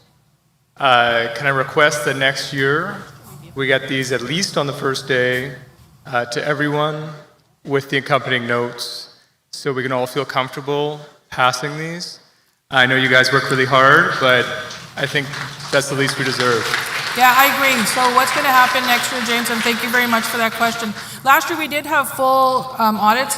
The difficulty that we have is before we used to copy like hundreds of them. Well, we take hundreds of them paper back. And so what we're going to try to do next year for the 24-25 audit is that we're going to at least have 100 full here. And then hopefully we can make copies if there's more. That's why we started posting them online. I'll give you just a little snippet of what we're dealing with right now. The amount of transactions that we've done just in the 6 months of this year is the same that we did last year, all year.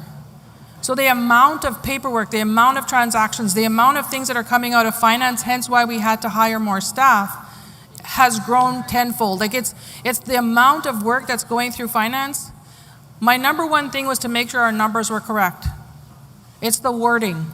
I want to make sure that that's correct before we release the full audit. So please be assured that the numbers are not changing.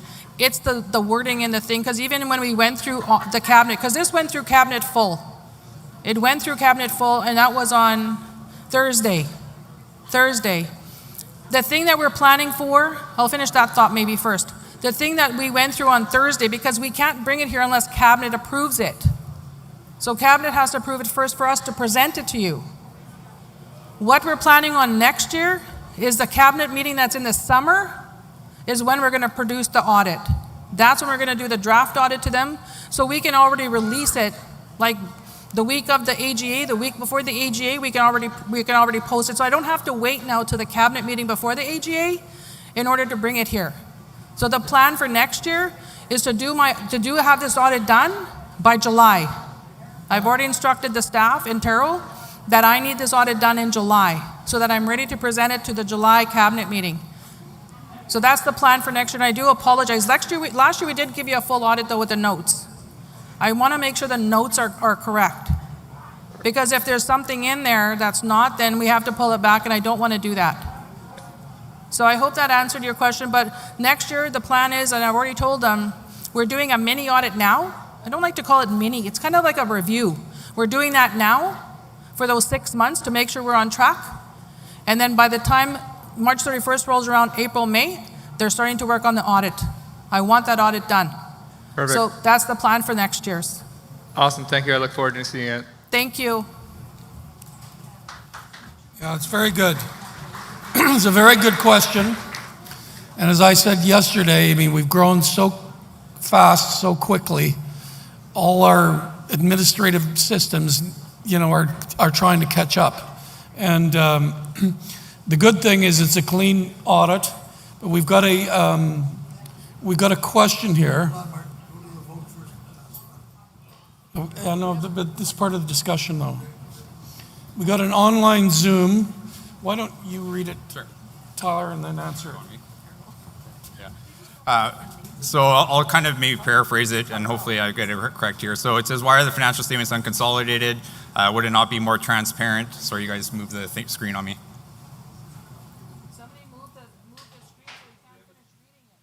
Yeah, would it not be more transparent to include those entities which the MMF holds controlling interest?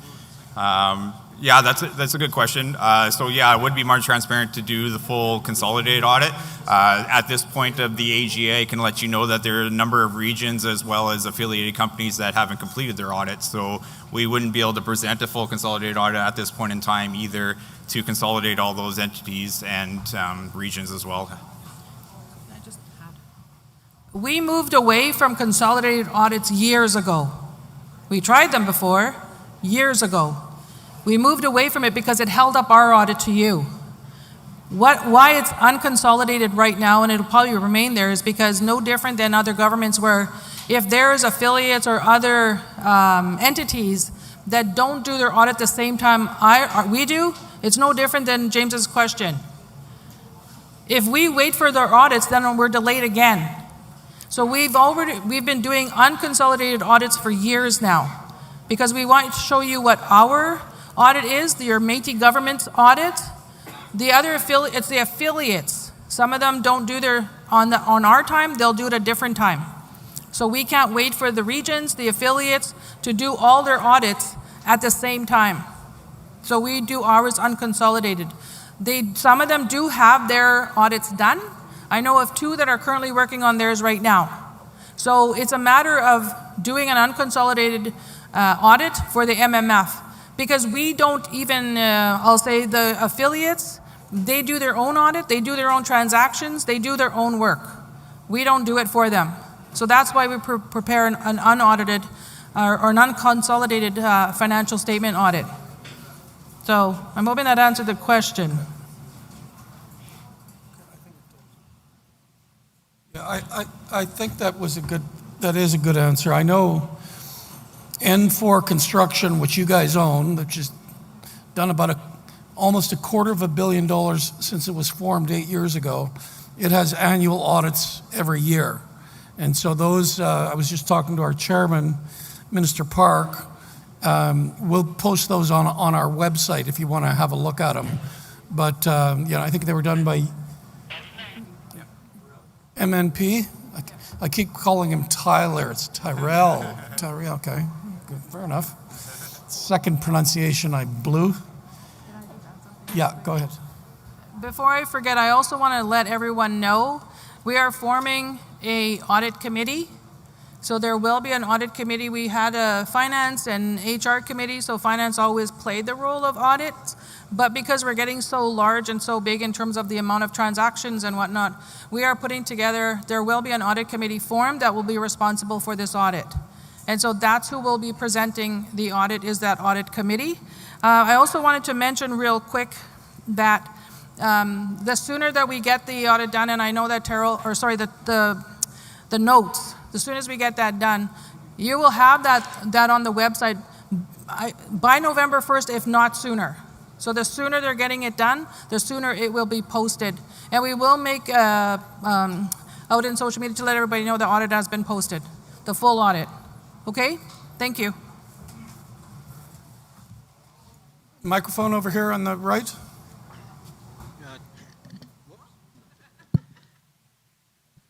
Well, I have to stand on my toes. Jeff Rohn again from Prairie Buffalo Local. You mentioned an audit committee. Would you be considering having a citizen at large to join your audit committee?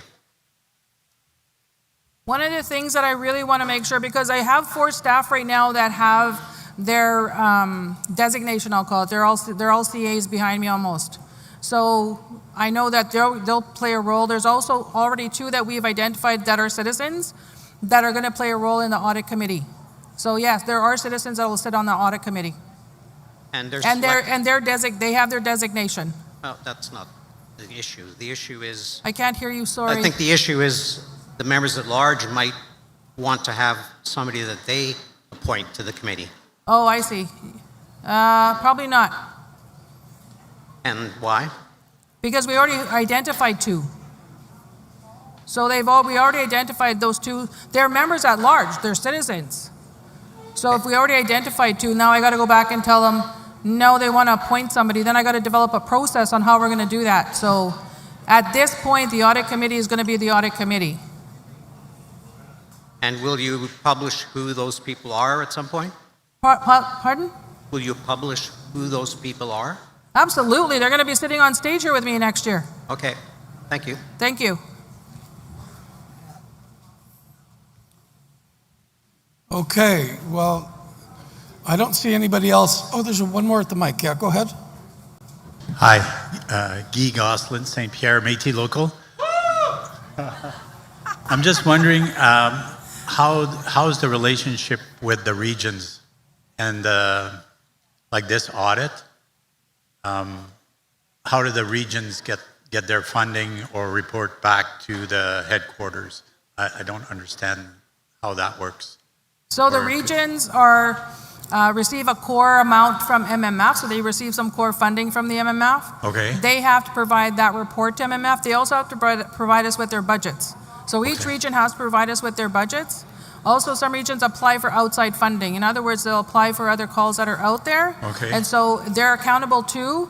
When they have a regional meeting, their regional annual meeting, I'll call it, right. That's where they're accountable to their citizens that live in that region, so that when you go to the next regional meeting, the annual one, they'll present their audit.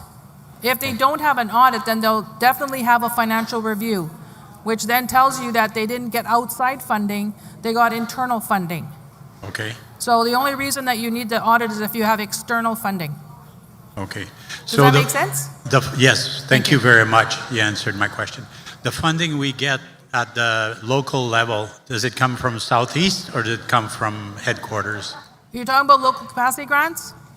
Yeah, capacity grants. Yeah, no, they come directly from MMF. So what happens is you fill out your application, you send it to your regional office sends it into CRO, because CRO is the one that's helping in terms of processing payment. I review them and then we send them off. All right. Yeah. Thank you. Thank you very much. You're very welcome. You're very welcome. Okay, I don't see any more questions, and I think it's been a good discussion. So, questions been called. All those in favor? Oh, there's a question downstairs? Okay. Sorry, I jumped the gun again. What's the question downstairs? Go ahead. Upstairs. I guess upstairs. Yes, so Dan Benoit, St. Laurent local, Interlake region. My question has to do with the trust. I understand that what we're talking about here is what money comes in and what money goes out for expenses every year, but it's never been clear to me, and it doesn't really show up clearly in the audits anywhere, how the trust actually works, where the money is being, what types of GICs and things like that money sits in, who actually looks after that money, what's the level of the money currently, and how that interacts with the general revenue that comes in to the MMF, like the surplus, essentially, the income that's earned on the interest, for example. So I know you don't have to answer that now because it's a lot of questions, but maybe for next year, if we could have a mini, half an hour that you actually explain this to the citizens, that would be great, because I understand it's around 150 million or something like that. And it could grow pretty quickly. So I guess I personally would like to know how it actually works and how it interfaces with the MMF. Sorry, can I clarify? Are you asking about the trust or are you asking about the investments? Which line are you asking about? Well, I'm asking about the trust, and I understand that it might not be the appropriate time to ask it because we're talking about, the ins and outs of money coming into the Federation and then being dispersed. But do we have time? Is there a time somewhere on the agenda this time or next year where we could actually talk about the trust? Sure. So that we could understand it a little bit better? Yeah, so I'm assuming, and I'm going to say this real quick. So the funds that are held in trust, a large part of that is the Conservation Trust Fund that was established a while back. It's also the Protector Fund that we have in there. So those are funds that we've created a while back. The investment pieces, that's a totally different item, but where you have long-term investments, that's a GIC that we have in there. There's also approximately, I'm going to say, 60 million that's also invested. There's different amounts that we invested. I think President Chartrand had mentioned this morning already that we've been investing to try to have money for a future.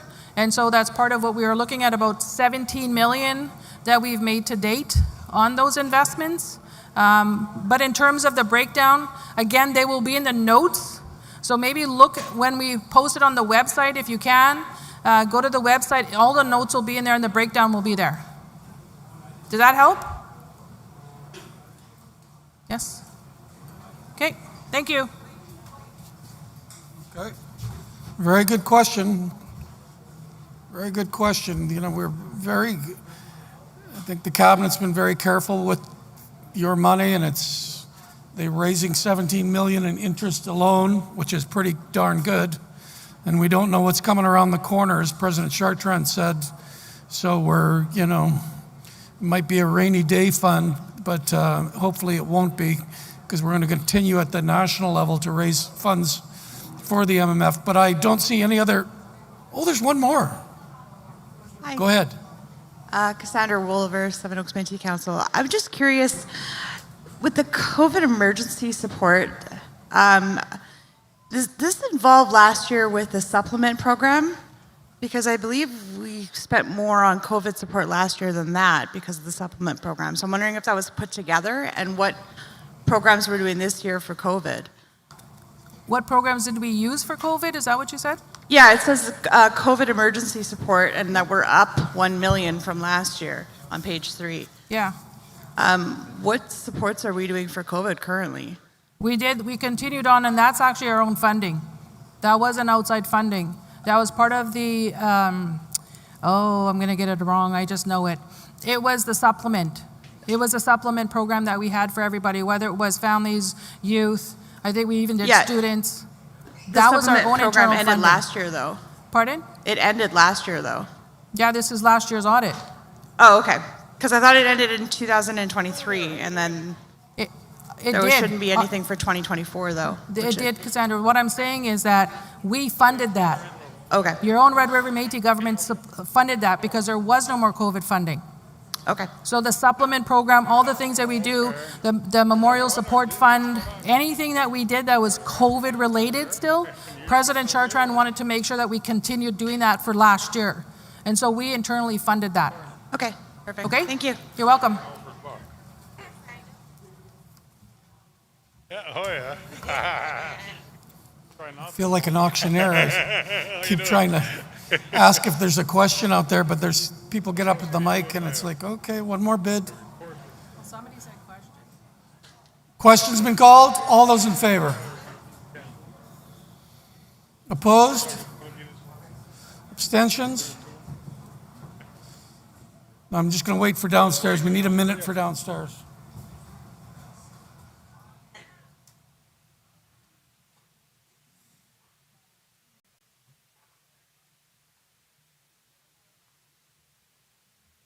Very good discussion, though, today. Ottawa's good. Toronto's good. Vancouver. Online's good. What about downstairs? Okay. We can get answers in from Ottawa, Toronto, and Vancouver, but we can't get them downstairs. All in favor downstairs. Okay, motion is carried. Thank you. I'm going to turn it over to my youth co-chair here now and ask the committee to get off the stage. Thank you, everyone. Thank you. Oh, yes. Oh, yeah. This is why we don't really let Mark to the mic. He's trying to cut me off. I need a motion to appoint Myers Norris Penny for our auditor for next year, please. Or this year, I guess this year, for 24-25. Look at, they don't acknowledge me. So moved. Oh, Mike number 1. Francis Chartrand, Northwest, so moved. Thank you. Seconder?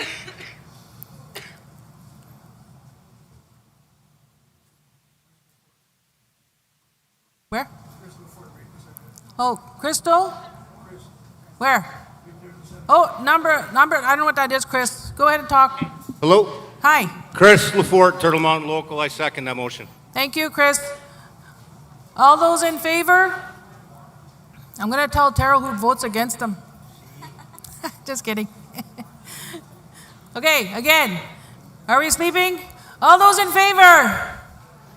There we go. Any opposed? Put your arm down, Denise. Put your arm down now. Any abstentions?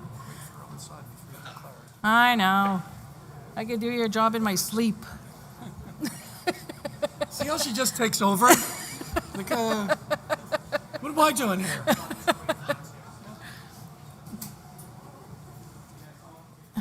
All in favor downstairs. All in favor. Good. Motion's carried. Yeah? Good? Oh, okay, what? Oh, sorry, hold on. 9 opposed downstairs. Motion still carried. Thank you very much.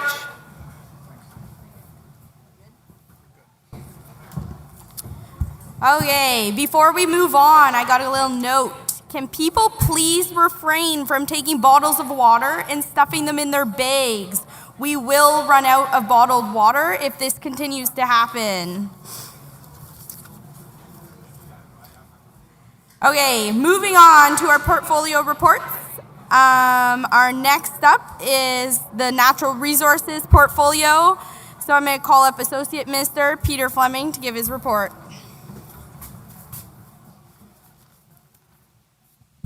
Thank you very much. Good afternoon, Assembly.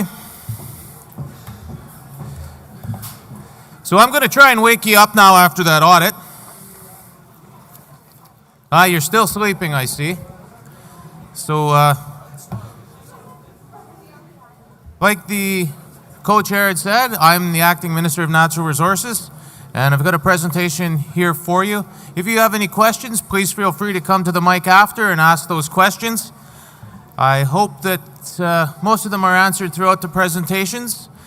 I'll be speaking to the slides as they come up on the screen. So let's get started and pop them up. So firstly, I would like to express my gratitude to President Chartrand, and I'd like to also thank Minister LaPlante for her guidance and support with this portfolio. Without their support, it would have been a lot harder than it was, but it's gone well, and we do have a good team in this department. So the securement of your Section 35 rights, the protection of them, is in good hands.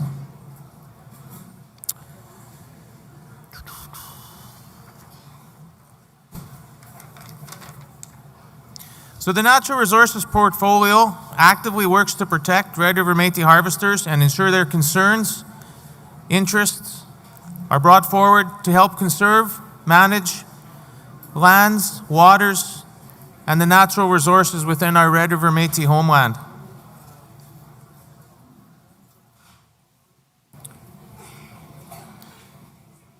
The MMF's Natural Resources portfolio is housed within Energy, Infrastructure, and Resource Management Department. It is centered around the laws of the harvest and our constitutionally protected Section 35 rights. You'll hear laws of the harvest mentioned several times throughout the presentation here today.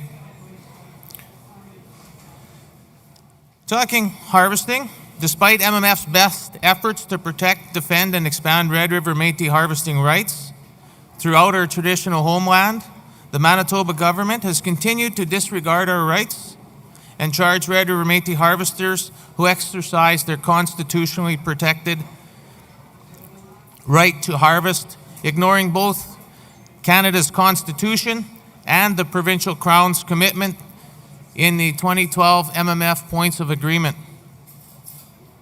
While we are working diligently to ensure our rights are protected, if unjustly charged by Manitoba Conservation for harvesting, please contact MMF's Natural Resource Management Department.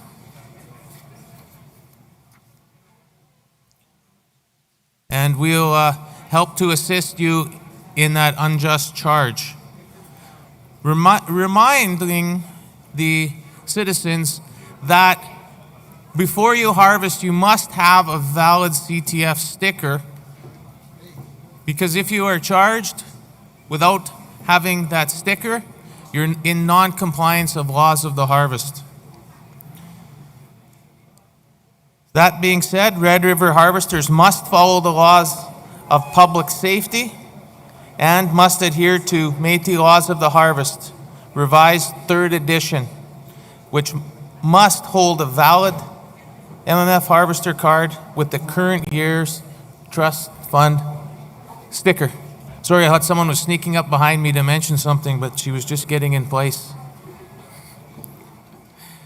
Harvesters are required to complete the mandatory MMF harvesting survey prior to receiving the new season's CTF sticker and big game tags. The survey is important to help manage resources, monitor harvesting activity, and increase conservation efforts throughout the province.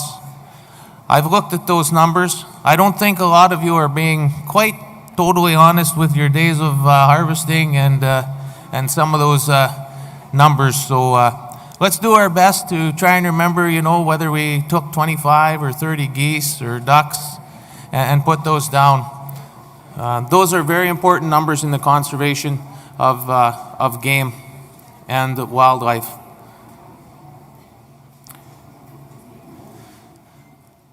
I want to remind all harvesters that a permission slip must be used to obtain written permission from landowners.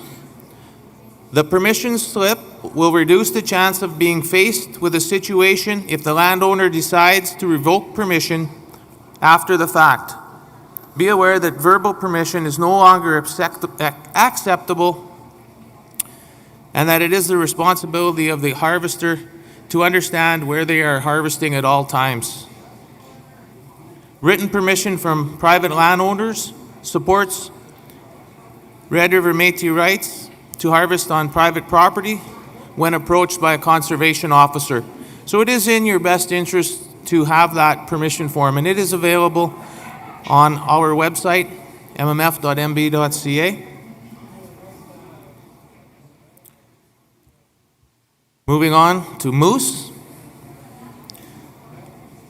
The Manitoba government implemented moose harvesting closures and management decisions in the Duck and Porcupine Mountains without proper and meaningful engagement or consultation with the Red River Métis. In response, the Manitoba Métis Federation voluntarily closed all moose harvesting opportunities for Red River Métis in these areas for conservation purposes, ensuring the species' survival for future generations.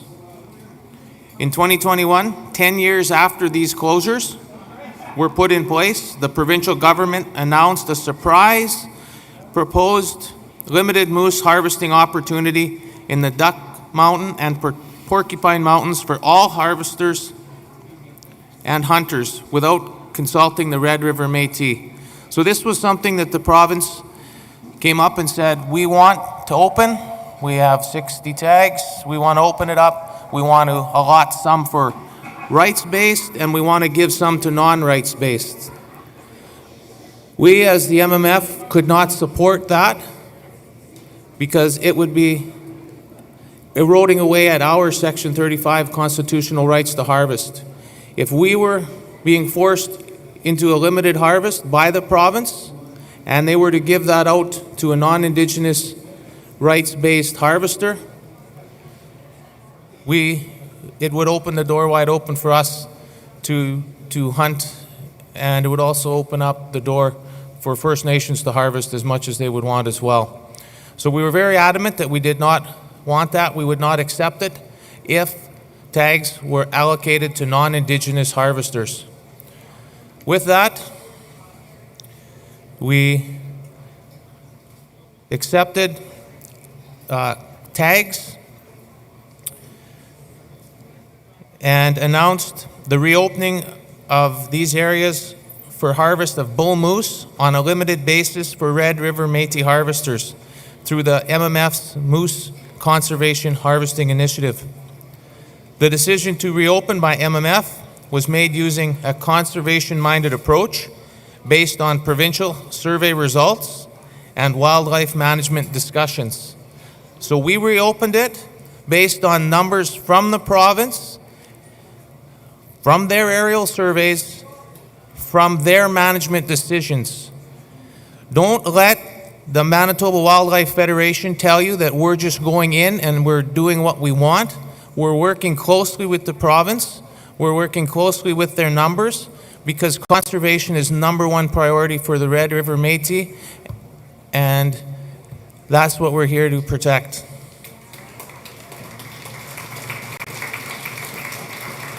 Just on that note, I'm going to deviate a little bit from my notes, and I just want to bring to your attention, I know there are probably members of the Manitoba Wildlife Federation here today.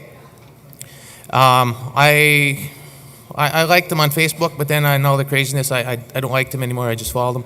But right now, they have a provincial-wide campaign that they have rights. They have rights. Let me be very clear.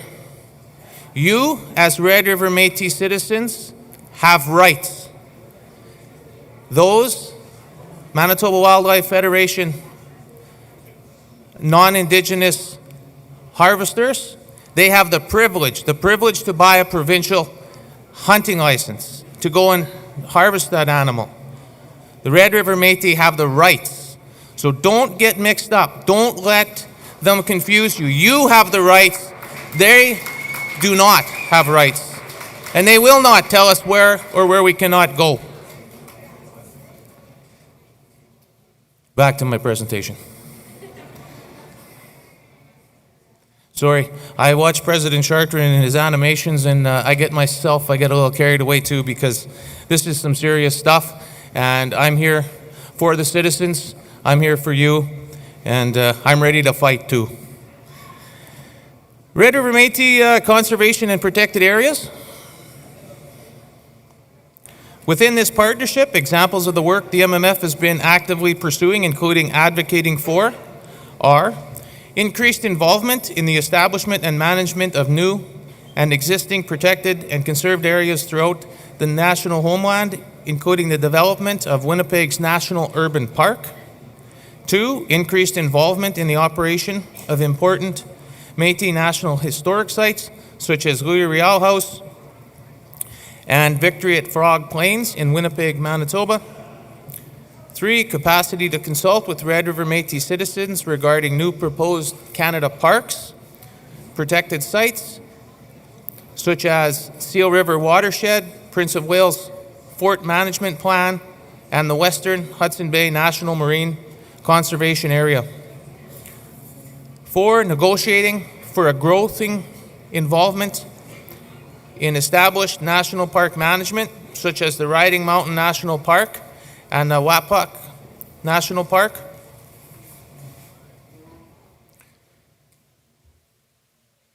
Moving on to Red River Métis driven conservation. There's a really nice picture of the field event that that's Environment, Infrastructure and Resource Management team, put on this spring in Cowan, well attended by several ministers and citizens from actually around the province, so very good turnout at that. Alongside other Red River Métis citizen-focused programs, the Natural Resources Portfolio is increasing Red River Métis involvement in conservation, land management, planning, and stewardship, while advocating for Red River rights and interest in national parks.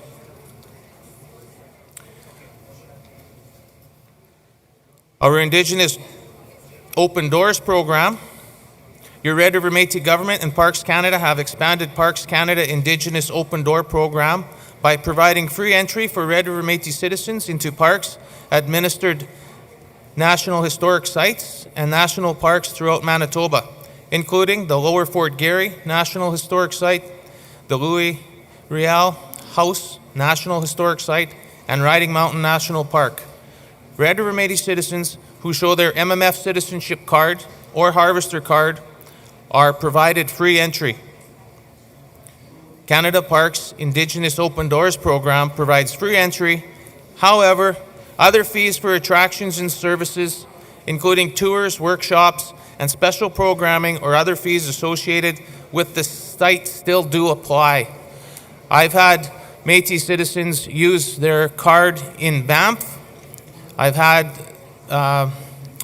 Red River citizenship card, Métis citizenship card, be recognized in New Brunswick as well at federal parks. So I'm not saying that they won't accept them in those other areas, but the ones that I've just listed here, it's open and shut. You're in and out with your card. If you are at those other parks, other national parks throughout Canada, please present your card and see if they will allow you entry. I'm pretty sure that they will. But I'm not promising they will. I'm saying that they most likely will. Let me know if you happen to go to one and you are allowed to access it without paying the fee. Moving on to the Indigenous Protected and Conserved Areas. We refer to them as IPCAs. The establishment of Indigenous Protected and Conserved Areas, or IPCAs, hold immense importance in preserving Red River Métis culture, building capacity and the on-land education, and protecting areas that are significant to Red River Métis citizens. IPCAs involve a long-term commitment to the conservation of lands and waters for future generations and ensure Indigenous governments and its citizens hold a primary role in protecting and conserving ecosystems through Indigenous laws, governance, and knowledge systems. Since 2020, the MMF has been working towards creating 2 Indigenous Protected and Conserved Areas through Canada's Target 1 Challenge and trying to fulfill the commitment to conserve 30% of Canada's lands and oceans by 2030. The first IPCA is in the Pas and Northwest regions within the Kettles Hills Blueberry Patch. And the second IPCA is in the Thompson region near Wapuk National Park.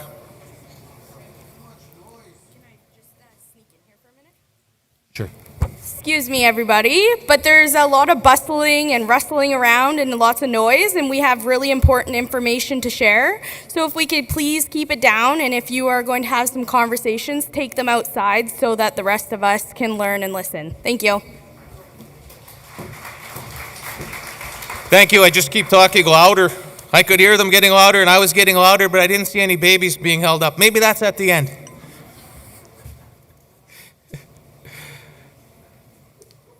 All right, so let's get back to where I was. We were talking about the IPCAs.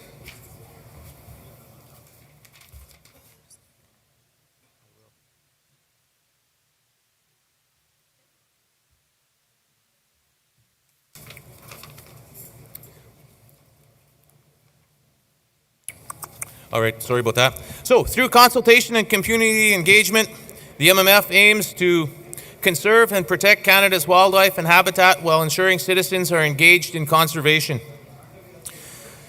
Project Caribou, the MMF heard concerns from Red River Métis citizens and harvesters on the diminishing caribou populations throughout the province, as well as the need for support of immediate conservation efforts to protect the species' survival.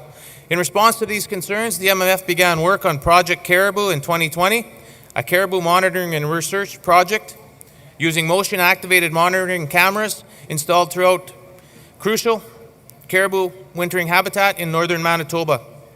Over the past 4 years, the MMF has deployed 60 monitoring cameras throughout the wintering habitat, capturing photos and videos of caribou movement and population numbers, as well as photos of other species of concern like the wolverine. The MMF plans to continue to work on Project Caribou, maintaining currently deployed monitoring cameras, deploying additional cameras, and reviewing the data to determine the steps in protecting caribou in Manitoba. Make Our Homeland Green Again. The Make Our Homeland Green Again is the MMF's tree planting initiative where the Red River Métis citizens can apply to receive trees to plant on their private property. This initiative will provide native trees and shrubs to Red River Métis citizens through 5 program streams: the Citizen Yard Improvement Program, Shelter Belt Program, Riparian Area Restoration Program, Edible Forest Program, and the Wildlife Habitat Reforestation Program. If you'd like to get in on this, visit our booth just outside. As you leave the main hall, turn to the left. There's a lot of activities, and don't forget to vote. That is President Pride's best booth. There's a lot of activities out there. Did I mention we had free pinto beans and trees? And not that we're trying to buy your vote, but it's a great booth. This initiative also includes community planting events, the beautification of MMF infrastructure, and educational workshops. So if you want to get in on those 5 tree planting initiatives, head out there, ask for Kevin, and he'll get you signed up. Make our homeland green again, MMF's tree planting initiative. By the end of 2023, 18,499 trees and shrubs were provided to Red River Métis citizens across Manitoba. Trees and shrubs provided through the MMF's tree planting initiative help Red River Métis citizens create shelter belts to reduce wind and snow accumulation, increase wildlife habitat, strengthen food security, and mitigate flooding water runoff.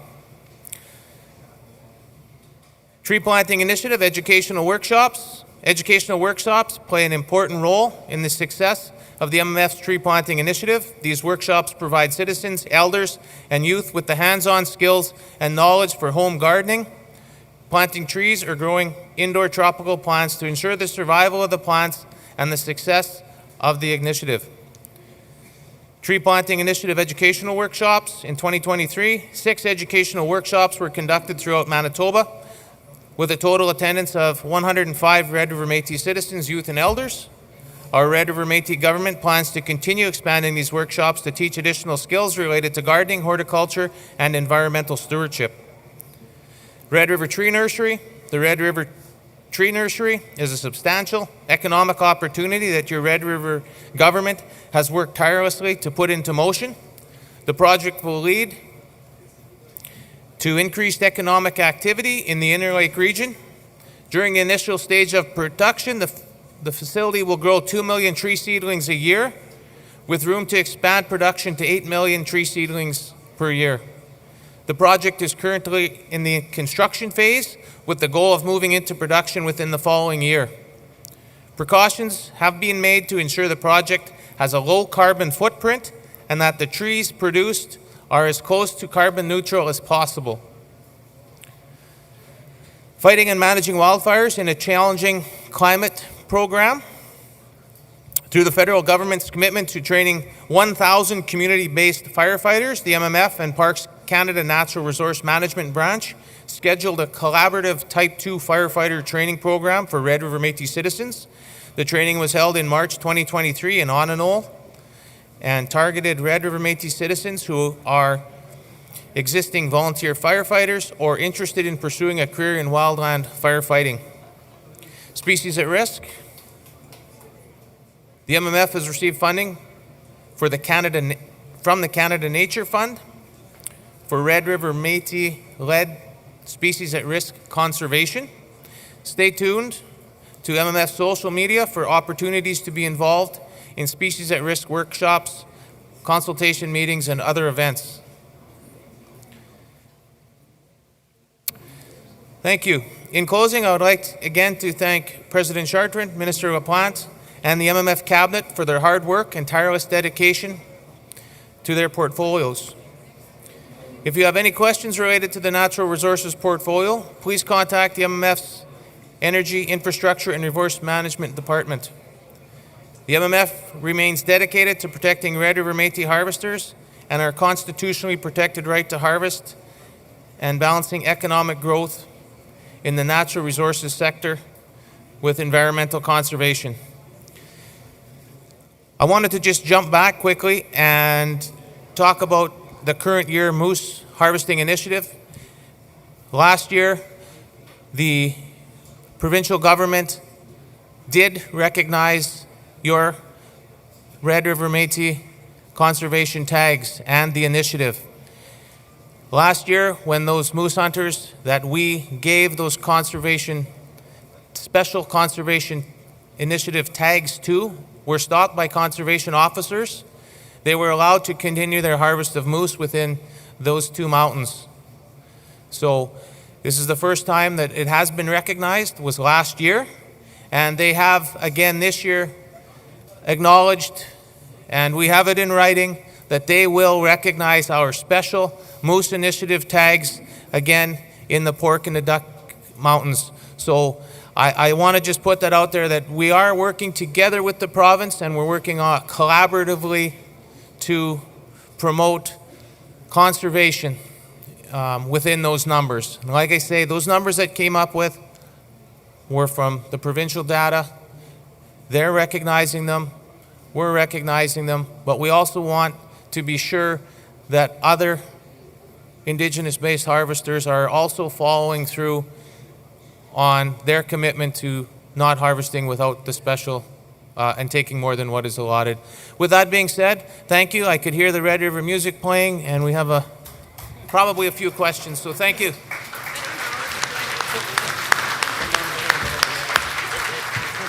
We're going to start with the question in the middle, mic 4.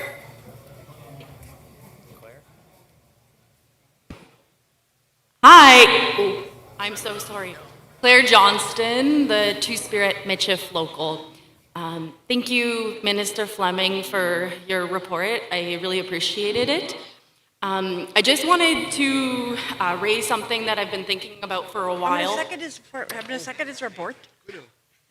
Which was, you mentioned that we were taking a look at Parks Canada, and we were taking a look at revitalizing, some of the programming and our access as Métis people to these places. I descend from Métis who had river lots along the river in St. Andrews. There now are mansions, and there exists the St. Andrews Parish and the Heritage Center and the rectory that's there. I visit often with my cousins, and we are so saddened each time we go that the content in that museum, it does not speak respectfully and accurately about our people. I have offered myself as a beadwork teacher to offer programming in St. Andrews at the Heritage Center, which hasn't been successful. And in St. Andrews, we have one of the oldest homes in Manitoba.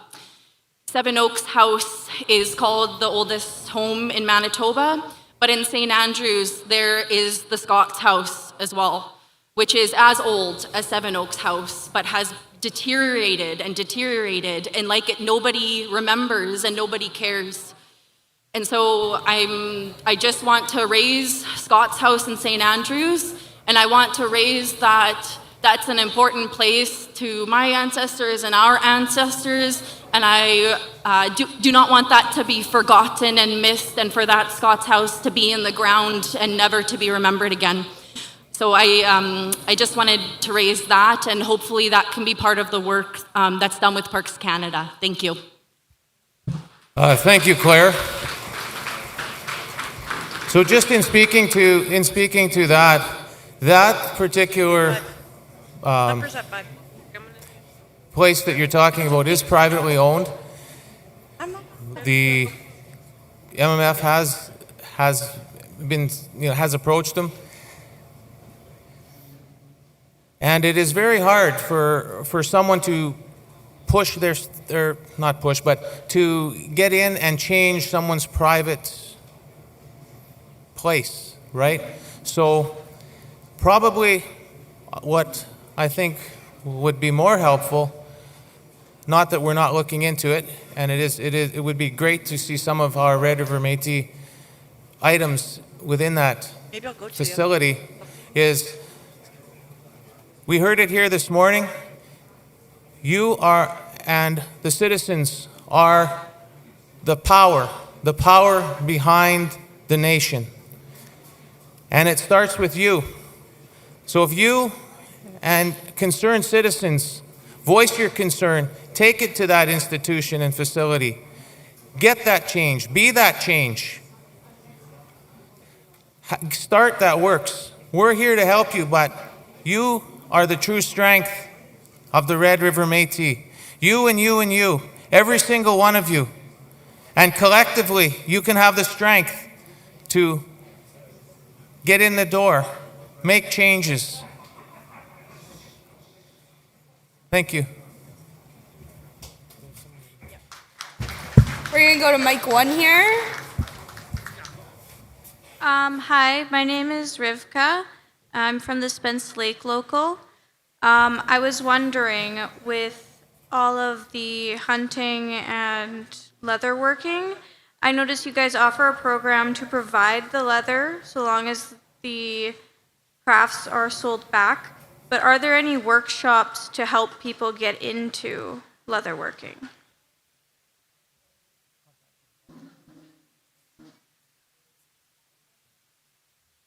Thank you. That's a very good question. And traditional economies portfolio, we'll speak to that later. So that initiative falls under the traditional economies portfolio. So he will speak to it later. And if it doesn't clarify your questions, feel free to get back up to the mic and ask it again, or we'll send some staff to follow up with you. Thank you. All right, we're going to go over to Mike 5. Yes, hello. My name is Gerald Delorme. I'm from the South Junction local, Southeast region. I have a point I'd like to bring up at the minister.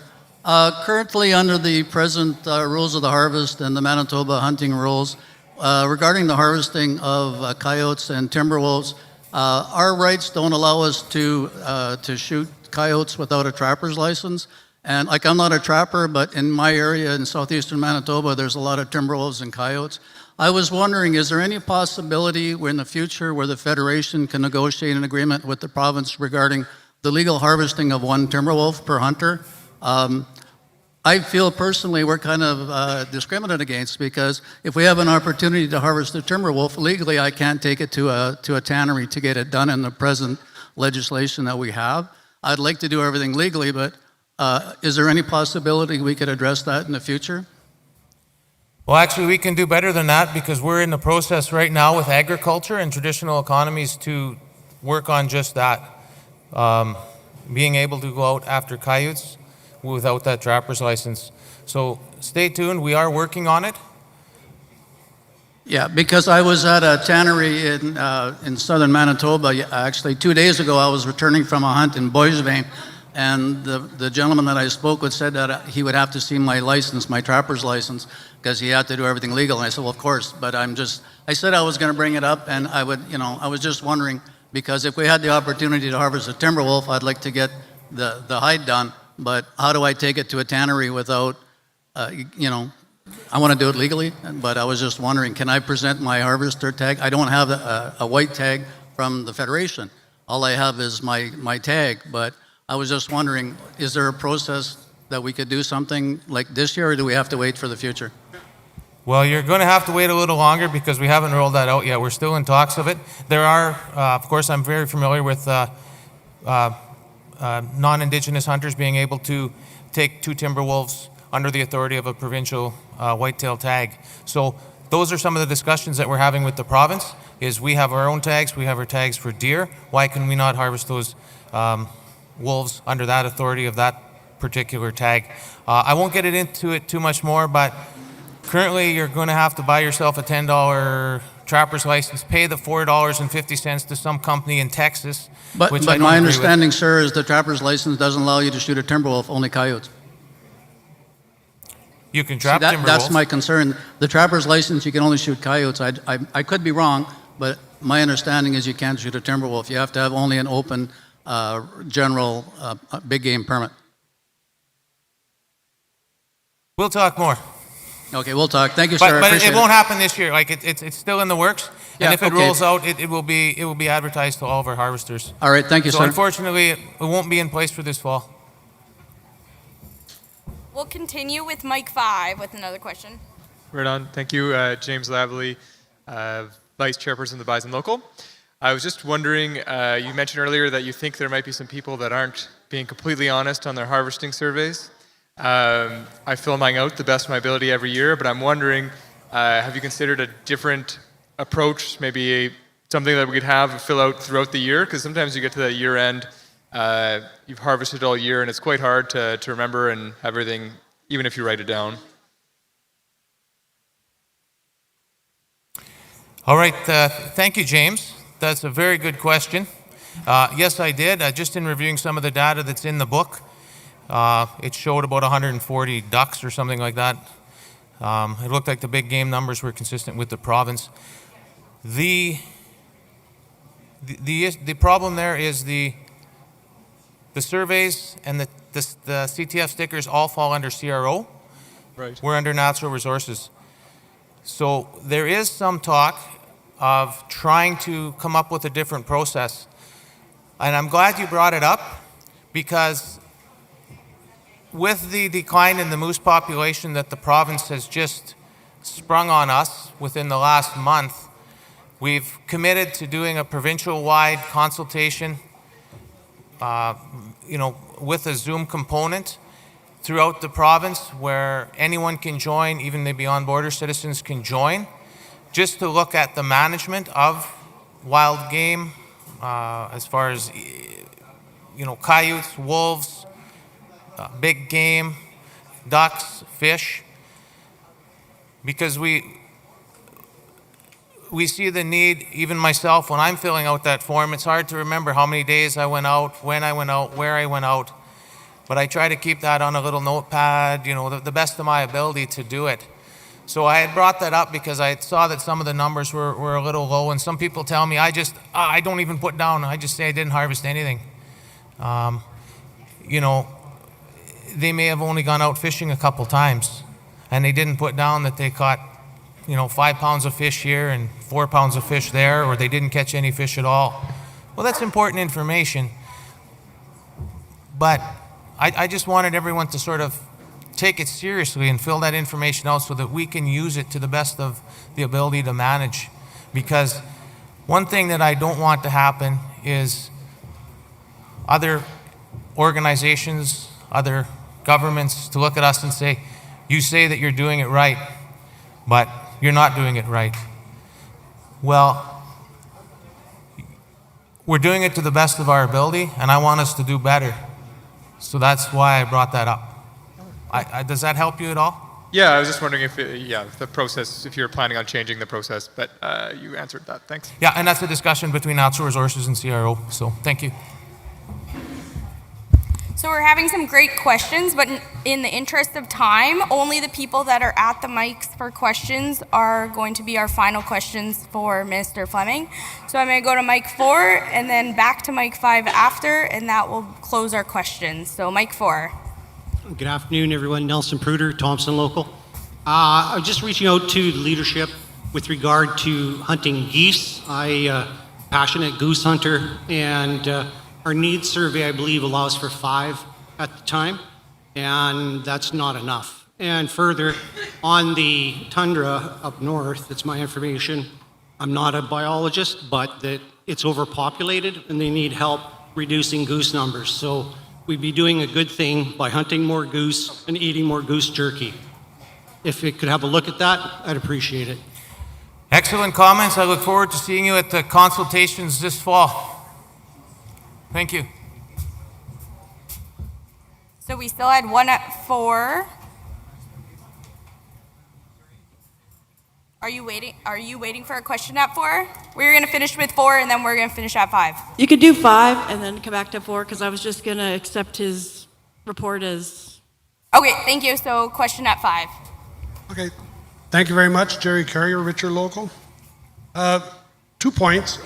One is there any consideration on doing of the Métis Federation doing their own aerial surveys using some of the newer and improved drone technologies instead of relying on the province's surveys, which are obviously bought and paid for by the province and are subject to maybe some bias?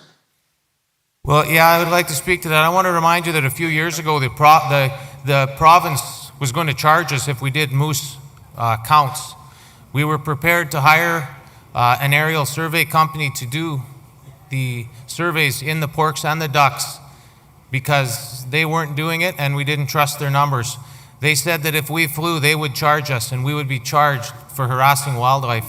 So we are trying, and we will continue to try, but maybe with this new government, it'll be a little different story.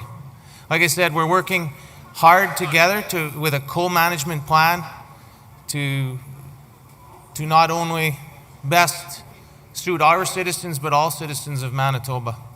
That being said, I'm not going to let their privilege trump your rights. Second question? Second question is there any consideration of maybe using the weekly newsletter that comes out, even if it's only done quarterly, to advise the citizens of any closures and or changes, because it's very difficult to try and follow it through the harvester booklet, so that it's clear and it's ever changing what areas are closed for Métis harvesting and which ones are not. All right, that sounds like a very good suggestion, and I look forward to hearing it at our provincial consultations so they come around throughout the province. So I'll be hearing stuff in Thompson, I'll be hearing stuff in Southeast. Please come out and voice those concerns so we can jot those down at those provincial consultations. Thank you very much. Thank you. Thank you for the question. So moving on, if I could get a motion to accept the Natural Resources Portfolio and Department Report as presented by Minister Fleming. Nelson Pruder, Thompson Local. I move acceptance of the report. Candace Bercier, Thompson Local. I'll second it. All in favor? All opposed?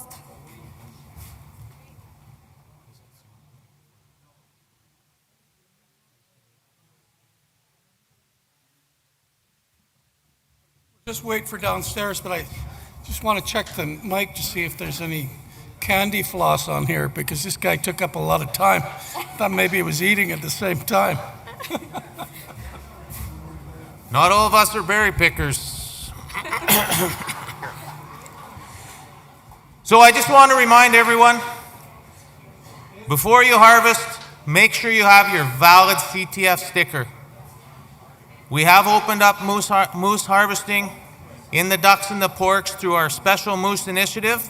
Those are yellow tags. You have to be registered through the initiative to harvest moose in those areas, those closure areas. Your white tag that you get when you attain your CTF sticker will not be backed in those closed areas. You can use them in areas that don't have conservation closure, but the MMF will not back you in the conservation closure areas that we have the negotiated agreement with the province. Okay, so we got the votes in from our satellite locations and downstairs. All in favor? Thank you, Mr. Fleming. Sorry, that one's mine. Ask for a round of applause.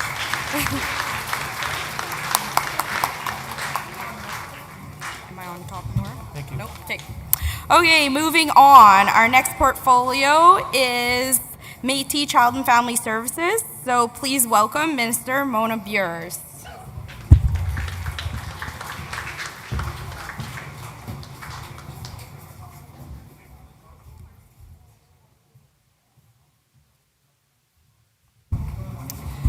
Comment ça va tout le monde? Ça va bien? On va aller vous réveiller, on va chanter, on va danser, tout bien, hein? Mais je voudrais dire un merci pour la prière. Le Père n'est pas ici, mais quand même, c'est tout le temps important de dire ça. Et bienvenue à tout le monde. J'ai en masse le monde que je connais ici, de tous les saints, de Saint-Laurent, de Saint-Eustache, de Saint-Malo, de Saint-Agathe. Je peux continuer, Saint-Ambroise, mais il y a d'autres mondes ici aussi que je veux reconnaître. J'aime ça commencer avec dire je suis content de toutes vous voir, mais personne n'a dit ça encore. Nous, ici, nous sommes les métis, le gouvernement métis national de la Rivière-Rouge. Et puis, je voulais juste dire ça pour commencer. So, welcome everyone. I'm going to try and be a little fast because it's getting late and we have a lot of portfolios to do. So, again, I'd like to thank Father Gagnon, Archbishop Gagnon, for the beautiful prayer. It's always very important. And I am now presenting some very, very important information for our children, our families, communities. And so I hope that you will be listening and that I answer a lot of your questions as I do my presentation. And First of all, I'd like you to introduce my team back here. My CEO from the authority, Carla Hildebrand Eden. The co-CEO, Desiree Gillespie. Our CFO, Alam Khan. And our legal, if you can see him, Rahul. Very small, but very, very smart. Excellent. And there's other legal that helped us with a lot of this. And of course, you know that I'll do my presentation, but I'll talk about the CSA after. So every year, can you hear me if I do this? Yeah? Okay. Every year, our Métis CFS system creates changes that break through the traditional child welfare structures. With that in mind, it is not said lightly that the dedication from our government, our boards, our executive management and staff over this past year have created waves that will ripple through our nation's history forever.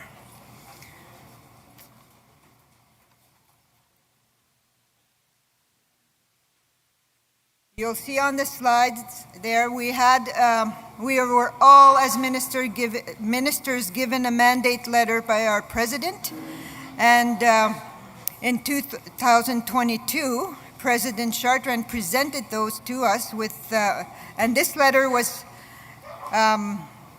composed of objectives that continue we continue working towards our nation's sustainable growth. The objectives in that letter included working with the Minister of Citizenship to ensure that all children in care have citizenship card before exiting care.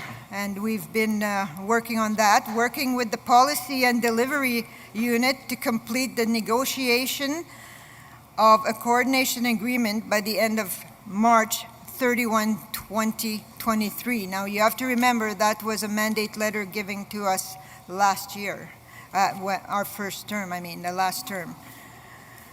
Working with the relevant ministers to fully implement the MMF jurisdiction over Red River Métis CFS, including the prevention, protection, and adoption of Red River Métis children. Working with relevant ministers to increase the prevention supports available to our children, youth, and families with the goal of reducing the number of families in the Métis CFS system, and negotiating adequate funding for the full implementation of the MMF's jurisdiction over Red River Métis CFS. And you've heard a little bit this morning about the Minister Jagmeet Singh, and he talked about it a little bit in his presentation of the video, and what he said is very encouraging to us as politicians and as a government. It is a great pride that I say we have met those objectives and still working very hard on obtaining them as I speak. We work on this on a daily basis, every day. And as a result, the lives of our children and families are immeasurably improved. It is your families, your children, and your communities that will see the benefit of this hard work. In respect to the mandate sections referencing the negotiation of funding and the work on our coordination agreement, we'd like to highlight the work completed crafting laws under Bill C-92, an act respecting First Nations, Inuit, and Métis children, youth, and families. This act gives Indigenous communities jurisdiction over their children, and we continue to create laws that promote family, tradition, and culture. I'm proud that we are moving in the best interests of our Red River Métis children and families and crafting laws specifically for their best interests.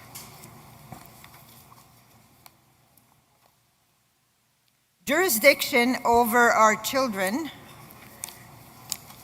that light is okay, ensures that they are protected.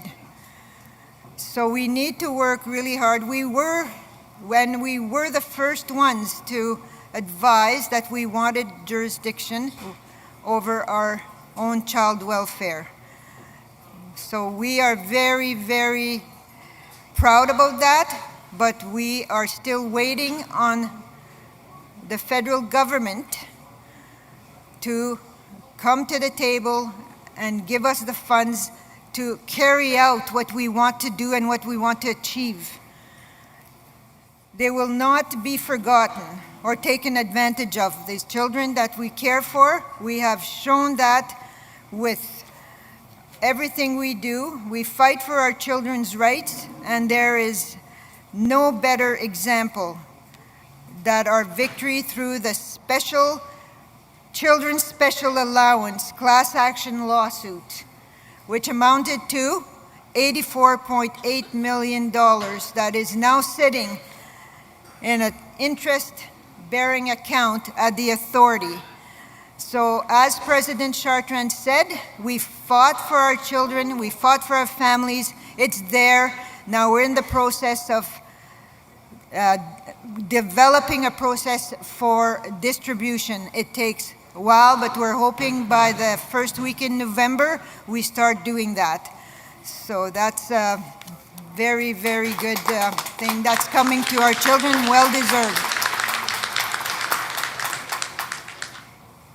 For years, our Métis CFS system has been fighting for the Children's Special Allowance, illegally remitted by the provincial government, meant for children in care. On December 13, 2023, the courtroom at 408 York was packed with members of our CFS system, as you can see. There was so much support in our cause that the courtroom reached capacity. Over 100 staff filed the hallways in anticipation of the decision. It was an exciting day, and the judge certified all three matters at the hearing, one of which being the LaFontaine matter. This matter has two applicants, Renee LaFontaine and Mary Derendorf, who are present with us today. You'll be seeing them later on. And Renee LaFontaine is Métis, and Mary Derendorf, who represents the non-Indigenous children in or formerly in care for our Métis CFS agencies between 2025 up to 2019. A judiciary assisted dispute resolution occurred in January 2024 to resolve the amount owed to each of the classes. And another one had to happen because the first one, nothing was resolved there, so we had to come back. And in March 2024, we took another a resolution, and they came with us with a lower number. And we were in separate rooms, we were discussing this, should we not? We were in contact with President Chartrand, no, that's too low. So we had to go back in there with Raul fighting for us as well, and we're all discussing, and we had at least an amount of 85 million in our heads, and we got 84.8, so that was close, and we decided, yes, that's a number we'll accept. So our Métis CFS system was victorious, and our children in care are finally receiving the justice they deserve. To further explain the CSA lawsuits and what this means for our children in care, please watch the following video.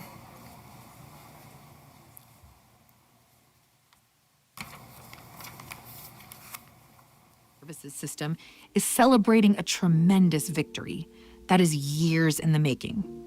On September 5th, 2024, the Court of King's Bench approved a historic settlement where the government of Manitoba has agreed to pay $530 million to 3 class actions representing children who were in the care of the Manitoba CFS system between January 1st, 2005 and March 31st, 2019. $84,800,000 will be paid to settle the class action on behalf of children who were in the care of the Métis CFS agencies, also known as the LaFontaine class action. This settlement concerned Manitoba's unlawful policy requiring remittance of the Federal Child Special Allowance, CSA benefit, for over 14 years. So what exactly is the CSA benefit? The CSA benefit is a monthly payment which is provided to CFS agencies to be used for children in their care. These payments are equivalent to the Canada Child Benefit. The CSA benefit is required to be used exclusively for the care and maintenance of the specific child for whom the benefit is paid. However, in 2005, Manitoba began forcing CFS agencies to remit the CSA benefit to Manitoba. If the CFS agencies refused to remit the CSA benefit to Manitoba, Manitoba reduced the provincial funding CFS agencies were entitled to. Here is a list of the Indigenous agencies, authorities, and organizations that were affected by Manitoba's unlawful conduct. I'll give you a second to read those over. This settlement is an incredible achievement as it recovers more than 100% of the principal amount of the CSA benefits remitted to Manitoba. This was a long-fought battle, but due to the perseverance and dedication of the MMF, the national government of the Red River Métis, and the Métis CFS Authority and agencies, our children in care are finally receiving the justice they deserve. To further explain what this victory means to Red River Métis children, youth, and families, here is President David Chartrand outside of the court on the day of the decision. Well, today definitely is a day I think we could all rejoice for all Indigenous children, not just the Métis at Red River. I think that both the First Nation and the Red River children and the non-Indigenous children that were under our care and First Nation care are all winners today. Justice has been served. And many of them will be, of course, anticipating when can they come to the offices of the Federation and our government and start issuing the claims that they will proceed forward with. As I said, our team has made it very clear. They're ready. They're ready to go. Their checks can be issued upon the arrival of the check from the province. We'll be ready the next day. But before I close off my comments, because this is a proud day, an historical day actually, it's the biggest claim I think in Manitoba's history, and I think that's something to be looked upon in the future, that it can be done. If justice is done, even though whatever the amount is, justice can still find its way to prevail and do the right thing. We are still looking for people who qualify under the class action lawsuits. If you or anyone you know was in the care of our agencies between 2005 to 2019, please reach out to CSA Class Action at MétisAuthority.com or view the informational document provided to you in your 2024 Annual General Assembly Kit. Thank you to everyone who was able to make this possible. It takes a village to raise a child, and we look to our future with optimism, promise, and hope. Merci, on a eu une très bonne journée. On veut dire un gros merci à tout le monde et surtout le bon Dieu. Merci.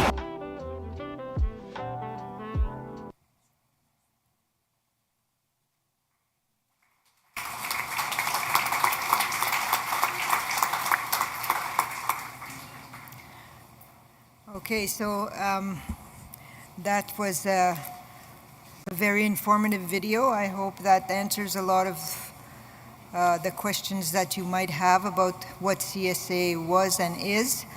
And as the Minister responsible for Métis Child and Family Services, I would like to take this opportunity to thank the Manitoba Métis Federation, le gouvernement national Métis de la Rivière-Rouge, and to thank for their continued collaboration and support in respect to the mandates and their support. But in respect to the mandate section that references working with other ministers to create prevention supports, I would like to highlight some of the MMF departments we have worked with to improve the lives of our children, youth, and families. First off, there's Métis Health and Wellness Department promoting a plan for a Red River Jordan's Principle initiative. Currently, only First Nations and Inuit can access Jordan's Principle. So we're working, Minister Chartrand and I are working as a partnership on that, and we're working to see what we can do about that and correcting that. Métis N4 construction. Completing a capital assessment related to the federal coordination agreement. They prepared a needs assessment based on the current buildings in the Child and Family Services system, as well as made recommendations for what will be required as we transition to federal Child and Family Services legislation.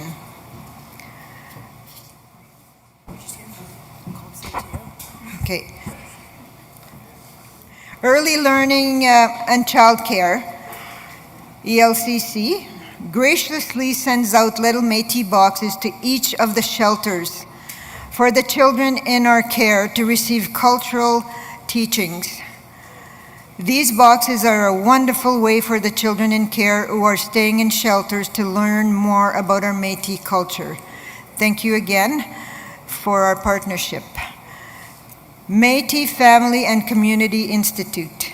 This year we saw the revival of the Métis Family and Community Institute to support the minister responsible for Métis Child and Family Services, which is moi, as well as our Métis Child and Family Services system. Another one is Métis Community Resource Department. Currently, the Métis Child and Family Services Authority provides in-kind training related to areas of interest to department staff. Métis Justice Institute, providing the Métis Child and Family Services system with a dedicated court liaison workers to prepare youth and families involved with child and family services for court. Métis Employment and Training, MET, providing support services to children aging out of care while navigating their career paths, providing job placement assistance and mentorship. And the Métis Spirit program that enhances preventive programs through the agency. And that is such a great program. The Métis Spirit program was the vision of our president, David Chartrand, after he attended the very first aging out ceremony. And you know, when you don't want to, it's sad because they're aging out and you know that they're going out there, but we wanted to make sure that they knew the services were still here, the families is still here, and that's what a Métis Spirit worker does, along with a whole lot of us. We never ever just let them go. We're always here if they need us. And then, of course, we have the Department of Housing and Property Management.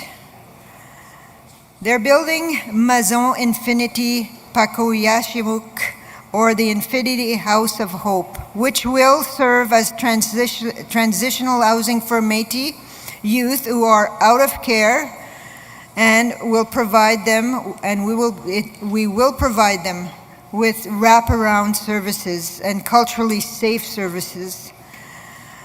And lastly, the Central Registry Office in helping obtaining citizenship for our children, youth, and families served by our agencies. So as you see, the cabinet ministers, we all work together.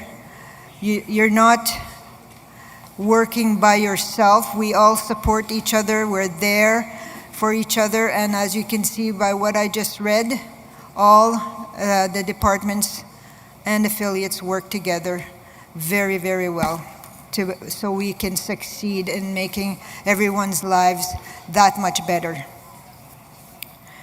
In regard to the mandate section referencing citizenship, you can see behind me or on your screen the impactful work our Métis CFS system is completing with the Central Registry Office in regard for getting eligible children in care their citizenship. And that's very important. They need those services as well, because you know the services for housing, for a lot of services, education, they need their citizenship number. So we're working diligently to get that, and that's the staff with the CRO and our staff and the agencies. We do our very best for them to have that citizenship card. Our authority has hired a citizenship liaison officers that coordinate directly with our children in care on their eligibility. We have worked diligently to get our children, youth, and families their documentation, resulting in over 90 applicants. Is it 90? Yeah, 90 applicants, with 38 of these applicants already receiving citizenship. Both our agencies continue to host youth celebrations for our children aging out of care. These celebrations are a terrific way to acknowledge and honor our children. We celebrate their accomplishments with family and friends, but all of our youth know that you never truly exit our care. Our agencies are always available to provide resources and support, and the children in our care are always looked after. We also hosted our first inaugural Métis Child Family Services Family Christmas Party just down the road at the Red River Exhibition Park. This party was an initiative created by the authority to partner with agencies for our children and families in care. This event hosted carnival rides, games, crafts, Christmas lights, photo booths, and of course, Santa. This past year also celebrates 20 years of Métis CFS system, and to look back on where we started to where we are now is truly remarkable. If you look at the screens, you can see a few photos from the very beginning of Métis CFS, as well as proposed principles drafted back in 1989. Something that I love to note is how closely our Métis CFS system has stayed true to the principles proposed over 25 years ago, and how crafting our authority and the agencies has been a meticulous process that continuously chips away at structures put in place by traditional CFS models. I would like to share a few of my favorites. A respect for the extended family systems and the many networks with the Métis communities. This is shown through our kinship care programs and our dedication to keeping children and with family and culturally relevant environments. A respect for the need to consider preventative development, restorative and emergency goals, objectives, and services. As shown through our many programs, working with our children and families to provide services that meet their wide variety of needs and not use a blanket approach for our children. Now, at this time, I have to say this because we had 3 annual general meetings. We have the Authority General Meeting, we have the MCHIF Authority General Meeting, and then we have the Community Agency the Métis Child and Family Community Services AGM. So in your kits, there's 3 reports. And if you want to know anything about the programs and services that are being offered by us, please take the time, keep them at home, but please do not just leave them anywhere. Read them, take the time. You will see how hard the staff and the boards work for you. So it would be very respectful if you take the time to read those reports.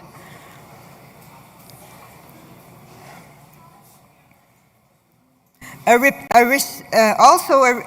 one that I'm really proud of is the respect for holistic services, which enhances the right of Métis families to self-determination.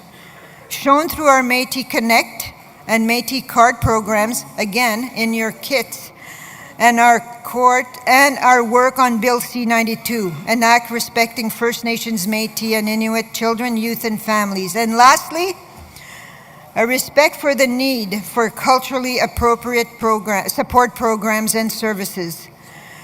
Shown in the work that we do every day as preserving and fostering Red River Métis culture is at the foundation of what we do when walking alongside our families.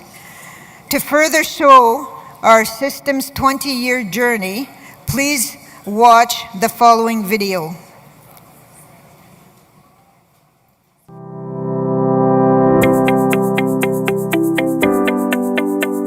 Welcome to Métis Child, Family and Community Services 20-year anniversary. On June 3rd, 2004, we opened our doors for the first time with around 15 staff housed in one location.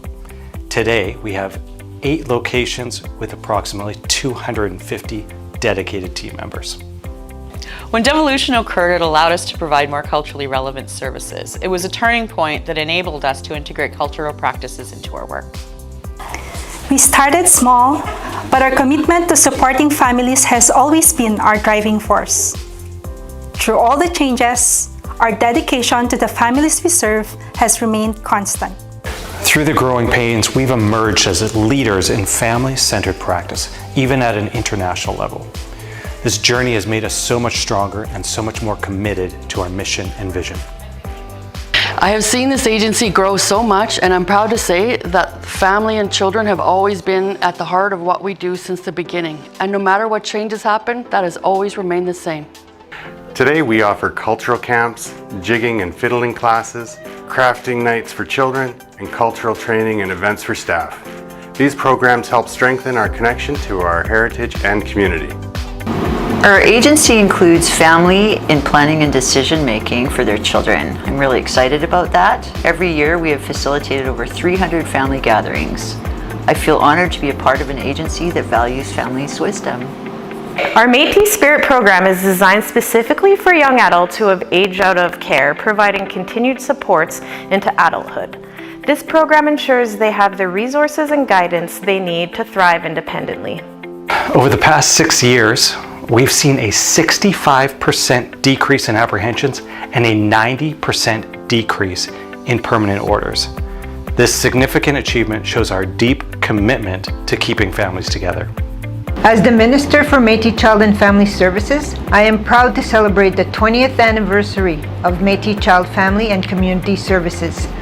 As a former chairperson of the agency and through my long involvement with the MMF, I have seen remarkable developments over these 20 years.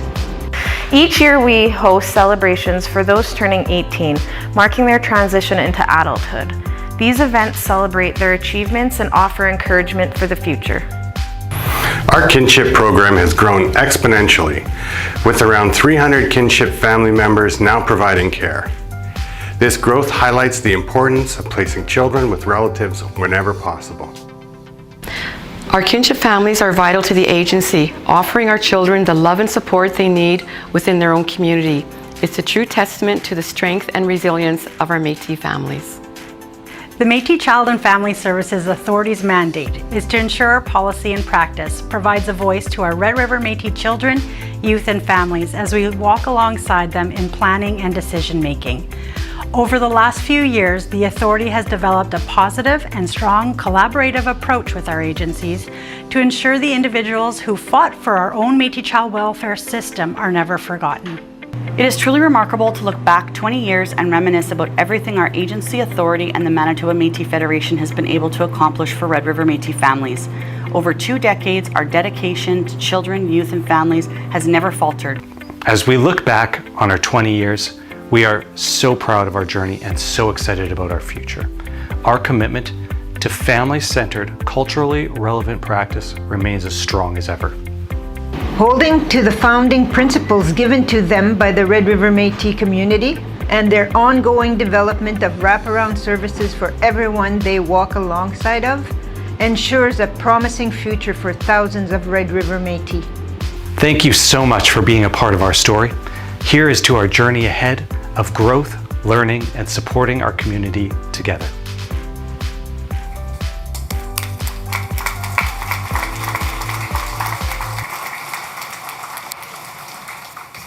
So we've been around for quite a while, hey?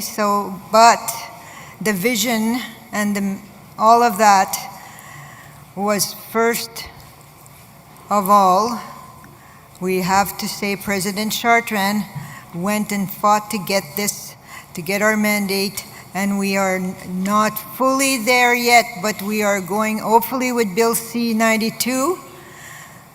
But we don't wait for that. We take care of our children. We make sure they're in culturally appropriate places. We make sure they're culturally aware, and we always in the best interest of the child. So in conclusion, I would like to remind everyone that we are still looking for children who may be eligible for compensation under the Children's Special Allowance class action lawsuits. But at this time, I have to do this because this wouldn't have happened without Mary and Renee consented to having their names put forward as representative plaintiffs in the Children's Special Allowance action, class action.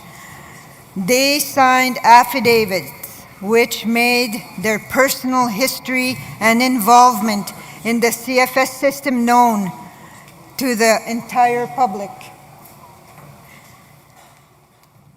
So they spent numerous hours in meetings with CFS staff and lawyers. And I'm not going to go into much more because there's a lot to say about these girls, but we're going to know that they're going to be presented now by me, by President Chartrand, and Raoul, Renee, and Mary, please come up.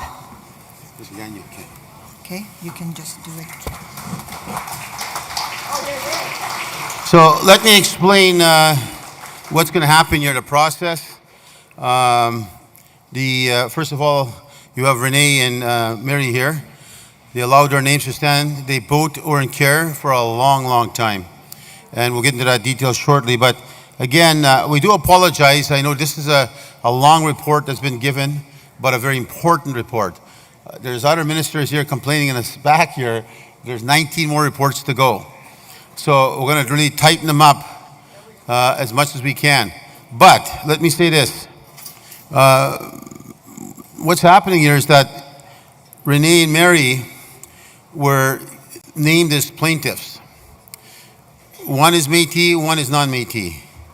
So, because we also represent non-Indigenous children in our care and also First Nation children in our care. And what will then take place is that the distribution of these dollars, sometimes a child will get money from us the time they were there, and sometimes they'll have to get it from the First Nations because they're also in care over there. So we have a joint relationship going forward. But this particular one, I got on behalf of everyone here, because they're plaintiffs, and again, it shows how frugal we are. Because I know that the First Nation cases, they went forward. I think one of them got $50,000 as a named plaintiff. One got 20,000, 20. Raul knows the numbers. They're quite large, and our plaintiffs here They're not greedy. They said, a few bucks to me, that's good enough. Put my name there to defend the children. So they will each receive a check for $5,000. So Renee, and there, thank you. So you want to say anything? I do. Okay, they actually want to say something which I'm very proud of. One is going to law school potentially. This one's going to Ireland next week, this little Métis girl here, with her boyfriend and her family. So, Mary, you can go first. Hello. I just wanted to say thank you to everyone who was a part of making this settlement happen for children and youth in and from care. This settlement is going to help so many of us. We will now have a chance at equal opportunity to pursue our future ambitions. On that same note, I do want to acknowledge that healing is a process, and it takes time. It takes looking inward. It takes reflection within ourselves, as well as understanding the responsibility of our individual roles in our communities. It takes every single person in our communities to come together to create the change we want to see, to give space for one another to heal, and to make the future a better place for all of us collectively. Thank you.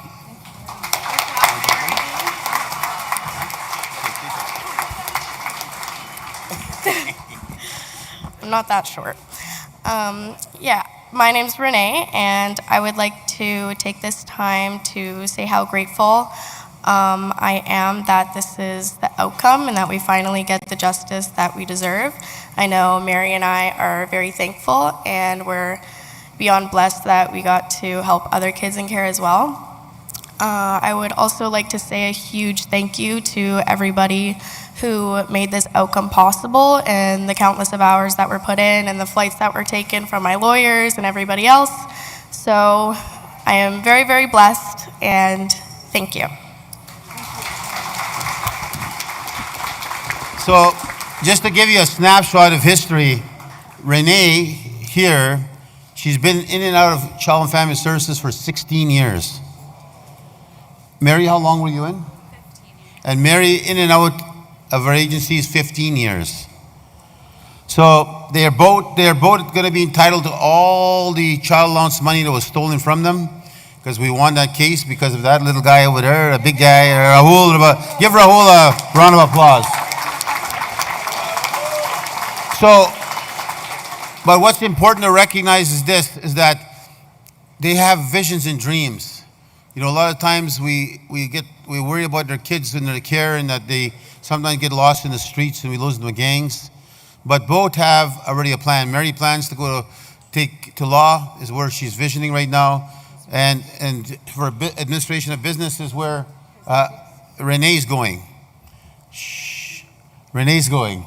Anyway, so she actually plans to buy a car. So I'm tired of taking the bus, it's so hard. So when I get my CSA check, I'm going to buy a car.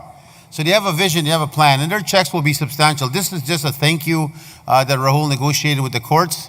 As I said, First Nations, theirs was quite large. So, but again, from our side, not disrespecting them. They got to answer to their own people, not me. So, but from our perspective, I want to thank the minister for all the work she's done. The staff behind me that are here, they worked very, very hard to put back a very solid plan of how we will deal with the CSA upon its arrival. So the check's right now in our account, not my account, but the CSA account, Child and Family Services, and that money will be transferred to Richardson Financial. From there, there'll be checks starting to be issued right away. So I'm very, very pleased about that. And Rahul, again, on behalf of everybody, thank you for your litigation, and don't stand so far. You're not shy in court, so don't be shy here. So anyways, but again, it's a great honor for us, and to see the work that the minister has done and the team has done, and I think it's something we should be very, very, very proud of. Like $84.8 million settlement, and some of it will go to programs and services. A lot of it will go to the settlement directly. But I want you to leave this note. I don't know if the minister said anything. I couldn't hear properly in the back, but we almost had a strike the other day. Our Child and Family Service staff are talking about a strike through the union, and you can't blame them. They're getting salaries that are based in 2013 timeframe. And because the government has underfunded us since day one and are still underfunding us today. Actually, Rahul was just briefing me, ready. We filed a lawsuit against the province. Wab knows about it. And we are going to sue the province shortly. On the craze, they're still taking the child allowance money right now. So they have to stop that and give these children and put their children's money away right there for them. So we will take, even though Wab's a friend of ours, I will take him to court if he does not settle the CSA with our lawyers and puts that money where it belongs. So with that, I'm done. Yeah. Okay, let's go. You have the stage now. I just wanted to say, Mary is now working for our agency here at 2000 Portage. She's a Métis Spirit worker. So she's excellent. Okay. Good job. Thank you guys. Good job. Good trip to Ireland. Okay, do we have any questions? Oh, that's okay. Does she need this?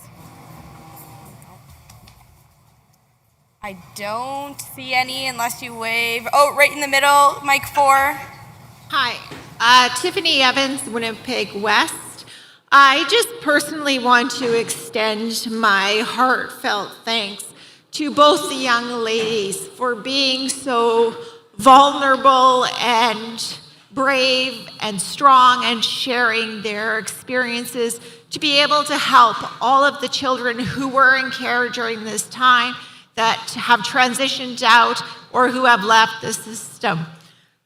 Further to that, as well as Minister Mayer, who I don't believe is present, and Minister Biors, and President Chartrand.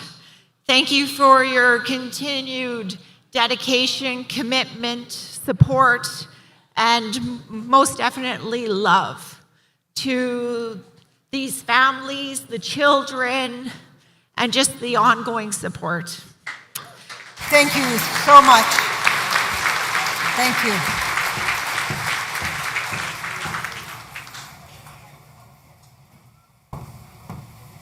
We got a question from Vancouver.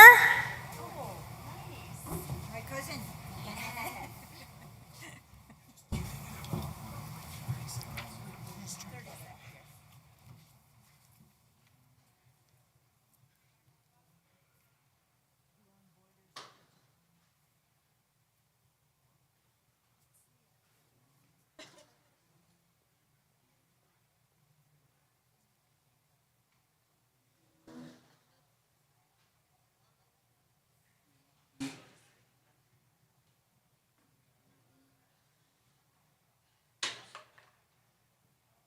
Yeah, that's good. That's a good question.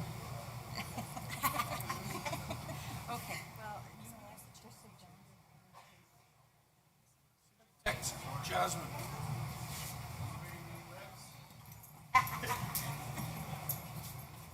One second, we just have to start all over again. Okay. My name is Leo Nolan. I'm in Abbotsford, and my local in Manitoba is Elizir Goulet, local. I've been in social services for the last 30 years in British Columbia, and we work with a lot of Métis children over here. Will these, there's a couple of questions. First of all, does the Métis Family Services, do they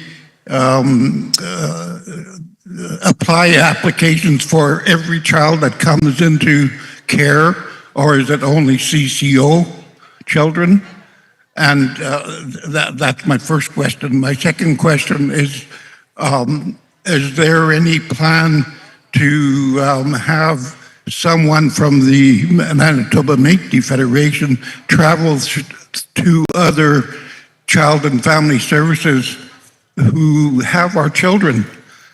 Some of these children might be eligible for this 2005-2019. So that's basically what I wanted.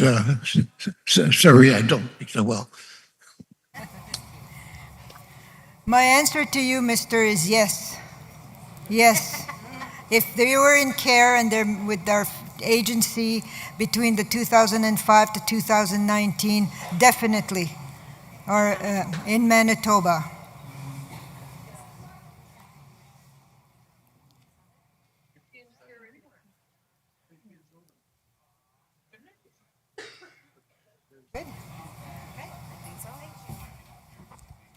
Seeing no more questions. Oh, I actually got to steal my paper back there. Sorry.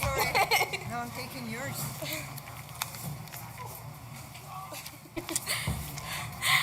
Can I have a motion to accept Minister Bure's report for Métis Child and Family Services? Right here.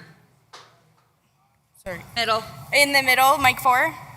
Veronica Tuttle, St. Norbert Local. I move to accept Minister Bure's report. Sorry. Thank you. It's been a long day. At the back mic there. Tiffany Evans, Winnipeg West. I second the motion. All in favor? All opposed? Any abstentions?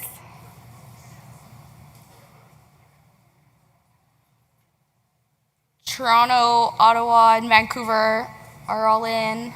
Online's in, just waiting on downstairs.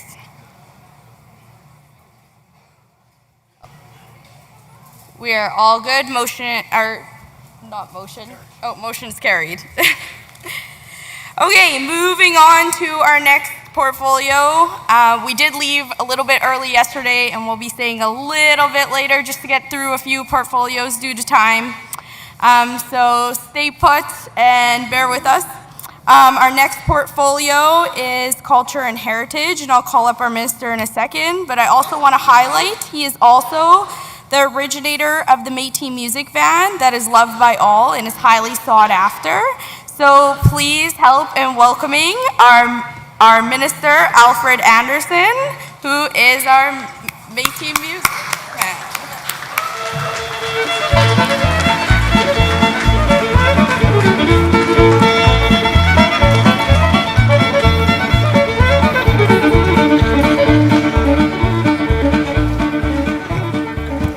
Thank you very much.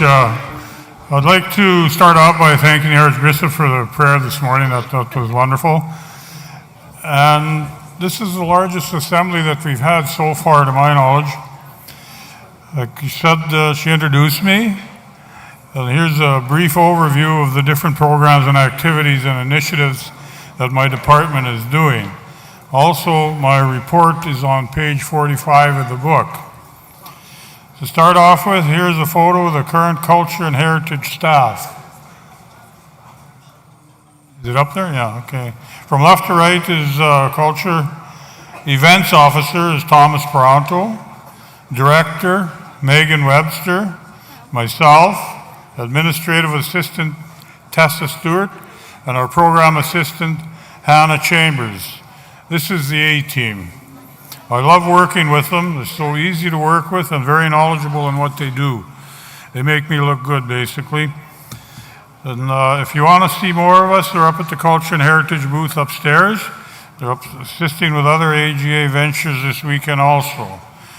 Like what we're doing, we're going back to the past right now, and we're bringing it up to the future. We're correcting it, and we're moving ahead into the future. One of the programs that I'm very proud about is the Métis Music Van. CBC, APTN, CTV, they came riding around with me when I first started it off, and they couldn't believe how much attention it got through the music and through the flags, the kids, the senior citizens, and the people in the hospital. Since its creation, the Métis Music Van has become an iconic, essential part of the Culture and Heritage Department's efforts to spread our Red River Métis culture, pride, and identity throughout the local communities. Flying our flag, playing our music, one community at a time, And we notice they're getting bigger and bigger. We have more calls coming in for the music van. And we go out through other regions. We stretched out. We went to the southeast region. We went to the southeast, southwest, the Interlake, and the Winnipeg region. So in the high demand, the music van was featured in various parades, community events, festivals, as well as graduations, anniversaries, birthdays, and we even did a funeral. So it's popular in that way, and I find when the kids are asking for the music van rather than an ice cream truck, I'm getting the message across to them. So that's what gives me motivation to keep going. But also there's a mural in which, in Selkirk, which captures the vision that I had for the music van, where there are Red River Métis dancers along with dancers of other nationalities. We have Ukrainian dancers, we have Scottish dancers, but it captured the whole thing. The common denominator there is our music.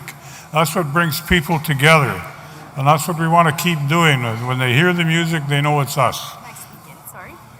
Sorry, I'm just going to sneak in here. There's lots of murmuring and movement happening, and we got an important report to listen to, so can we please be respectful? Thank you. I'm very happy to announce that we just purchased a new Métis music van for 2023-24-25.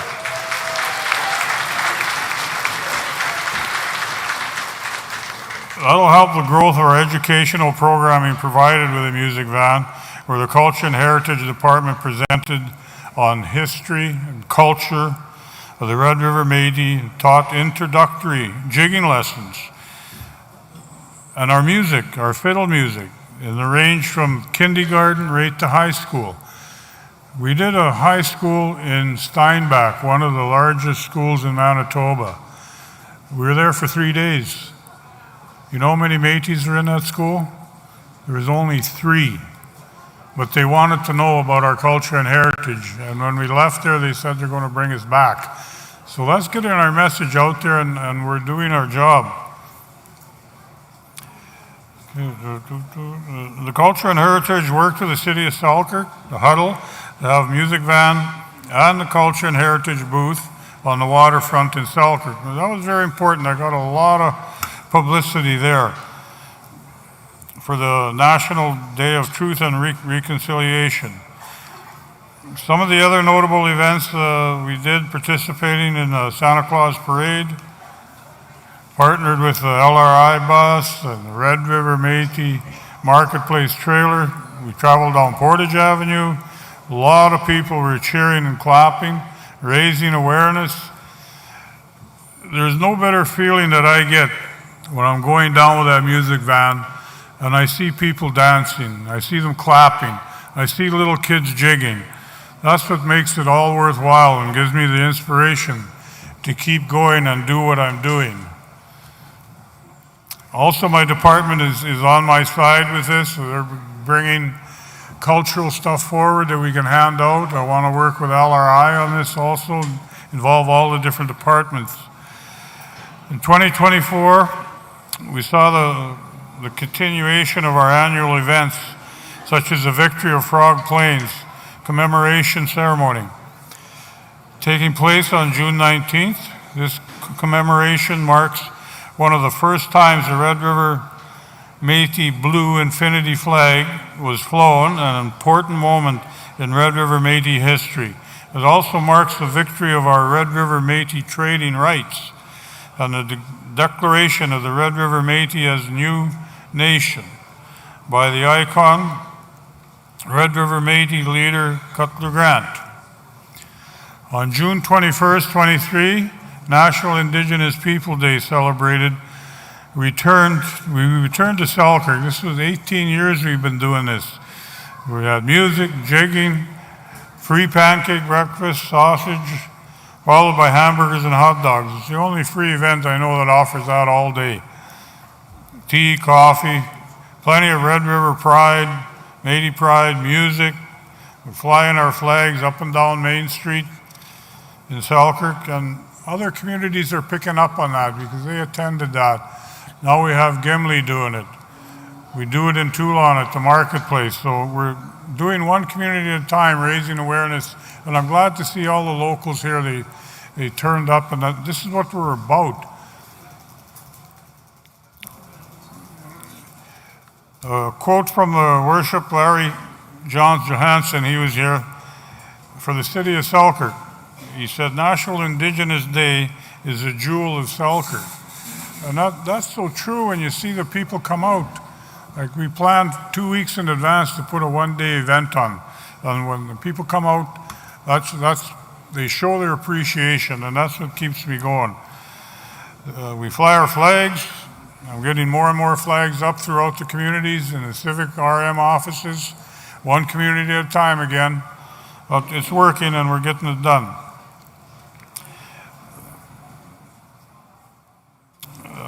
The Culture and Heritage team teamed up with St. Madeleine Heritage Local, Southwest Region, and the MMF to put on the St. Madeleine Métis Days, July 14th and 16th. There we are. Go ahead, clap. It was a weekend-long festival that commemorates the Red River Métis community of St. Madeleine, which was extinguished in 1938 with the Canadian government's Prairie Farm Rehabilitation Act to make room for cattle pasture. They put cattle ahead of our citizens, put cows ahead of us, and that's disgracing. But we're getting it back.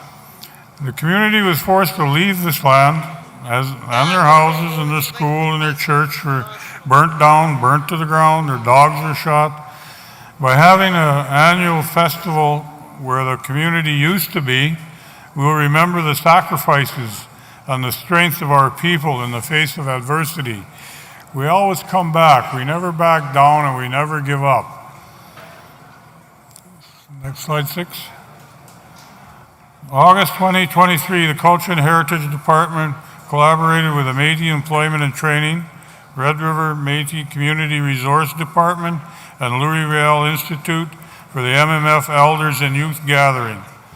The gathering was held in Selkirk again, which was fantastic. We put up the flags again.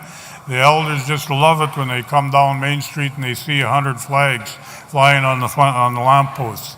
It shows recognition and shows respect, that we respect what they are and we respect their knowledge and what they have to share with our youth.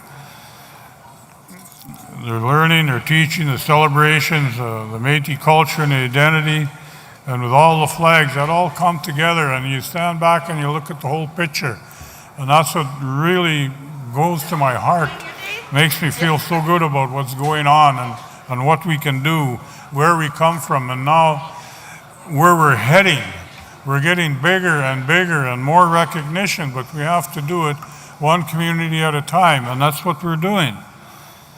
Then we did the commemoration ceremony at Louis-Riel's gravesite in St. Boniface. The event was well attended by members of Parliament, Premier Wab Kinew, members of the provincial political parties, the mayor, our MMF ministers, and the IWS spokesperson for women, citizens, and the public. Following the commemoration was a reception at the St. Boniface Museum with the Red River Métis musicians for entertainment.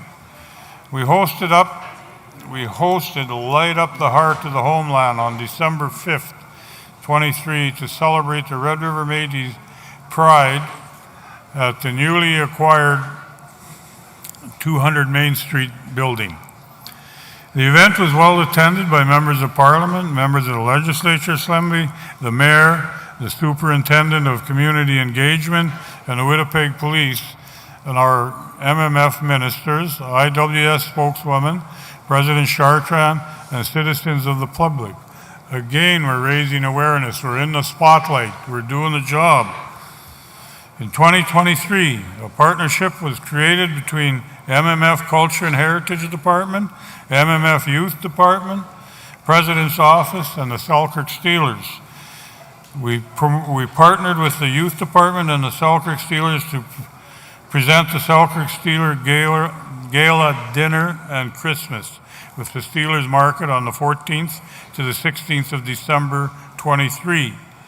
Minister Janai had the opportunity to arrive in the event with a helicopter organized by the Selkirk Steelers. That was odd, but it was good.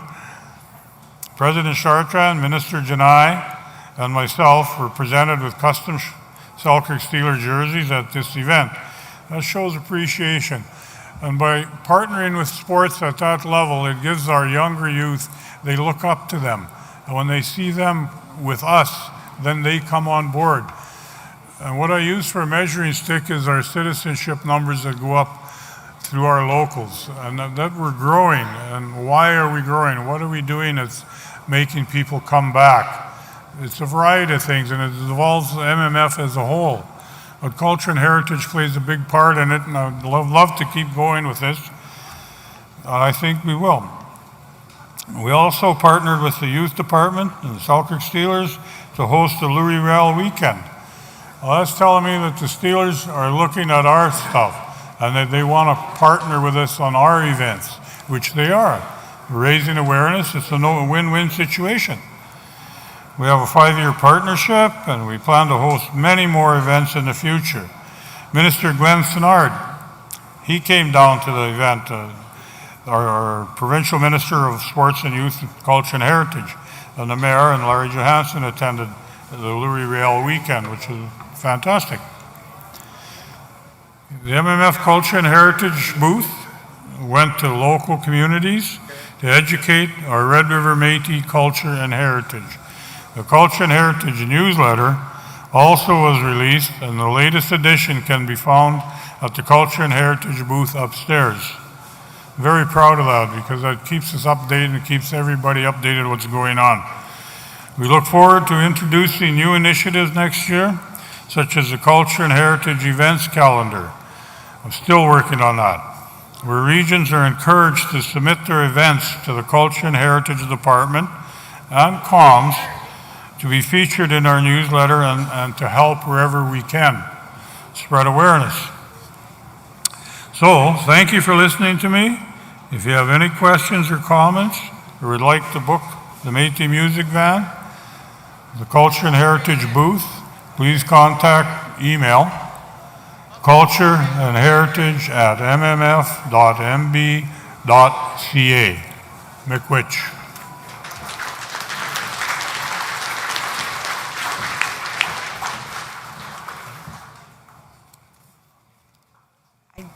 Not seeing anybody at the mic unless you wave.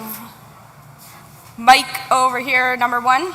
I'm only waiting to move on Minister's Okay. report. Wave if you have a question. Seeing no questions on. Okay. So, yeah, so we'll have, there's one question. Okay. So just a moment, there's a question coming in.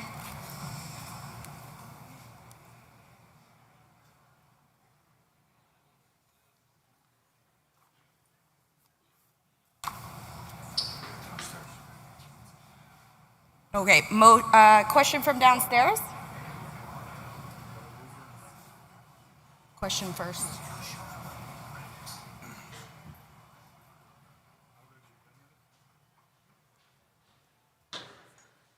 The question is, what programs are available for Métis wanting to learn Michif?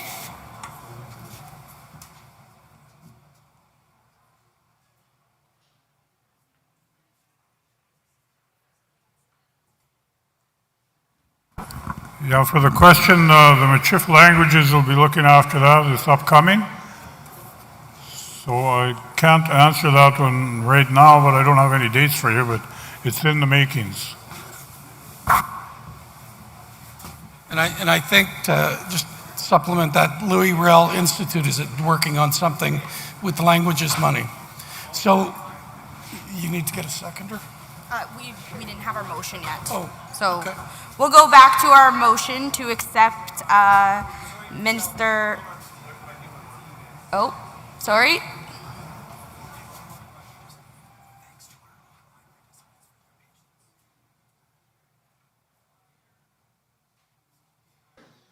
The question is, what is being done in terms of language revitalization?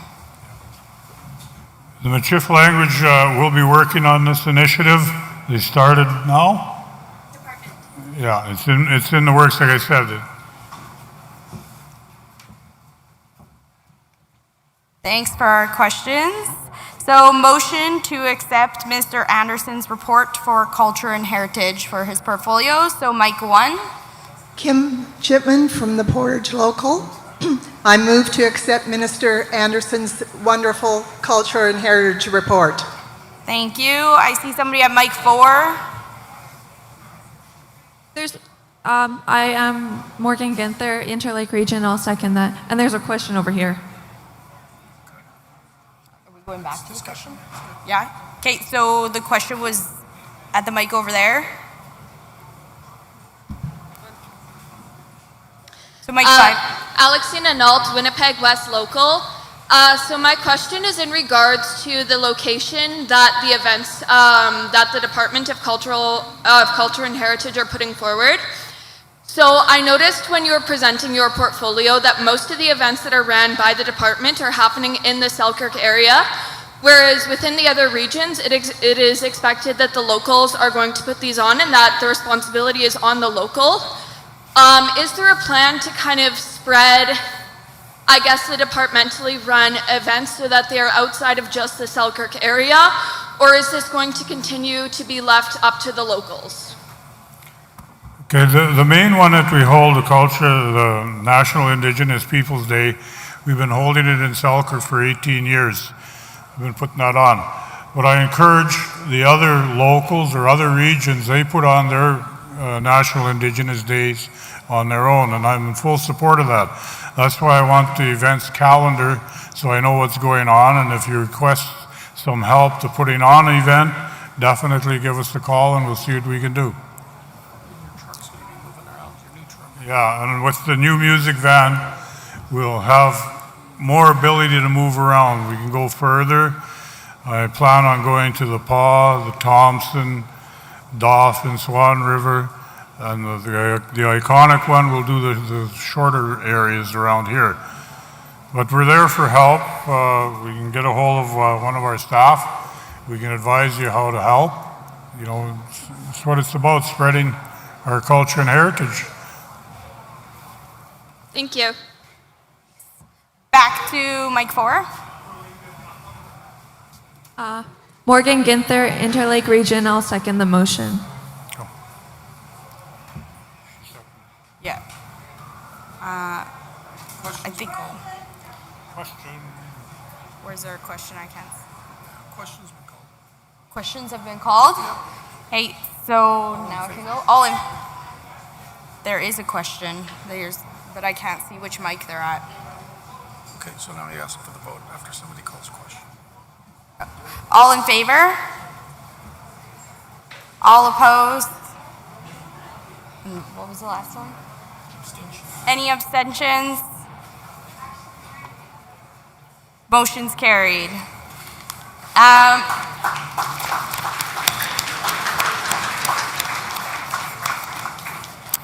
Thank you for your patience, and thank you for the patience to those of you online, as well as us here waiting for online votes to come in. I just want to let you know that before we finish today, there is dinner being served in a few minutes at 5 at the back, my left, your right.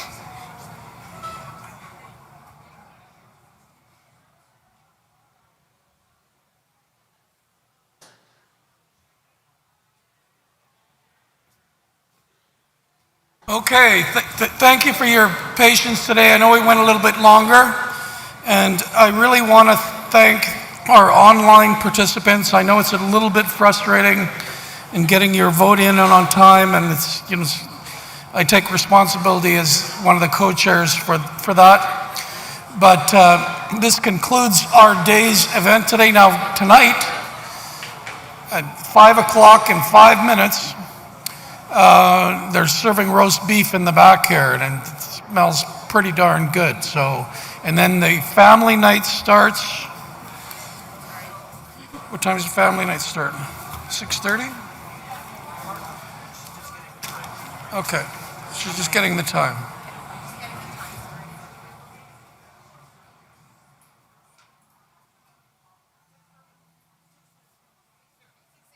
$6:30, that's what I thought, 6:30. So enjoy your dinner, and we'll see you back here at 6:30 for family night. They're gonna clean out these tables and we're gonna have some fun tonight. Thank you all. Say thank you. Thank you.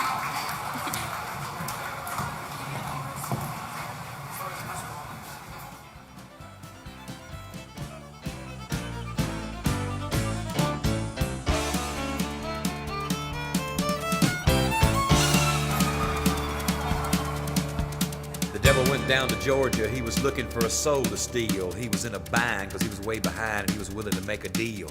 When he came across this young man sawing on a fiddle and playing it hot, and the devil jumped up on a hickory stump and said, boy, let me tell you what. I guess you didn't know it, but I'm a fiddle player too. And if you'd care to take a dare, I'll make a bet with you. Now you play pretty good fiddle, boy, but give the devil his due. I bet a fiddle of gold against your soul because I think I'm better than you. The boy said, my name's Johnny, and it might be a sin, but I'll take your bet you're gonna regret, cause I'm the best as ever been. Johnny, rosin up your bow and play your fiddle hard, cause hell's broke loose in Georgia and the devil deals the cards. And if you win, you get this shiny fiddle made of gold, but if you lose, the devil gets your soul.